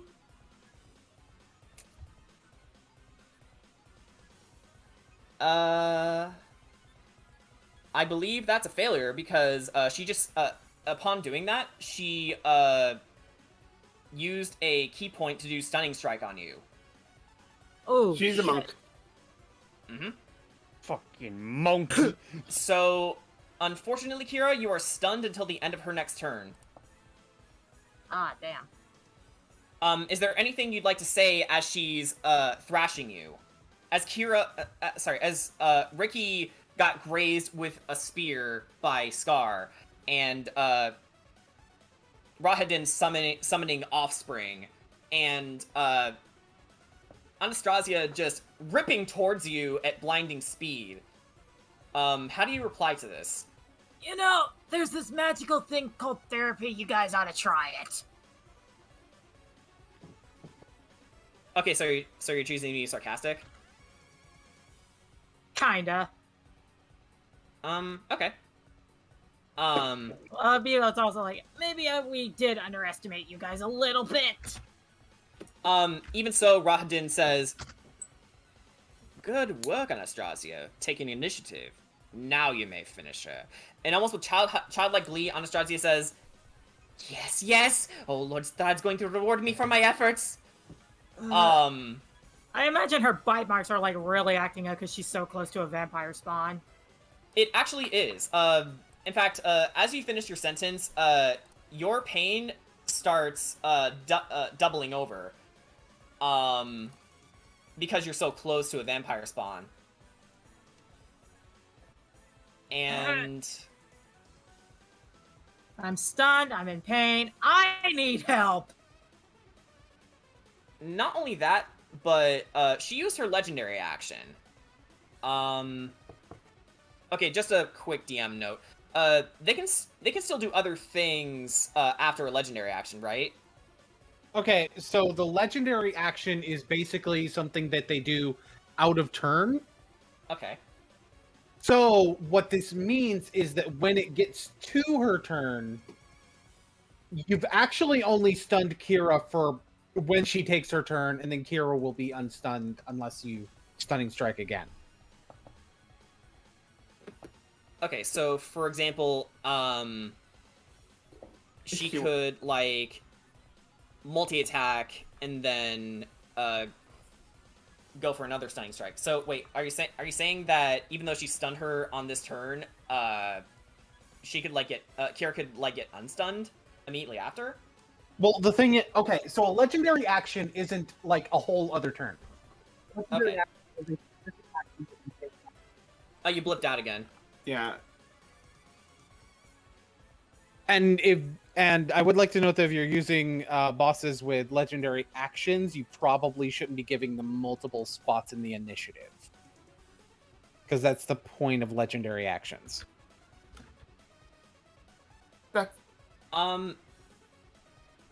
I did also set this up intentionally, so just bear that in mind.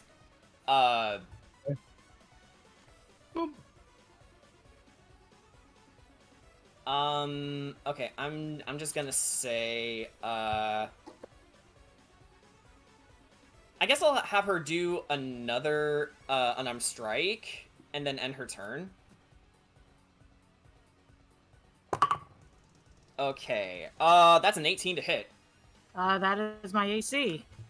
Okay, so, as, she grabs you, Kira, and completely immobilizes you in her grip, she socks you directly in the face, and you take 10 more points of bludgeoning damage. Ow! And that's the end of her turn. And unfortunately, seeing as you are stunned, we are gonna have to skip over to Sagash. So, Sagash, what are you doing? Okay. So I'm not a fan of someone else having stunning strike on the field. So, what's about to happen is I'm gonna have to deal with that. All right.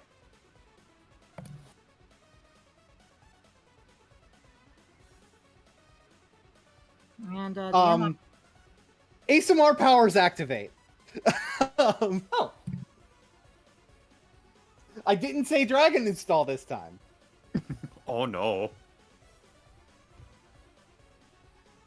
But it is still Christine, divine you blood. fucked up now. That is my bonus action. We using the whip. I don't even have to move Okay. to hit the bitch. Okay. You talk shit, you get hit. All right. So, roll to hit then. Does a 26 hit? Yes, it does. Go ahead and roll damage. Okay. 26 is the weapon's normal damage. With Divine Bloodline, I get to add an extra die of the damage. With Favored Foe, I'm going to make her my favorite foe, which is going to add a D4.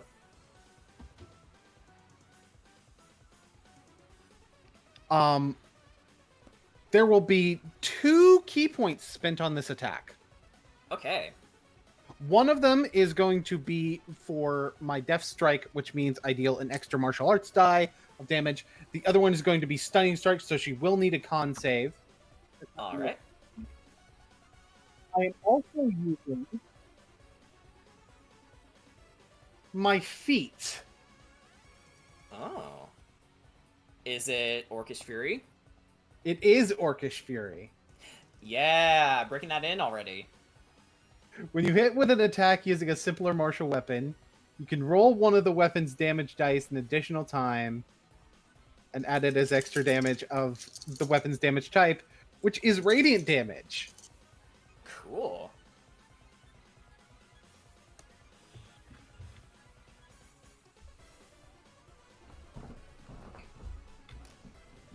Oh, all those dice being rolled. Isn't it lovely?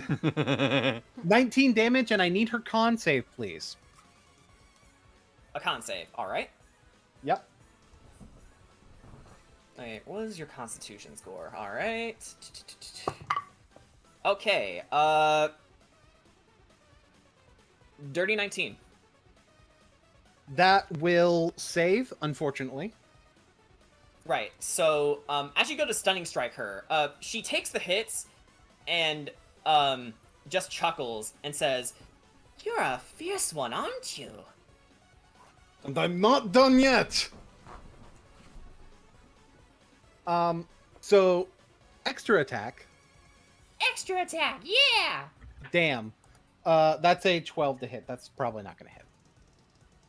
Yeah, unfortunately not. So, okay, that's fine. Seeing your attack coming, she predicts the hit and swerves out of the way. Not only that, but she starts to use Kira as a meat shield almost. If you want to get to me, you'll have to go through your friend. That is, if you care for her.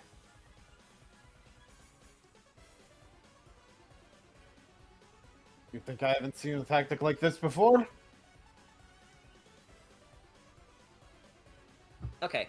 I believe that's the end of your turn, right? Yes. Okay. Ark, you and Sunder are up next, but we'll have you go first. Alrighty then.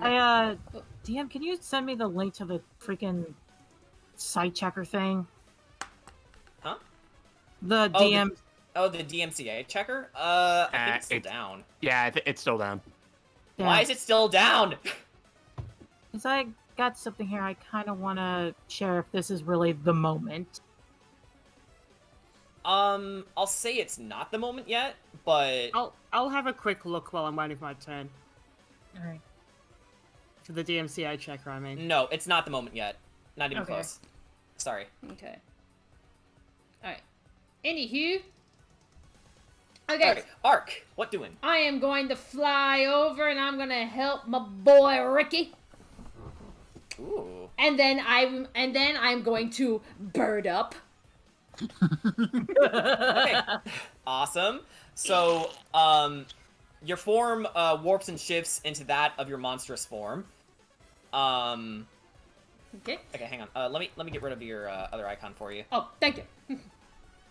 All right, and what do you plan to do? I am going to reach for the Spear of Kavan, and I'm going after Rahadin with it. Okay. So, let's see. Can we get a good roll? Come on. Okay, 15. A 15? That's with your modifiers, right? Oh, actually, no. I just rolled straight 15. Hang on. Yeah, you should add your modifiers on to hit rolls. Okay, damage, hang on.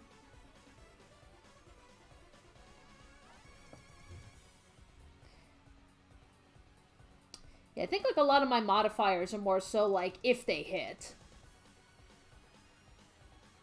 No, on melee attack rolls, you add your in your case, your strength modifier, your proficiency, as well as any other bonuses the weapon itself might have. So, the Blood Spear, has a +2 to, attack and damage rolls. Oh, gotcha. Okay, so that would technically make it 17. 17. Barely misses. So, as you go for the first swing, Rahadin sees you coming and just cricks his neck out of the way. Wait, you rolled a 15 and your total is 17? If you were to roll 15, what's your strength modifier? Yeah, what is your strength modifier? Isn't it 5? Yeah, it should be +5, right? Yeah, it is. Oh, yeah, it is. So that's a dirty 20. Yeah, you should have hit that. 5 plus 3. Yeah, no, yeah. So yes, you hit. You hit. Go ahead and roll damage. That's a 23 to hit. Oh, okay. Yeah, I gotta ask Danny. It's more than that. Yeah, I gotta ask Danny. Have you been confused about the modifiers? I barely use weapons. So a lot of my modifiers and stuff that I have been using, that I have written down, are more so for my unarmed strikes. Most of it is going to be the same as your unarmed strike, so you make up an additional bonus from the weapon. Yes, but either way, your blood spear should be like so +2 plus your proficiency bonus, which is 3, so that's 5. So that should have been a +8 to hit. Okay. But either way, yes, you connect the attack, so go ahead and roll damage. Alrighty. So I will not only can I roll the damage, I would like to expend that superiority dice for a slash hit for the sweeping attack and also hit the hobgoblin.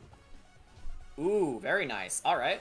Alrighty, so for Rahadin, that would be 10 damage, I think. Let me check. Nope, 12 damage. You are raging, yeah, so that's where I'm like, that's where I'm like, wait, 12 damage. 12 damage for Rahadin. Nice. And Hobgoblin will take 2 damage. Okay. Very, very nice. As you sweep around, as you sweep your weapon around, you graze Rahadin in the torso, and you manage to connect the hit with the hobgoblin as well, but he used a shield, which didn't matter because of your titanic strength, just piercing a hole through it. So you pretty much pierced his arm. But since you are within 10 feet of Rahadin,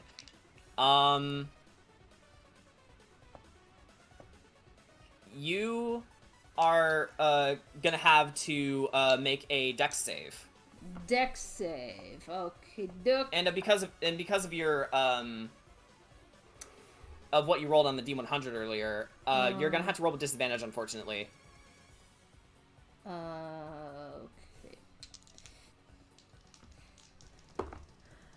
That would be 11. That's a failure, unfortunately. So, you take 20 radiant damage, for that. As the Guardian of Faith, rushes in to protect Rahadin and goes, oh my god. on your face. Alrighty, so that takes care of the temp damage. DOI. Yeah, so in reality, you take, like, 15 damage. Yeah, technically 15 damage, but The that's fine. temp HP is valid. The temp HP is that it can save lives. Yep. Yeah, so good of you to cook before this battle. Mm-hmm. Yep. And did we all get it, by the way? Yes. You did, yes. Yeah. Okay, I forgot to add that. Yes, please do that. Okay. Did Kira take it? Yeah, I did. Do you already account for your HP you lost with that? Yes, I did. Okay. Alright. I still have pretty good amount of HP. Alright. I just... okay. Anywho, I will also like to extra attack. Nice. Alright, go ahead and... And I'm gonna reckless attack Rahadin again. Oh boy. Alright, go for it. Alright. You punch me, I'll punch you back. Alright. Being that the Blood Spear is a +2 spear, you have a +10 to hit with it. Nice! Okay. That's actually true. Alright, well, the highest roll was a 15 again, and that's without the modifiers. Oh, damn. So- Yeah, that's a miss. So No, that's... I said without the modifiers. I pretty much... Yeah. Okay, sorry about that. that's 25 to hit. Yeah, I rolled the same.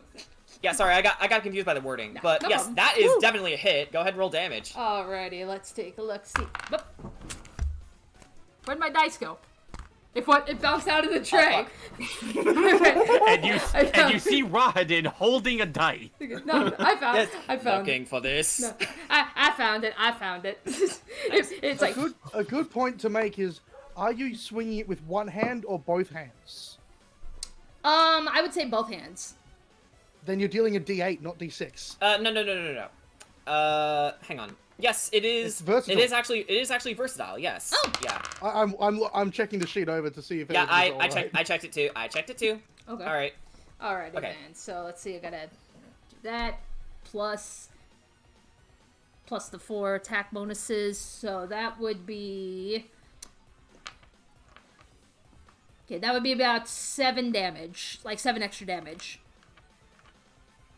Okay, nice. So,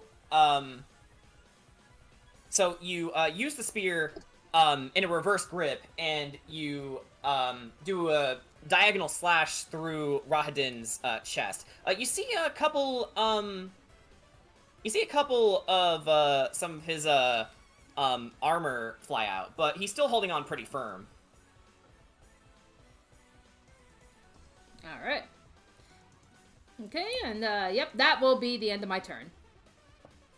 Okay, so up next is Hobgoblin Blue, and Sunder. That's his name. They're not actually called that in the initiative order, but it's just, you know, to give them flavor, give them a little something. When you name something, you grow attached to it. Yeah, exactly. Now put that thing back where it came from, or so help me.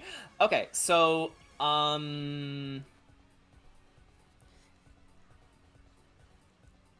Alright, so, Sunder is gonna go ahead and, use, leadership on Rahadin. So that means Rahadin, gets a D4, that he can add to, whatever. So, Sunder says, Master Rahadin, prepare yourself. And he says, and Rahadin just looks over and says, I know. Why do you think we're here? But thank you. Yeah, Rajan's funny. I like role-playing as him. Mood. He's like, I appreciate it, but I know. I like him. I hate him, but I like him. Yeah. And that's going to be the end of Sunder's turn. So, Jackie / Kedra, who wants to go first? I think Kedra. Sounds good. So, I don't like Vampire Lady over here, so I think it's time for some Void Blades. Do it. Do it. So, I'm going to use my movement speed to actually get behind her. Okay. Because it's like, oh, you want to use Kira as a meat shield. You can't protect all sides of you at once. So, does a 25 hit? Yes, it does. Go ahead and roll damage. Oh, boy! And I think I'm going to add some Divine Smites to this. Cool. All right. You know what? I'm going to cast it at second level. Cool. All right. Roll that dice. Alrighty. So we're going to be doing a lot of damage here. A lot of demo. Yeah, we're going to get... let's hope for some big numbers. All right, come on. Let's...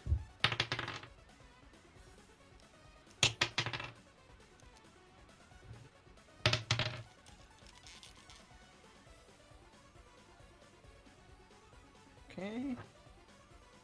Now for the okay, so that's. I'm sorry, I added the wrong modifiers to all those charisma saving throws for Rahadin. I'll try to remember that next time. Okay, so so without the Divine Smite, that's 26 necrotic damage. Okay, but with it? Yeah, that's what I'm gonna be rolling now. Oh. Okay, didn't want me to see the number. Dice is going out of control. It says too much damage. Too much damage. Holy shit, it hurts. Look, y'all, can we just agree that pain is happening right now? So, and that's Can we just agree? I don't. Okay. So that's 13 radiant damage on top of that. Dude, nice. So, as you rush behind Anastasia, her attention was focused solely on her supposed rival and romantic rival in Kira.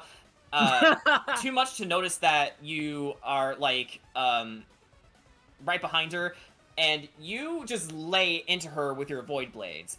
She shrieks out in pain, and she actually drops Kira in response. But the wounds quickly heal over, considering her vampireness, and she looks over at you with contempt. If you want to find out how well Elias Dice game ended out, you're not gonna like this. And to rub salt in the wound, so I'm gonna go for some inspiring smite as a bonus action. Dude, nice. Okay. I'm getting healed. Kinda. So, so, Kira, how would you like 17 health? All of it. I would love that, please. Yeah, take your temporary HP. So, and I'm not done yet. I'm not done yet. I'm not done yet. Yeah, extra attack. All right, go for it. All right.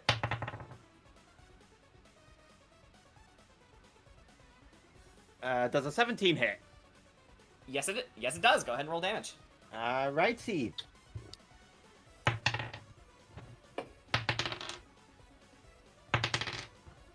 That's a lot of dice. Sounds like it. So that's gonna be 22 necrotic damage. 22 necrotic damage. Very nice. How's she looking? She's hanging in pretty tough, despite all the damage dealt to her. But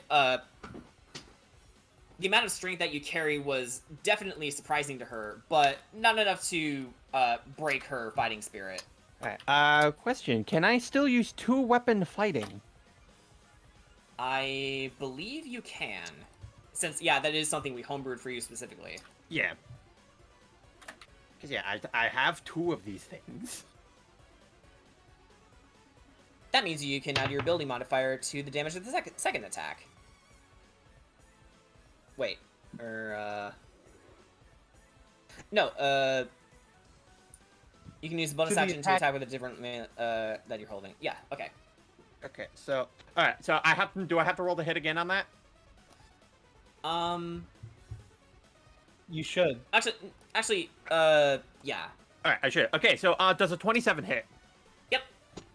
Alrighty, time for more Void Blades! More Void Blades!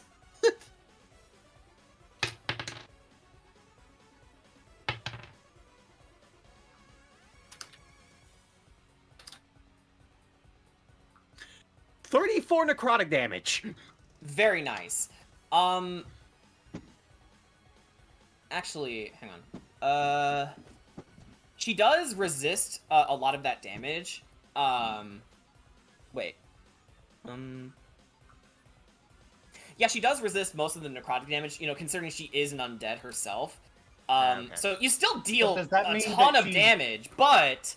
But does that mean she's vulnerable to the radiant? No. Okay. Yeah, it doesn't say that, so no. Okay, so if she resists it, then yeah, that would be 17 damage. Yeah. Either way, still hurts a lot, because you are raking in quite a lot of damage, and the Divine Smites are definitely helping, but, she is eating up a lot of your hits. Alright, then, at that case, that's all I can do right now. Kira, enjoy the extra health. All right. Thank you. All right. And now it's my turn. Jackie, yes. What doing? Okay, first and foremost. Excuse me, Corey. Excuse me, Suko. I'm moving here. 15 thing of movement. Yeah, she's coughing in character. Like, she does that in character. So right around where your little stand is, I'm summoning something myself. I don't have a stand per se. However, let's just that's meant to be a scythe. I am not good at art. You're doing spiritual weapon. Yes. Okay. Yes. So, as you clear your throat, you use your staff to summon a spectral scythe over Offspring's head. And anyways, I need to make us. Yeah. Yes. You finished. I'm sorry. I was about to say, Rahadin sees this happening, and he says, the Harlequin has a few tricks. I mean, you do too. Alright. Okay, oh, damn. What's up? Okay, first off, since both Rahadin and Scar are within 5 feet, I'm assuming that I only need to roll once, right? Or do I need to roll twice? Who are you targeting? Spiritual weapon can make a melee spell against a creature within 5 feet. Okay. A creature, yes. Yeah. My bad. Yeah, you can only target one. So. Anyways, yeah, I'm gonna target. I'm actually going to target Rahadin. All right. Which is really good because I rolled a nat 20. Very nice. Okay. That was not meant to be that was meant to be this. Someone get rid of that. I got it. I got it. Okay. Wait. You should be able to press delete on your keyboard to get rid of it too. Okay, let me. Okay. I didn't know. Okay, so good. Need to roll damage then, don't I? 1d8 plus my spellcasting ability modifier, which is currently a 4.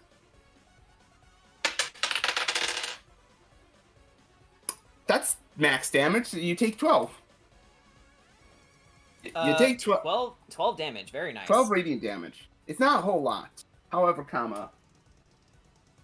So you rake into Rahadin Wait, using your. That was a nat 20. Do I get a double? Do I double the dice or double? Yeah. Let's say you double the dice. Yes. 17. Yeah. So same deal. So you you command the scythe to rake into Rahadin's chest, and yeah, he's covered in scratches right now, but whether it's from sheer excitement of the battle itself or what have you, he is still holding pretty firm. And now that I know how they work, he is gonna do his legendary action to cast a spell on Anastasia, and that spell is...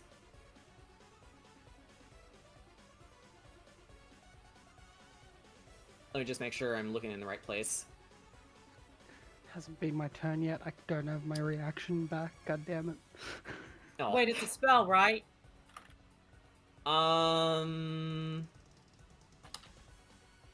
Depends what exactly it is. Yeah, he's using his legendary action to cast a spell, but I just want to make sure. Oh wait, my mistake. I was looking at the wrong spell.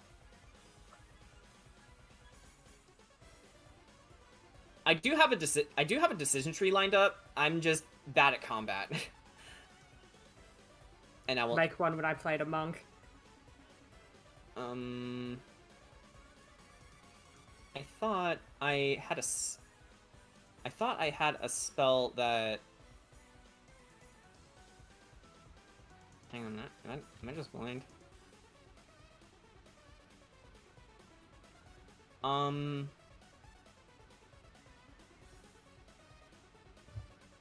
Okay, no, scratch that.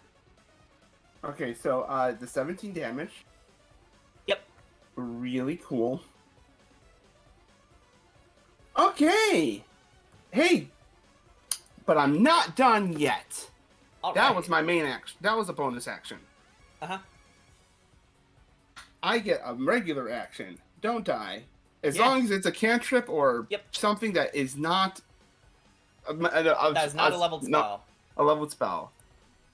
Thankfully, I have the cantrip in mind. Hey, guess who's right in front of me? Guess who's within Sacred Flame range? I'll give you a hint. She's right here. It's Anastasia. Yeah. So yeah, please go ahead and make me a dex saving throw. Oh boy. Okay. Knowing my luck, it's gonna fail, but Anastasia is a monk. Yeah, monks are pretty good dex saves. Yeah. Okay, and I'm gonna make sure to add the proper modifier. That's a 19. Okay, good news for you. You save. Yeah. So Anastasia, predicting your attack, weaves out of the way. She's completely on the defensive now.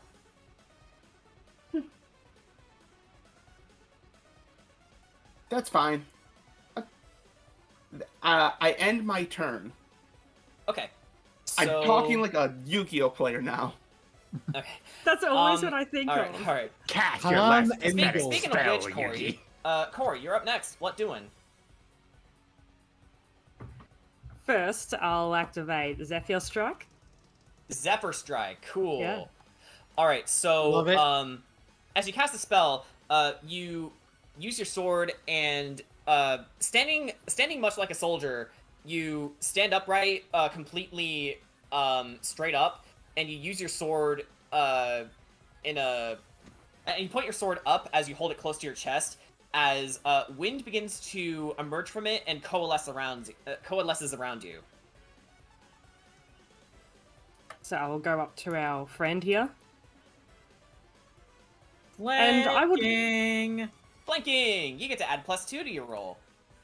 I also get advantage from pack tactics. You do. So, yeah, go ahead and roll with advantage. Yep. Firstly, I'm using a cantrip, Green Flame Blade. Nice. Got 2 dice. Ooh, nice roll. Does a 24 hit. Yes, it A does. dirty 24. Yeah, go ahead and roll damage. Yep.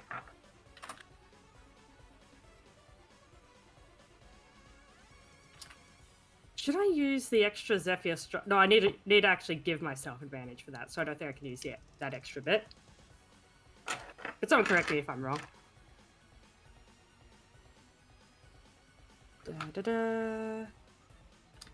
That is maths. That is 14 damage. 14 damage, lovely. So, your sword becomes a vivid green as flame erupts from the blade, and you slash right into Anastasia, and you embed the flame into her chest using the pointed end, and again, hanging in pretty tough, but you are putting a number on her thanks to your combined numbers with Kedrot. And now I Zephyr step away. Nice. And I end my turn. Okay, great. So Rahadin's up next, and let's see. I'm going to refer to my decision tree. So Rahadin is gonna do,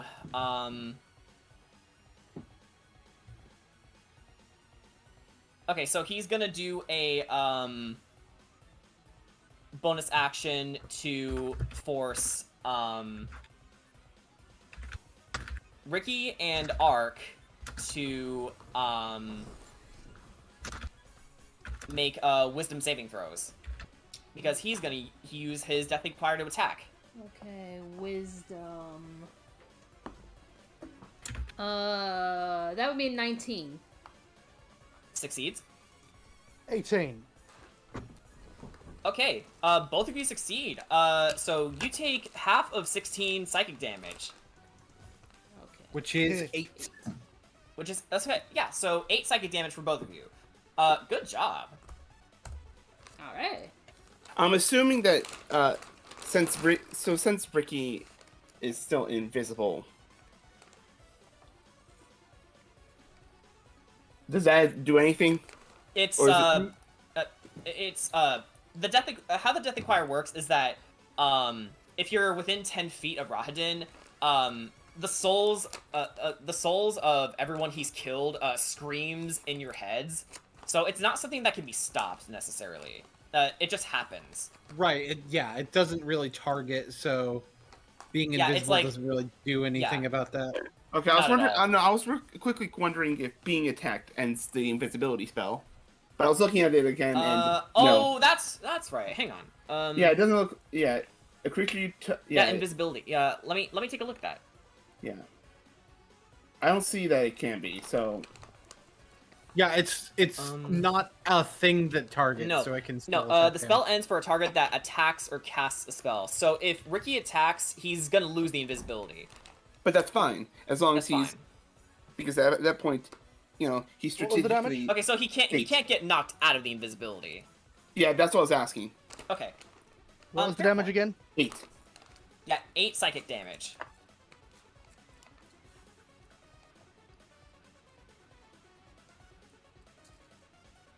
Which is less than 9, but more than 7. It's true. Fun fact. So why is 6 afraid of 7? Because 7 ain't 9. No. Because 7 murdered 14 children. And has committed at least 14 acts of arson. Okay, so Rahadin. Yeah. Okay, so Rahadin's main action is he is gonna go ahead and do a multi-attack on you, Ark, with his scimitar. All right. Okay, and then I believe you roll with advantage because I was doing reckless attack before. Yes, with advantage. Plus, he gets to add a D4 to his roll if he misses any. All right. If he so chooses. All right. So, that's a 16. Miss. 26. No, that's definitely a hit. Okay, and let's load the other one for posterity. 24. Yep, that's a hit too. Yeah, you take 20 slashing damage as he swings a scimitar in your chest, striking with surgical precision. And he just stands with his blade at the ready and looks at it, flicks it off with a flourish. Alright, so you said that's 20, right? Yes, 20 slashing damage. Okay, so I'm raging, so I have resistance to that, so that's half, right? Yes. So that's technically 10 damage. Very nice. Alright. Okay. Still haven't taken down half of Ark's health. Yeah. Barbarians, man. A wall of meat. But with that in mind, that is going to end his turn. So Anastasia is up next. So what she's going to do is spend a key point to do Step of the Wind. So that means... Is it disengage? Is it disengage? Is she going to disengage?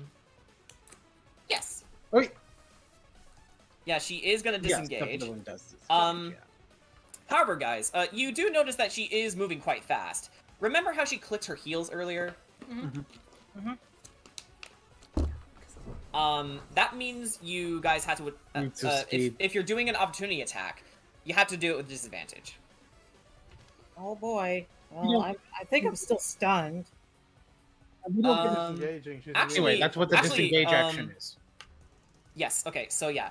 She's gonna use Step of the Wind to do that, and then she's actually going to use her speed to make her way over to... Actually, wait, hang on. Let me...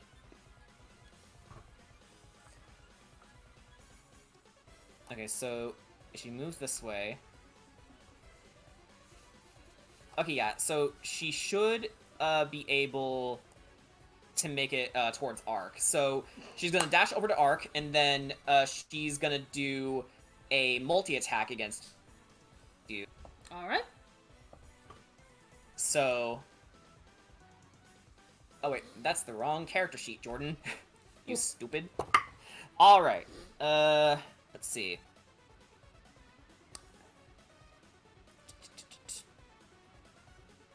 Okay, so the first attack was a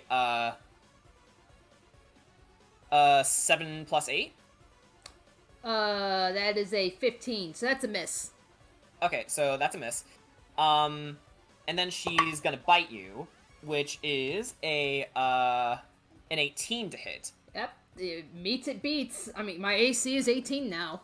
Okay, so you take 7 piercing damage plus 10 necrotic damage. So your hit point maximum for now has been reduced by 10 points. Okay, hang on a sec. I got to calculate this. So you said 10 piercing? No, 7 piercing damage plus the necrotic damage that was dealt to you was 10. Okay. So you take away 10 from your max HP for now. Okay. And I should stress, this is a temporary thing. Once you heal, once you take a rest, that goes away. So I'm trying to think. So taking half of 7, do I round up or down? I'll say down. So that's... Normally it would be down, yeah.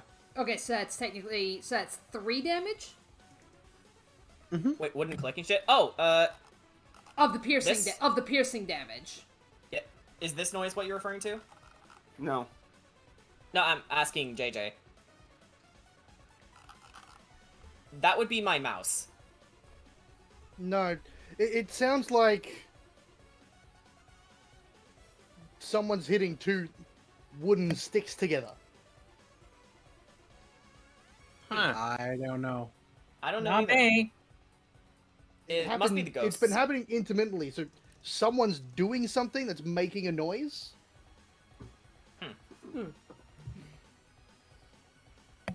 If it's my jaw clicking, I'm sorry. Okay. Using a tablet while I've been doing my dad would be the sound of my tablet. We'll find out the source of the sound Yeah. probably on playback eventually. But All right. Okay. All right. So then you said 10 damage from the hit point max. Yes. Yeah. Both from I think your hit point max and your current hit points. Yeah. Specifically, it says the target's hit point maximum is reduced by an amount equal to the necrotic damage taken. Gotcha. And Astrasia also regains hit points equal to that amount, so she takes 10 hit points back. Okay. Man, I just did that 10 damage. And remember, this is a temporary thing, so you can get it back immediately after taking a long rest. Okay. She's about to hate me when it comes my turn. Yeah, because it's going to be the end of her next turn.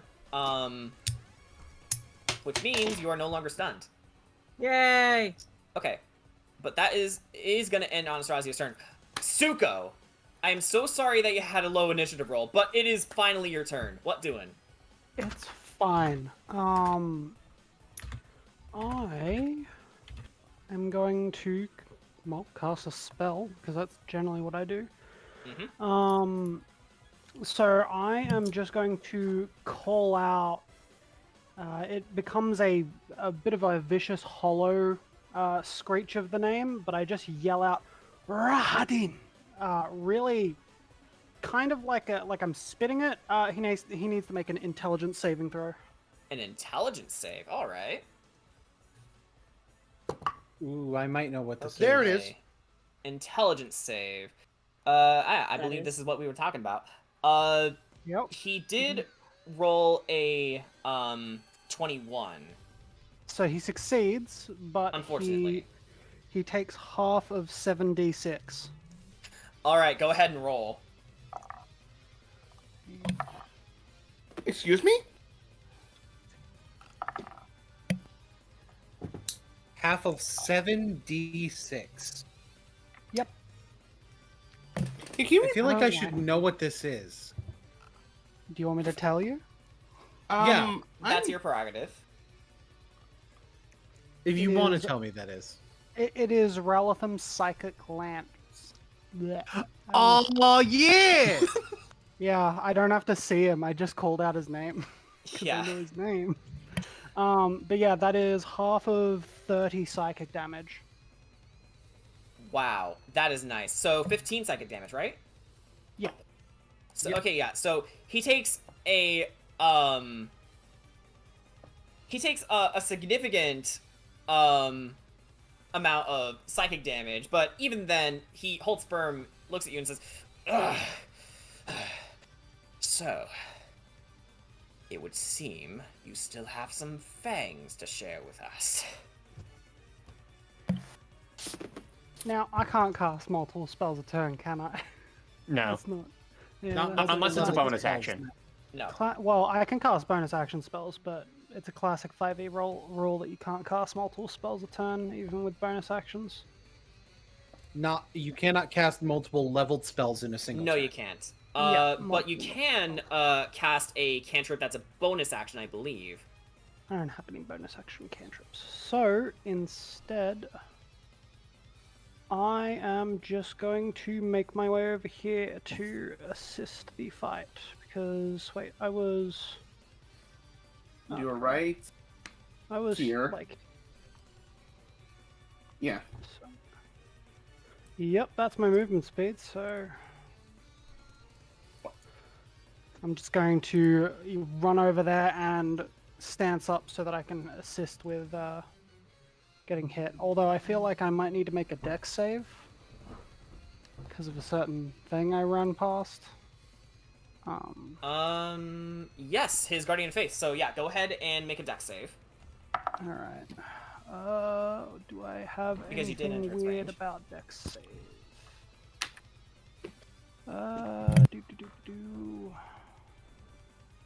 No. So it's just this, which is a 14.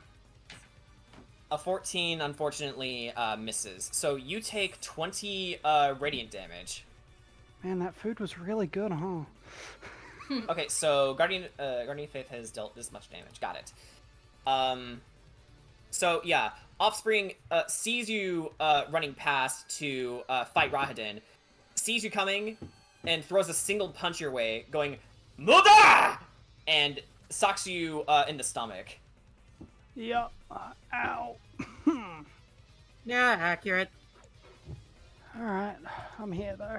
It's fine. Alright, that's the end of my turn. Far across these new frontiers. Okay. I do not have the bonus action. So would you say that's the end of your turn then? Yes. Okay. So, back to the top of the round, I suppose.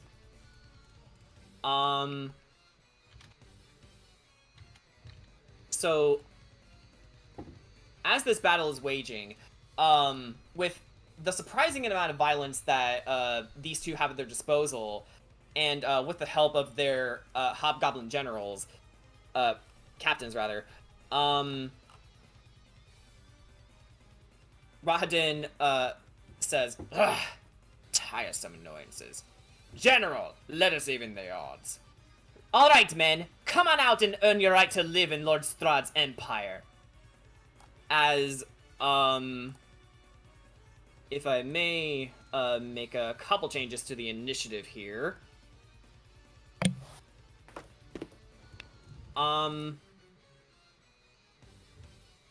As 20 goblins show up surrounding you all. Coming out of the woodworks. Oh no. That is a lot of enemies. But again, remember, I'll never throw hordes of enemies at you without a reason. So, and if I think you couldn't defeat them pretty easily. So, Kira, we're gonna need some DPS. I am fully And by all aware. means, you are no longer stunned, by the way, Kira. You are fully mobile again. So, Kedrat, would you like to help her up? Yep. Yeah, I just take a hand up to Kira. Alright, come on up. We still need you here. Oh, believe me, I'm not gonna go down that easily. If I'm gonna... Good. Because I think we're gonna need a bit of your magic. Oh, yeah. Okay, then. Ricky, it's your turn. What doing? Rahadin needs to make a charisma saving throw. A charisma saving throw. Oh, right. I think I know what you're doing. Alright, his charisma saves have been dog shit so far. But he did roll, however, a 16 plus 4. What is that? Dirty 20? You've already beaten it. Oh. Also, you might just be hearing people's dice trays. Yeah, that might be it. I swear, it's if I'm past hearing that, but people's either way, dice yeah, trays, he they're succeeded. playing with their dice a lot. Yeah. Oh, that must be because I was stimming. I'm sorry. I can hear it, and it just suddenly jars me out of. I'm sorry. Whatever I was thinking of. Oh, I'm sorry. I'll try to stop doing that. No, I'm not asking you to stop. I just wanted to know what it was. Okay. But as long as you know what it is, back you're to, fine. Yeah, back to the matter was at just hand. a noise. Okay. Well, Okay, yeah, he I'm rolled a very 24. clearly not going to be able to fucking curse this guy. Yeah, so far, Rahadin seems to be able to back up all of his bravado. I am so far out of luck on turn order because I've got to wait now 20 something turns to have another shot. I'm just gonna stab him. Okay. Sorry, man. But yeah, these consorts of Strahd are no joke, huh? Nope. They were ready Dude, for you guys. You know the ruling here better than I do. He doesn't know where I am. True. Do I get sneak attack for this? I will say for intents and purposes of this, you will. I am striking out of stealth. Yeah, so after this attack, you won't be invisible anymore. No. But I did roll a natural 20. That is a crit. Oh. Take the Oh, that's crit. a crit sneak Critical attack. roguing. That's a crit sneak attack. Okay, so for this one, I want you to double the damage. I was gonna Shake just him in do the you know, the walls! thing. Mm-hmm. Brush them teeth. But I can't, so I only get to roll 5 dice, so it sounds like this. My cat's being a butt. Move. Yeah, move everything out of the way so I can actually do this. Would you look at him, Sugosh? He's styling all over his balls!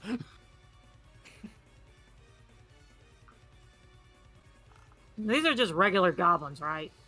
Yeah. Normal ass goblins. Okay.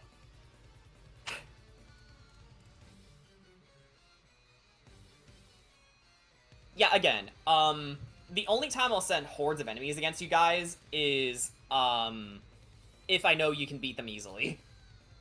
Like, I'm not the type to, like, send 10,000, Tyrannosaurus Rexes against you, because that's stupid. That is it on! 48 piercing damage. 38 piercing damage? 40. 48. 48, okay, I'm sorry. 48 piercing damage. Yeah, so, I assume Remember you're, that secret tool for later? The sword comes flying back to Ricky. And goes straight through Rahad into his hand. You know what? Let's roleplay this. Rahadin says, so you cast your sword and decided to turn invisible. Was that your plan all along? Well, actually, the plan was this. What? He turns around and gets slashed by this blade. Ah! That's funny. Have you forgotten? We can control things with our minds. It's almost like you don't even know who you're fighting these days. Oh, I'm You're well getting aware. old. Oh, I'm well aware of who I'm fighting, and it's a condescending little prick. That's funny coming from you. Touche. I mean, that is the name of his weapon.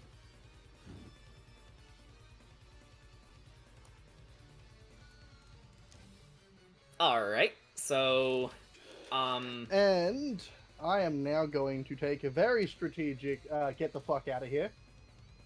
Oh, really? Are you disengaging? I can't. I don't have any bonus action, but I am that's taking right. a very strategic get the fuck out of here. Okay. Wait a minute. I think I know what you're doing. I think, right? Are you gonna use, I can't use anything else. Okay. Since you are moving out of his melee range, because I am assuming you're just moving, right? Yep. He gets an opportunity attack against you. Is that a risk you want to take? He can fucking try. Yeah, exactly. So, yeah, he is gonna roll to hit with his scimitar. That is gonna be, that's gonna be a 24 to hit. Yeah, hit me, but I take half damage from anything you throw at me. Because technically it's still my turn. Very true, very true. So, that's 9 slashing damage, but since it's halved... 4 slashing damage. Okay, so, yeah, again, grazes you, but you manage to get out of the way just fine. I can It's only count strategic to to get 4. the fuck away so he can't use his chorus on me. Exactly right. I can only count to 4. I can only count to 4. God damn it. I'm going to kill him and make him the first soul in my choir.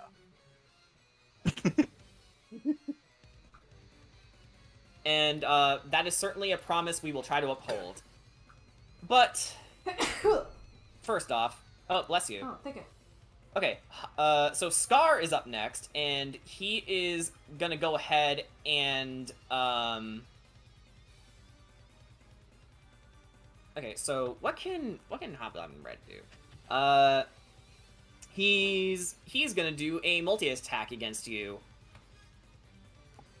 All right. So. All right. So 5 plus 9, that misses. Okay, 19 to hit. I think that hits.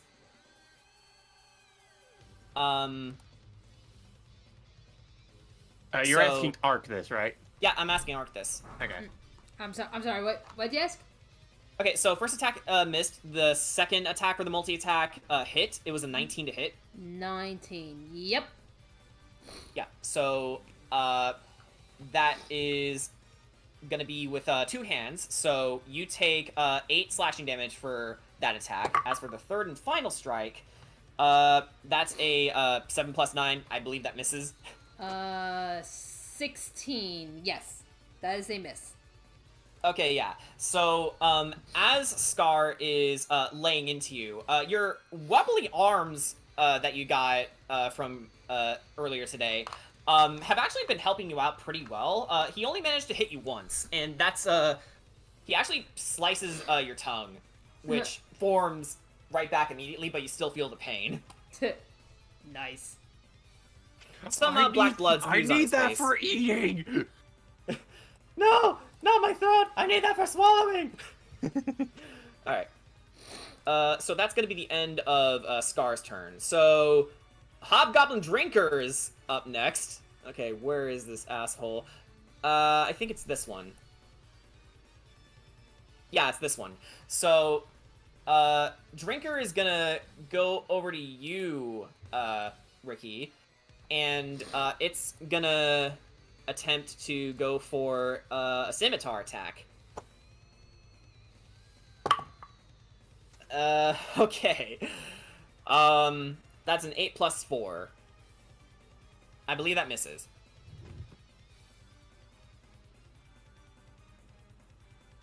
So, I don't think he hits me. Nope. No, he doesn't. Do you know what he hits? Thin fucking air. Yeah, exactly. So, in his attempt to hit you, he kind of makes a wide swing with a scimitar. It gets stuck in the ground. Actually, Yeah. I'm going to take advantage of this. I'm going to use my reaction to try and disarm him. Do it. Okay, we need to make combating attack rolls. Okay, so we need to roll the hit again. Yep. All right. Okay, he rolled a 7. I rolled 18 plus 6.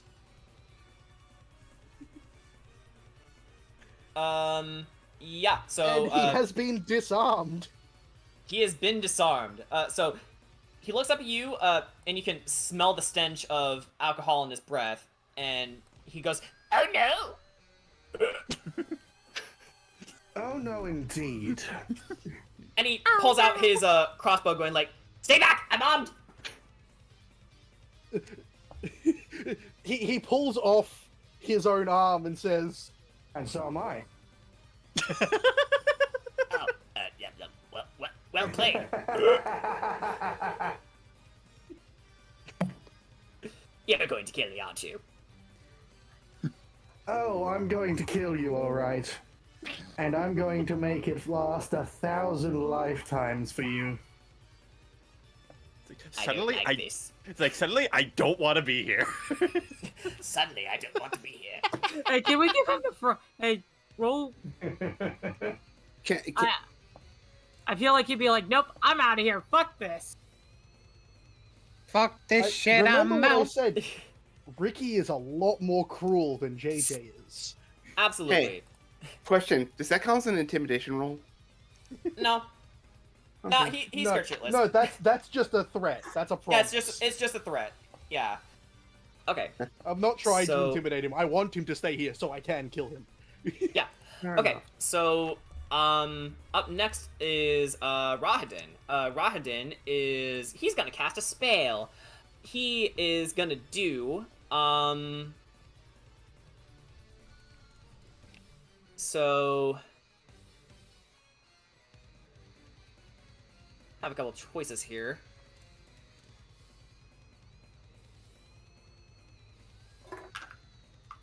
Okay, so he is gonna do Sacred Flame. He's gonna do actually, yeah, he's gonna do Sacred Flame on Kira. So Kira, no, he is not. Bata. Counterspell. Counterspell. Very good. Okay. So I'm pretty sure Counterspell can only affect one spell. Yes, it can only affect one spell. Okay. So failing his Sacred Flame, sparks of radiant energy fizzle out of his hands. Notices that you casted Counterspell on him, and he is just gonna go ahead and do a Misty Step. So he is So gonna. I as he goes to becoming incorporeal, I go no, and counterspell. Nice! Yeah, you completely No wasted his movement. turn. Stop. Nice job, guys. He tries to step, and it's like, Get fucked. He takes a physical step instead of a misty step. Yeah.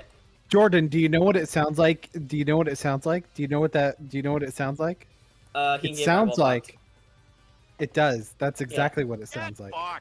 Yeah, and that too. There it Get is. fucked. You just Get hear like fucked. you hear like there in the background. Only I get to play the game. Yeah, okay, so Anastasia is on her turn, since Rahadin is completely skipped over. She's gonna go ahead and okay, so she's going to spend a key point to do Flurry of Blows, meaning Arc, she's gonna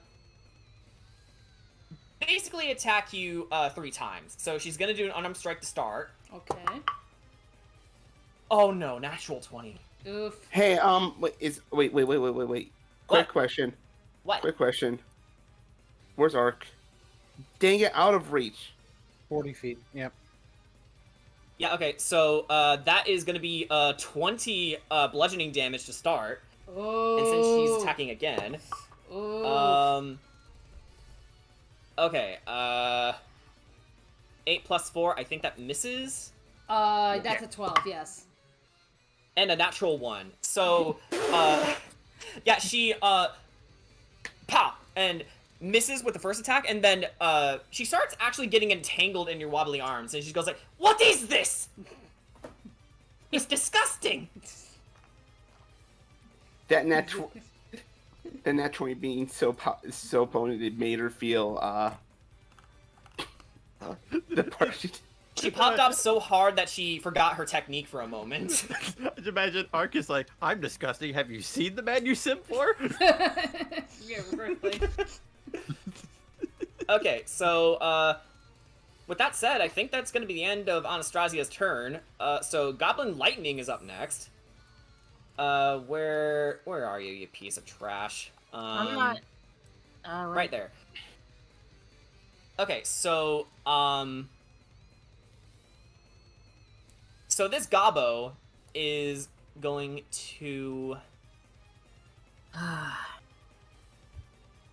take a few steps back, and then he's going to use a short bow on you, Suko. So that is going to be a +4 to hit. And I think that misses. 9 plus 4. That'd be 13. Yeah. Yeah. That misses. Yeah. So, yeah. So he draws his bow and completely whizzes past you. And in fact, it kind of hits the trunk of this tree right here, and so you hear a as it collides with the trunk. and that's going to be the end of Lightning's turn. Kira, Sugash, Finally, my turn. Yeah. I think we should let Okay. Kira go first. All right. Tia Fraley. Ah, taking flight. All right. Okay, so this is gonna sound weird, but I am going to spend a sorcery point for some safe casting on Jackie and on Kedrot. Let me do some arrangements real quick. Okay. It's shatter time. Shatter. And let me check the saving throw for that. It is a con save. Con, yes. So outside of Jackie and Kedrot, these guys right here. Yeah, so blue, skull, and green. Blue, skull, green, and yellow. And yeller. Okay. They have no modifiers for this, so this should be fun. Shouldn't this guy also? Which one? Oh, Kemble? Isn't he? No, he's out of range. How? Yeah, actually, let's check the range for Shatter real quick. Isn't it a radius? Because if Skull is within. Sphere. Oh, then Skull's the only one out of range. Really? Yeah, Skull's the only one out of range. Ah, okay. So it's just blue, green, and yellow then? No, it's blue, green, yellow. Blue, green, This Where's the center point? Yeah, where's the center point? Right here? It's right on top of Jackie. Oh, right okay, on top of Jackie. Okay. Okay. So yeah, that's why. That's Then why just blue, green, yellow, and Skull. Then okay. Yeah, that is I was presuming the center point was on top of Kira. Yeah. All right. So either way, they have no modifiers to their con save, so this should be fun. Okay, so blue rolled an 18. Okay, he makes it. 18, right? Yes, that's an 18. Okay, Skull rolled an 18. This is weird. Okay, that one makes it. Okay, finally. Green rolled an 8. Fail. And Yeller rolled a natural 20. Jesus Christ. Wait, that's... Wait, let me double check. Okay, so succeed, maybe? Succeed. Critical hit, never mind. Fail, succeed. Alright, so the ones that succeed take half this damage, and the one that fails take a full 3d8 thunder damage. Okay, go ahead and roll. And I'll have the damage when you say it. Ooh. What's up? Hey, why was 6 afraid of 7? Well, in this case, it's 7. Arson. It's 6, 7, 8. Did you actually roll 6, 7, 8? Yes, I rolled 6, 7, 8. Okay, 6. It's 21. 21. 21. So that's, I believe, okay, that it says 10.5. So round down 9 damage. Round down is 10 damage. Oh, okay, yeah. Sorry about that. Again, I'm not very mathematically. Okay, so 10 damage for the ones who succeeded, but Green takes the full brunt of it. And guess what? It doesn't matter because these fuckers are dead. Dead. Dead. Dead. And dead. Alright, now since I'm up in the air, I am going to move a little bit. Unfortunately, actually, wait. I have Sacred Flame. That's a bonus action. Dead. Blue is dead. Imagine being dead. Skull is also dead. Where's Skull? Skull's already off the map. Yeah. Skull is dead. Oh, you were looking on the initiative. Yeah, My bad. Yeah. I do have... and I have Sacred Flame. Wait, that's not a bonus. Wait, fuck. I keep mistaking it for Sacred Weapon. And, who else died real quick? Skull? No. Yeah, Skull, blue, yellow, and green. Green, thank you. Drake I knew I was died a forgetting little bit somebody. inside when he lost his scimitar. Yeah. Hey, But it doesn't how you count. Oh, doing? by the way, I'm doing I have just to designate a point 5 feet within 5 feet of him for it to land. So it's going to land here, just right next to Ricky. I will designate this with a wild dog sprite. Alright. Wild Alrighty. dog sprite. Alright, I will like to Actually- mention. That Sorry, is a go ahead. scimitar. So I'm going to make a note that I am 30 feet up in the air. I need to mark Yeah. myself. Yeah. And Question. I have a point to make here. Question. Huh? How far did you travel across? I didn't travel much far across. Because going up still counts as movement. You move 15 feet that way, you're not 30. Yes. Yeah, but you can 15 move feet. diagonally upwards. You can move diagonally upwards. So It's it still just wibbly-wobbly. simplifies things. Okay. It simplifies things to be able to move diagonally upwards. Yeah, I do agree with that to a point. So, you said you were gonna mark yourself with flight? Yeah, I'm trying to mark myself with play. Well, let me. Hang on. Let me help you out. There you go. Thank you. And anything else that you can do, or? That's all I can do for now. All right, Sugash, what doing? Okay. So, unfortunately, I'm still faster on the ground than I am in the air. And I actually will need all my movement speed for this jank-ass bullshit. Alrighty. So, we're going to move here. I'll take an opportunity attack from Skull and Crossbones. All right. So that is gonna be a natural 1. So that's a miss. So he saw you that you were making your way over this way, and completely whiffs the attack. That's very unfortunate because watch out! Oh. So we got 4 guys. We got Wavy Davy, we've got Heart Boy, we've got Skull and Crossbones, and we've got Orang, who all need to make dex saves. Okay, dex saves, got it.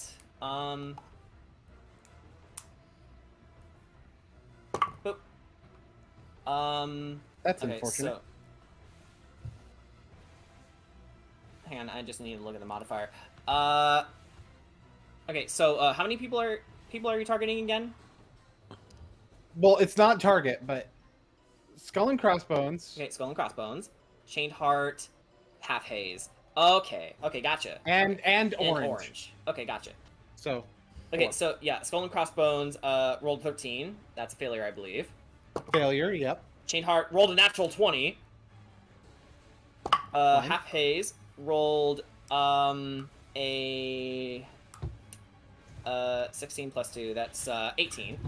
That passes. And Orange rolled a 10. That fails. So now let's see how much damage is full damage. Because it's 2d10. 11 is full damage. Mm-hmm. So that means half damage is 5. Okay.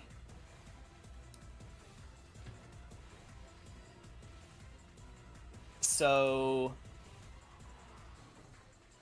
Dead. I believe Half Haze failed, right? It was either Half Haze or Skull and Crossbones that failed. One of the two. Dead.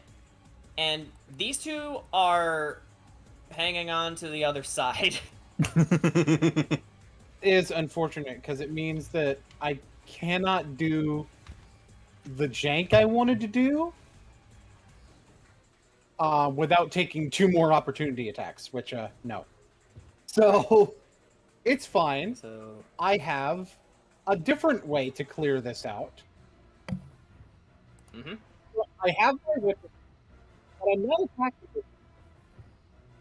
I need to know if these guys are wearing metal armor. They are not. Okay. Is there weapons metal though? That it doesn't say anything about metal weapons. No. Okay. It is just metal armor. So. Where's Skull and Crossbones? So Chained Heart. I'm gonna unarmed strike Chained Heart. Mm-hmm. I believe a 21 will hit. Yes. Go ahead and roll damage. Here's the deal. I'm about to roll a d6 and a d4, and my damage is +5. Do I even need to bother rolling this? No. Because the minimum I'm gonna do is 7. No. It's gone. Half Haze is taking my extra attack. Yeah. Does a 23 hit? Yes. And Half Haze, just like its friend, is gone. Boop. I assume that the fact that damage is even being dealt means it's dead. It's 7 damage minimum. Yeah, So... goblins have very piddly HP. Mm-hmm. Unfortunately, I couldn't get the ones that were actually in my way for the thing I wanted to do, but that's okay. If this person is still alive, I can do the funny thing next turn. So, however, that is going to be the end of my turn. My AC is 19. Alright. But with that in mind,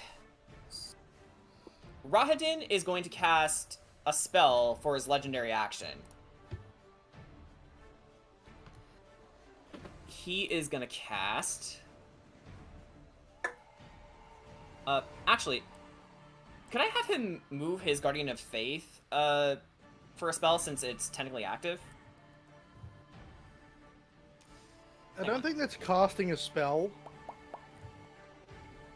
Hold on, let me double check. Let me double check how Guardian of Faith works, okay? How much duration on combat space? It does not move. Guardian of Faith does not move. It hovers over an unoccupied space. Okay, yeah. And the Guardian, there. Okay. Yeah, Okay. All I wanted to know. I just wanted to cross that off the checklist. Yeah, there's no action to move it. Yeah. So. Yeah, I just wanted to cross it off the checklist. Okay, so you're talking to someone who's used it before. Trust me, Yeah, no worries. Nope. I know you sometimes need help with spells, so I figure I'd be able to tell you. Correction, I always need help with spells. That's my secret.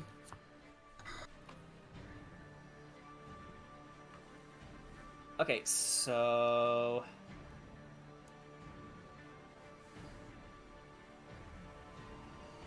Just need to... Okay.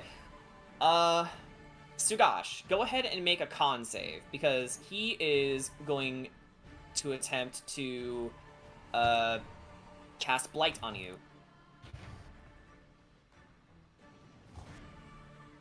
That's a nat 1. Oh no. Okay, so... Does that count as a critical hit? Critical no. failure. No. Absolutely not. I don't want to kill him. But even so... No, I'm asking if it counts as a critical hit because I still have Sentinels at Death's Door. Okay. This is way too many dice for me to roll.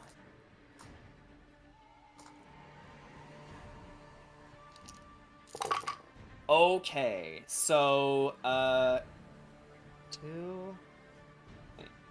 7... I need a calculator for this, bear with me. Math, our weakness. Well, my weakness, more so. Okay, I'm bad at math, too! This is... Okay, that's, Wait. That is the wrong fucking dice, sorry. There we go. Alright, so...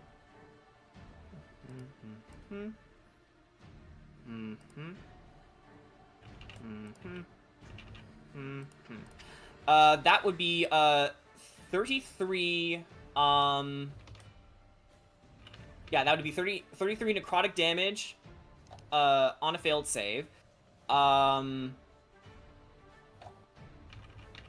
So, yeah, ow. How you looking on HP? I am well below half. Yeah, I'm pretty well below half. Yeah, so as Rahadin casts the spell on you, you feel a sickness going over you as your complexion begins to become a lot more pale, and you see over on the horizon Rahadin holding his hand out to you, and he is draining the vitality out of your body. So yeah, you just get damage from it, but yeah, you are looking very rough right now, Sugash. All right. So Goblin Pink is up next. Where is Goblin Pink? Okay. I don't think it can do much, but it does have a short bow. Just for the sake of brevity, we'll have this be the last turn for tonight. Okay, 18 to hit on a short bow against you, Suko.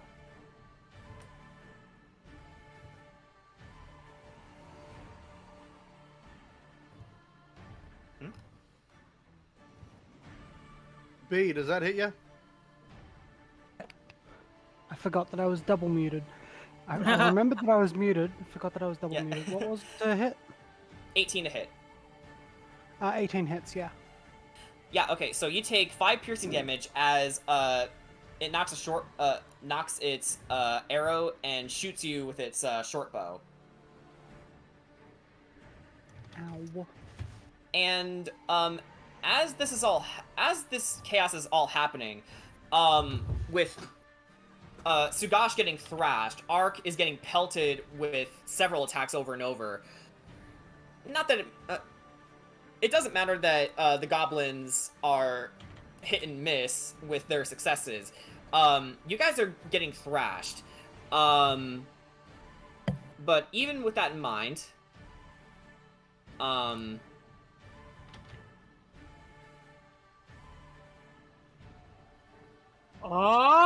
a young 17-year-old girl comes up from behind you all. She has a pale complexion, black hair, blood-red eyes, and she's wearing leather armor, red clothing, and carrying a scimitar on her hip. She looks to you all and shouts, "Everyone! Join hands and form a circle! Come to me!" Yes, Kira, it's me. You have a lot of explaining to do after this. Everyone, I will say that you are all able to run back. Okay. So, as you dodge all their blows, and they advance towards you, Anastasia shouts, "You cannot escape us!" As Arissa joins everyone's hands together to plane shift you all out of here. Oh, we got plane shift. Well, we're all dead. I meant We're dead forever. Plane shift. I've been dead for most of my life. Hey, I could just picture Ricky just like freaking flipping Roddy off as they plane shift. So I'll be back for you next time. Yeah. Did you say plane shift? Yeah. And as Anastasia barks orders for everyone to find the Terror Cord immediately, Arissa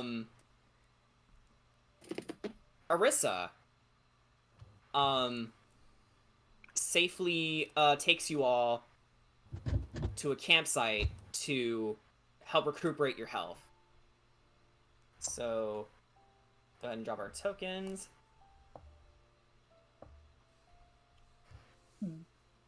So yeah, you guys are out of combat. I need to do the thing again. Hammond, that wasn't normal magic. It's not normal magic. And even though Kira is glad that Orisa just saved their life. However, I'm pretty sure Orisa knows that needs a lot of explaining to do. She certainly does. And Orisa sits down with you all, and against your better judgment, you did follow her into the campsite. Question: who would like to make an Arcana check? May I as well? I have one as well. Okay, Jackie, JJ, and Corey, put your results in the rolls chat. Yep. What the fuck? Why doesn't it let me drop my fucking token? Oh yeah, maths. There we go. Hang on, I gotcha. Thank you. Why is it? I don't understand why it's not working for you. It should. I don't know either. Marissa, I want an explanation. Okay. Okay, so JJ, you immediately notice and point out to Corey and Jackie. You may have to get Jackie's attention a little bit to notice, but you see Orisa is wearing a peculiar amulet around her neck, one that bears the crest of the Eagles of Shadow. Oh, wait a second. Yes. Tell me. Right now, Ricky would rather stab you and ask questions later, but why are you wearing that? I would like to know as well, Orisa. It was what I was born to do. Why didn't you not tell me? You're supposed to. She looks over to you, Kira, and says, "Because I had hoped this day would never come, but it did." Orisa, he's been me 3 times now. He is invading my nightmares. He's killed Taka. He killed Xavier. And you are now... JJ throws a ball bearing at her. She catches it and says, "I know! Okay? Not Orisa. Oh? At Kira. Oh, Kira, okay. Sorry about that. But even so, Orisa shouts, "I know! I know. Did you think I wanted those things to happen? Did you think I wanted to see Xavier die? Did you think I wanted to did you think I wanted to run away from you? No. I just want to ask a question, and please be honest, because I can't take any more of this. Did he force you to do this? Please give me, for the love of Bahamut, please give me an honest answer." Hey, Kedra quickly grabs Kira by the shoulder. Please. There's enough tension as there is. She looks over at Kedra. There's just tears just running down her face. We'll get our answers. But right now, I think we all need to catch a breath. Kedra, did you roll Arcana as well? No. No, sorry, I don't know why I said Kedra. Sugash. Should I? No, they're talking about health. Oh, okay. Yeah, we're talking about the fact that it makes Sorry, sense I got for confused. Sugash to just be on his back in recovery mode. Got because it. Okay. Yeah. He has the second lowest health remaining, and it happened all at once. Wait, hold on. Okay, so let's get back to the story for a bit. Sorry to cut you off, but for the sake of brevity. Orisa looks at Kira and says, "No. I wasn't forced to. It was my orders when I was born. It was the orders given to me when I was born. By my father, Lord Strahd." She's trying to calm down. Okay. Your father? You're a Dampier. She exposes her lips and shows you that she does indeed have pointed canine teeth. Interesting. Yeah, I don't like that one bit. Do you still follow his orders? Not the ones that so much directly harm you, but in terms of spying on you, keeping watch, and general recon stuff and reporting back to my superiors. Yes, I do follow his orders. Spy work.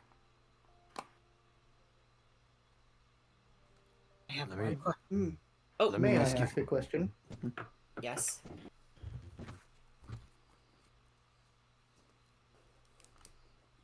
How many times during your life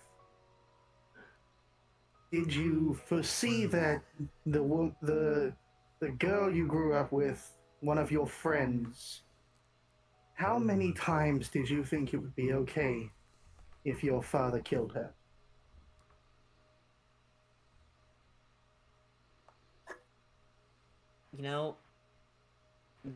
There were many nights I cried myself to sleep thinking of that very scenario.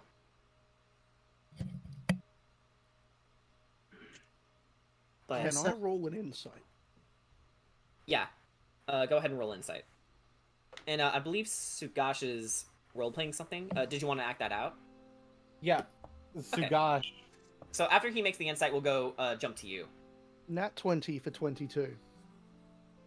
Arissa is being honest as she can be. Her timidity, at first seemed like a natural part of her, but now you get the sense that she's trying to keep a lot of things on the down low. Including her motivations, whether it's it's for good or ill. But for this moment, she seems honest. As far as I can tell, you're not lying to us. However, I'll offer you this one warning. I can convince Ricky to not attack somebody only a very few times.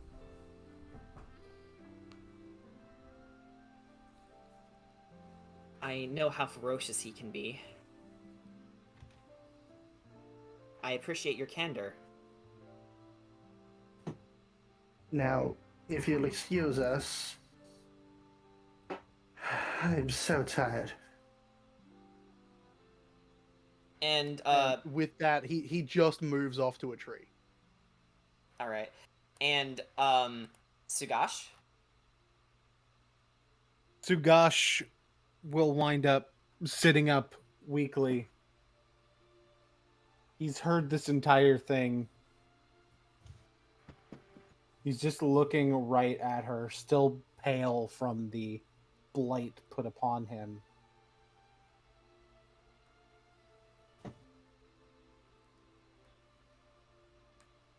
And he just looks right at her.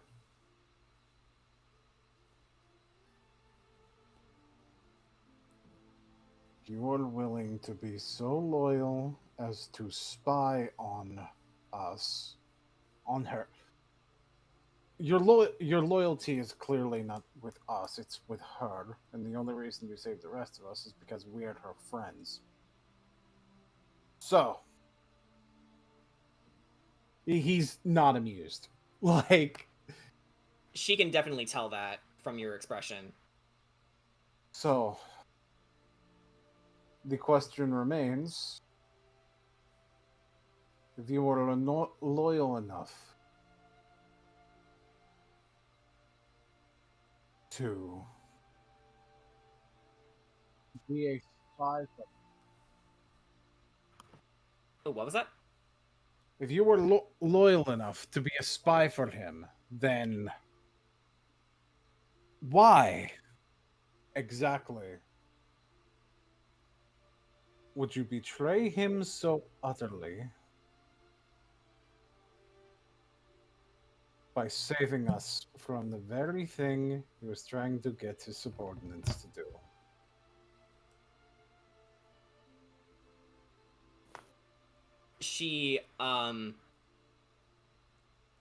takes a moment to catch her breath, and she says, when you all first arrived in Daggerford, and you traveled with the Vistani to that stretch of woods, my mission was indeed to bring in Kira alive. Whatever happens to you, happens to you. But then when you arrived to Barovia, when I saw all the amazing things that you achieved together, I knew that she thinks very highly of all of you, and she means a lot to you as well, whether you care to admit it or not. And I think back to all the things Father did to everyone in Barovia. She looks at Suko. Of all the stories I heard, the pain, the corruption, the suffering, I knew I couldn't stomach it anymore. I won't bury Kira too.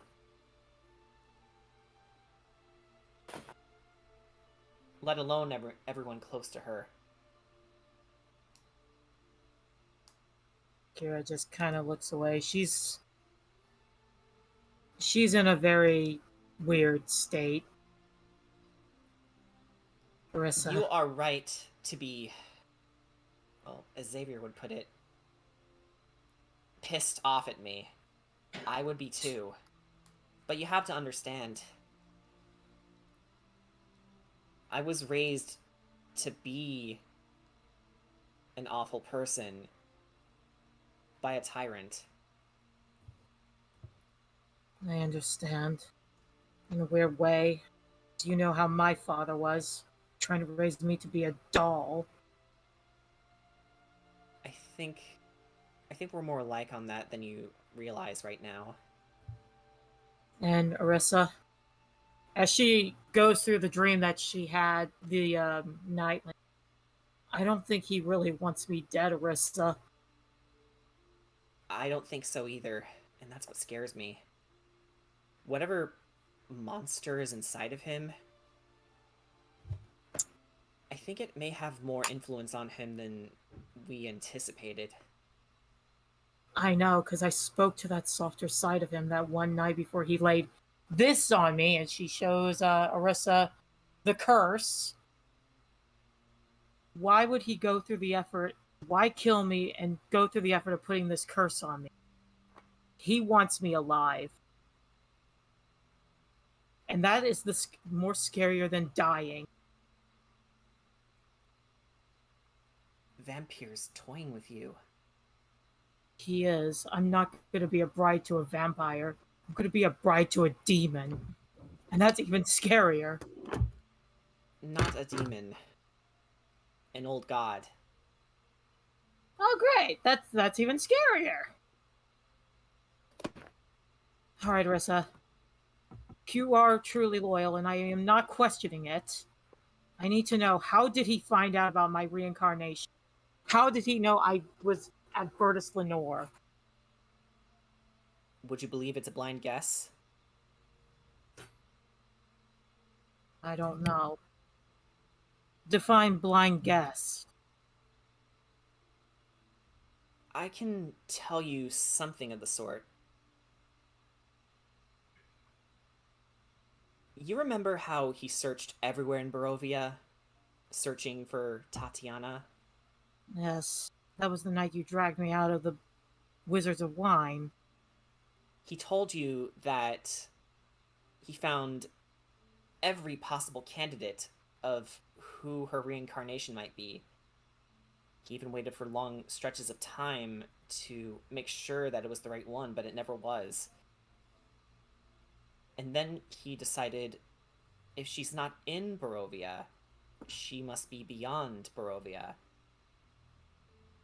And using all the resources at his disposal, magic in the form of divination spells, I think he might have traced Sergei's soul to Bertus Lenore. Because unlike you, he didn't attach himself to a body. At least not until he sacrificed himself to revive Taka.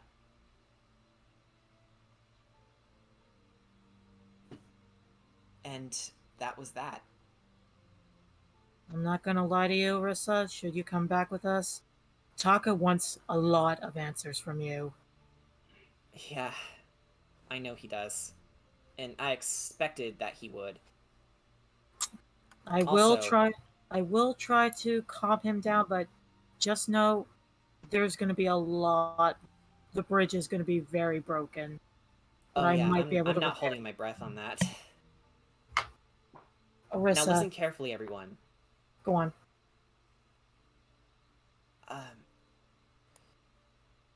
Rahadin did lie about Casimir's fate. He's alive but severely wounded. And Jackie Gord, right? Is that your name? Mm-hmm. Your friend, Paula, is gone. She's been taken by the Wild Hunt. They raided the Bastani camp, trying to search for your allies. The Bastani who helped you. The ones you saved recently. Oh. I know where they took the kidnapped prisoners. She slams her staff down. Tell me. They call it the Den of the Wild Hunt. It's just west, up the hill past the town of Kretsk. But they know their scouts have all died by your hands around Van Richten's tower, so they'll be expecting you. Luckily, they don't have your scent, let alone a description, so they won't be able to recognize you. I suggest you move quickly. The caravan was on their way over there when they found you all. The Belmondo ruins just happened to be on the pathway. Perhaps you'll find Mimi there. Perhaps. Even I don't know where they kept her. They never share that many secrets with me, let alone Mother. Sounds to me, despite how loyal you were to them, they weren't so loyal to you. Who is your mother? You know. She was about to say it, but then she says, My mother goes by many names. And she blinks a bit, like, I'm sorry, I can't say it. Arissa, please, no more secrets. I can't take it anymore. I'm not trying to keep secrets from you. My mother has many names. As much as I wish we could have answers, and I admit I am also a bit pissed off, I feel as though Is this the first time Corey cursed, by the way? No. She's done it occasionally. Oh, right. Okay. Sorry about that. You know, Mimi gasped that. Yeah, continue, Corey. I feel that she isn't telling us... She isn't intentionally not telling us answers. I feel like she can't tell us answers at the moment. Suko, I want you to go ahead and make an Arcana check to determine what's happening. Alright. Arcana.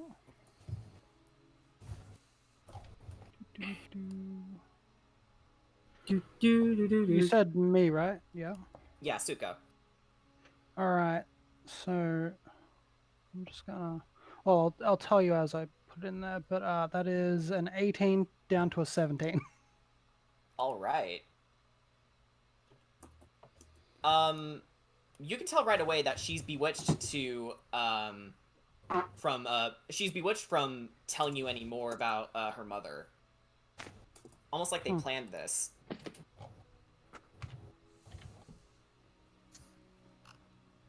Odd.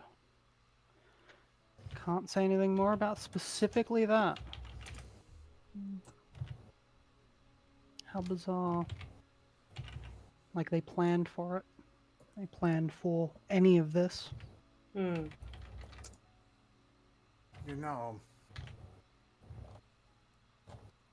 if I were like half of the other guys in the Hand of Tyr, you'd probably be dead right now. I don't doubt that. He shrugs. Luckily for you, I happen to believe in the capability of someone to redeem themselves a lot more than them.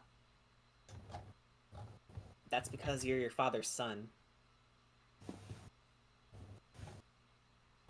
And I know he'd be proud of you.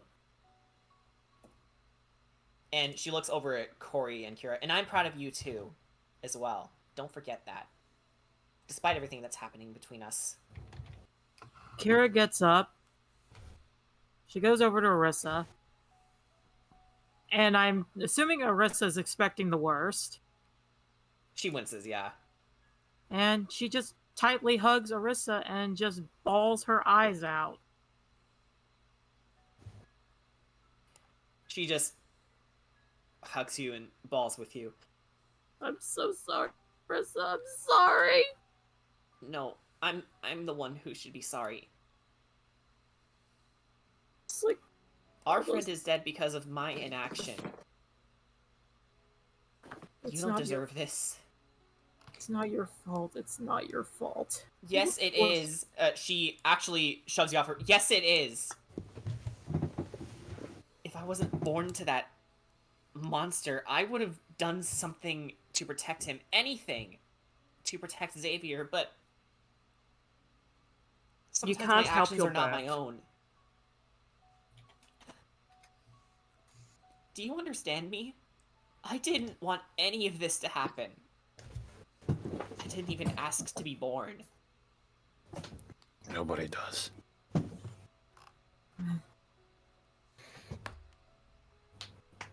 You still remember those dolls you had? The ones I gave you? Yeah. They were my favorites. How we used to play oubliettes and salamanders?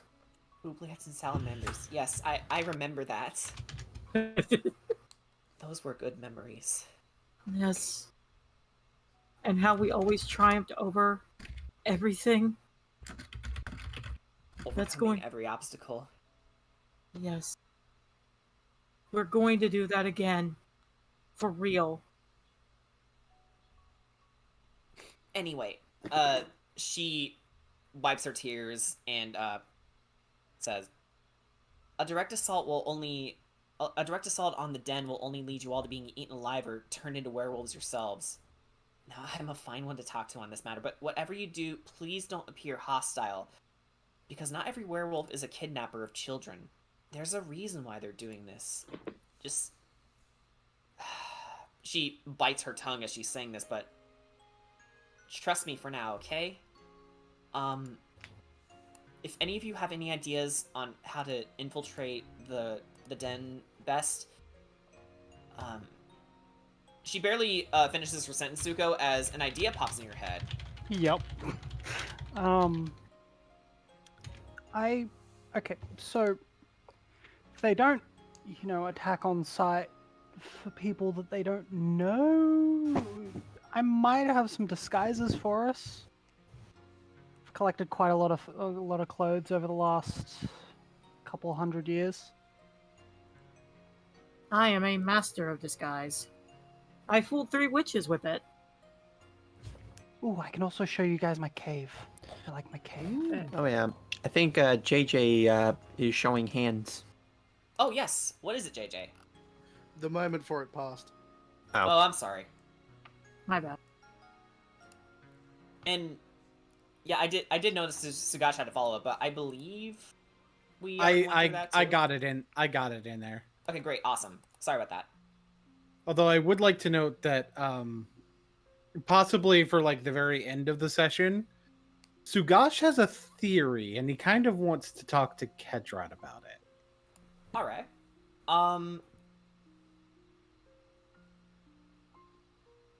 I have a silly question. What's up? Granted, I'm asking this out of character, but what? That's fine. No, I'm gonna ask this in character. Hey, so they're out looking for sense. They don't recognize all of us. They wouldn't recognize all of us, correct? That's right. They haven't caught your scent because that was their scouting party that you killed. None of their higher-ups went on that trip with them. It was just a routine scan for runaways. People they thought, kids they thought they could use for bettering Strahd's army, as I dread to say. I may also have another idea how we can get in. Outside of the disguise things, because I did hear one of them say scouting for not just a kidnapping party, but also a hunting party. So in disguise, we could bring in some deer or whatever and act like we were just doing a hunting trip. As I recall, they have been getting bombarded by those wolf hunters, so they would greatly appreciate the food. Suko, I believe you had disguises for them? Yes, what are you I've thinking? got plenty of disguises. Well, we could sneak in there under the guise of being someone other than the somewhat well-known group of you. I don't really know how that'll go, but once inside, there might be a safe bet on one of them being someone we can talk to. An old, not really friend of mine, but the wife of a previous alpha. She didn't seem all the way aligned with it. She might be useful. I'm not sure. It's been a while. Well, I do trust you all to figure it out. I mean, you survived an entire platoon just now. Barely. If you can handle that, you can handle this. Only with your help. I can't help you. I actually I mean about surviving the platoon. Oh, right. Well, I do have to report back to my master. They're probably waiting in, Valaki for me. Before she goes, Kedrat's actually going to walk up to her, put a hand on her shoulder to get her attention. She stops and just shoots you a glance. Orisa, you may say you regret your birth, but right now, you need to walk a path where you do not regret your life. That seems like a tough road to walk on now, considering I destroyed my friendship. No road is ever easy. If it was, I'm sure we'd all reach the answers that we want. She looks at you and hugs you. And Kedrat just hugs her back. Your life is still going, Orisa. It doesn't matter what orders that you are given. At the end of the day, the path your life goes on.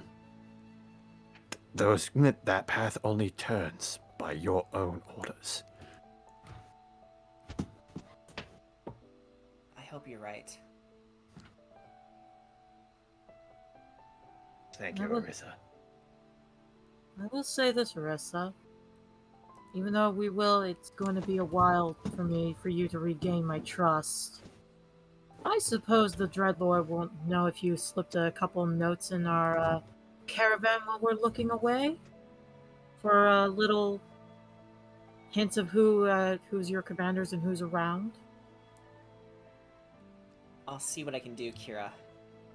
Goodbye, and tell Taka I'm sorry. Well, but he's probably going to be in a flaming mad. You know how hot-headed he gets. Yeah, I do. He was always so passionate about you. He still is. I should get a scroll of calm emotions first. I think it's going to take more than that for you. You know how he gets. Yes.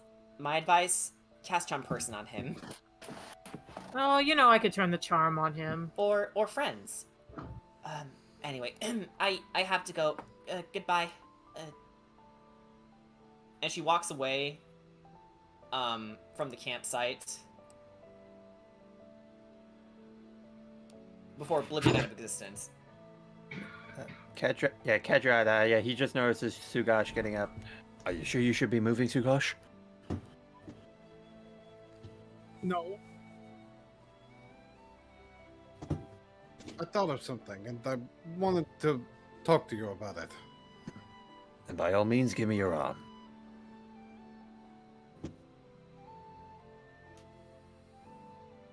He'll offer up his arm. Yeah, Kedra just puts around his shoulder, kind of like acting as a crutch for him. So we're just gonna head over this way. Yep.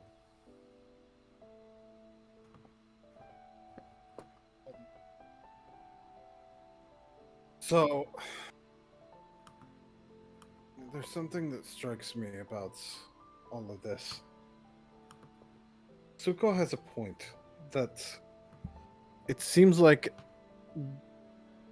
that if they're specifically making it so that she cannot share information in regards to her mother, then the identity of her mother is important, right? That would make sense.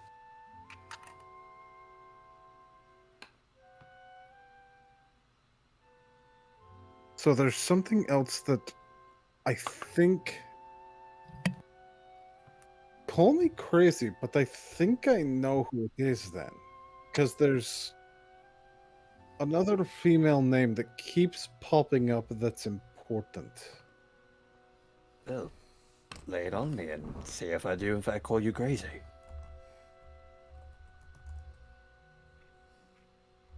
Baba Lysaga.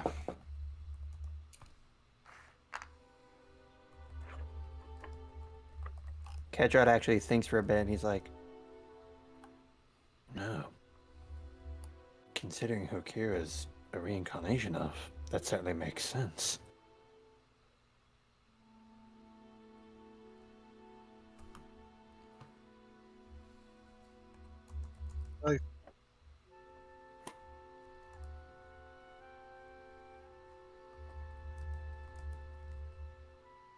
And it's entirely possible that the reason they wouldn't want us to know that is it could indicate to us that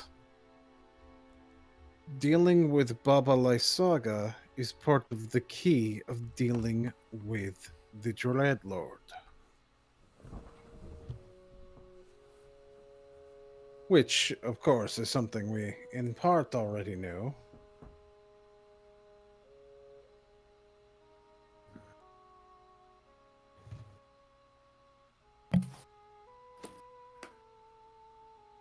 But perhaps perhaps the importance of dealing with Baba Lysaga is even greater than we thought it was.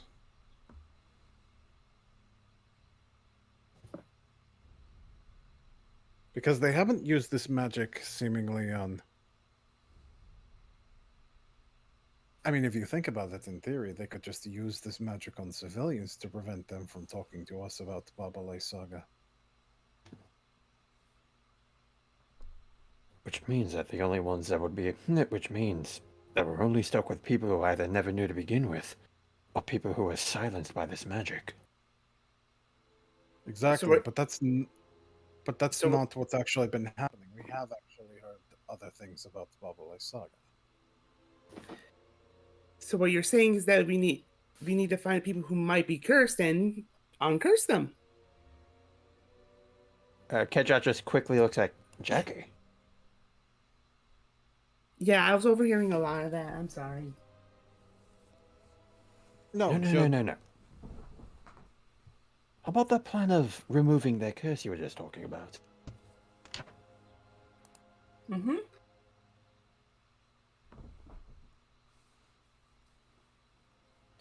Well, you see, That sounds like magic that could be possibly removed. Spell. Sure. After all, any good remove curse could remove any good curse. You know. That it could. I know Kira has it. It's possible this Mimi character also has it. She does. I know for the fact that Mimi has it. And between you and me, I have it too.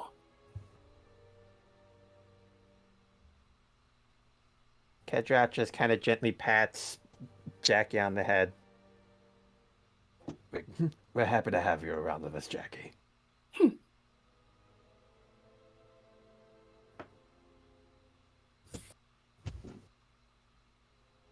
So, as you present your theories, and as Suko prepares to lead you back to her cave, that she seems rather excited to show you. And as you all recuperate from a long and hard battle, I think we're going to pick this up next time. Woo! Actually, Curse of Strahd won't be for a long time. In fact, we won't be playing again until January 28th. But our next game in general on Spiffy Needle Geeks is something under JJ's itinerary. Which is gonna scare me.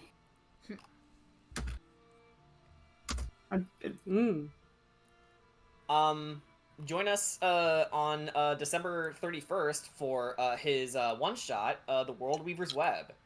So that should be fun. Do we Well, January? Come on. Or it's January 1st if you're in Australia. Wow. Yeah. Amazing. Oh. Come one, come all to the Yes. World Weaver's Web. Everyone's favorite game show. And Yeah. deep Let's within just hope the host likes you. and the host is Hoopa. No! No! By the way, Arissa was fucking Hoopa Hoopa. this entire time! Ruins Not everything. equate me to that thing. First and your foremost, world is created. first of all, we already had someone play shift this session. If anybody's fucking Hoopa, I was just saying, Arissa's been Hoopa the entire time! Oh my god, she did was tell Hoopa us the to get entire into a time. ring. How did I not know this? I'm the DM. She did tell us to get into by the way, a circle. by the way, so- by the way, the Beans. Thank you for playing with us tonight. I hope. No worries. I enjoyed it. Yeah, and this is not going to be the last game we have with her either, because we just got Suko's story started. So, again, our next Curse of Strahd game is going to be on January 28th. So mark your calendars, folks. After World Weaver's Web on December 31st, so New Year's Eve for us filthy Americans. We will have Ravnica Trail of Dragons on January 14th. Yes. Yeah. So first of all, we got World Weaver's Web. Stay tuned for the best game show in the multiverse. And on January 14th, we deal with the aftermath of Connor Kamen's shenanigans. My uncle is dead. Wow. Yay! My uncle Wait. is sealed. My uncle is sealed One more away. shill from me before I have to disappear. Yeah, chill. Okay, so what's up? Next week, World Weaver's Web. Next. Beware, there is next week, next fortnight. Sorry. Yeah. Next fortnight, World Weaver's Web. Beware, there will be challenges. I hope you've been keeping up with all the random shit that I say in this channel. Oh, fuck. In this server. Because I have a lot of things based on the shit that I say. Oh dear. Nice. And for I think I those know of who the you trailer's gonna who be. haven't, you want to keep up with the lore of these games because I will be throwing questions about it at you. Oh. You know, There I'm will be really questions glad I'm... none of you will know the answer to, so don't worry. There will also be a variety of challenges. I hope you're ready for the kinds of dumb shit that I'm gonna throw at you. I'm not, but I'm ready for a good time. I'll say this now. Something I very much love doing is something I'm going to make you do a couple times. Oh. I mean, I'm just glad I'm playing a dumb character, so I've got an excuse. Okay, dumb character of high intelligence. Okay, so I'm gonna break this off pretty fast because I know some of us have to go to work. Work in the morning. Myself exactly. Bye bye. And yeah. God. Thank you guys for joining us in fucking Hoop Up. Yep. Bye bye. No, we're not actually.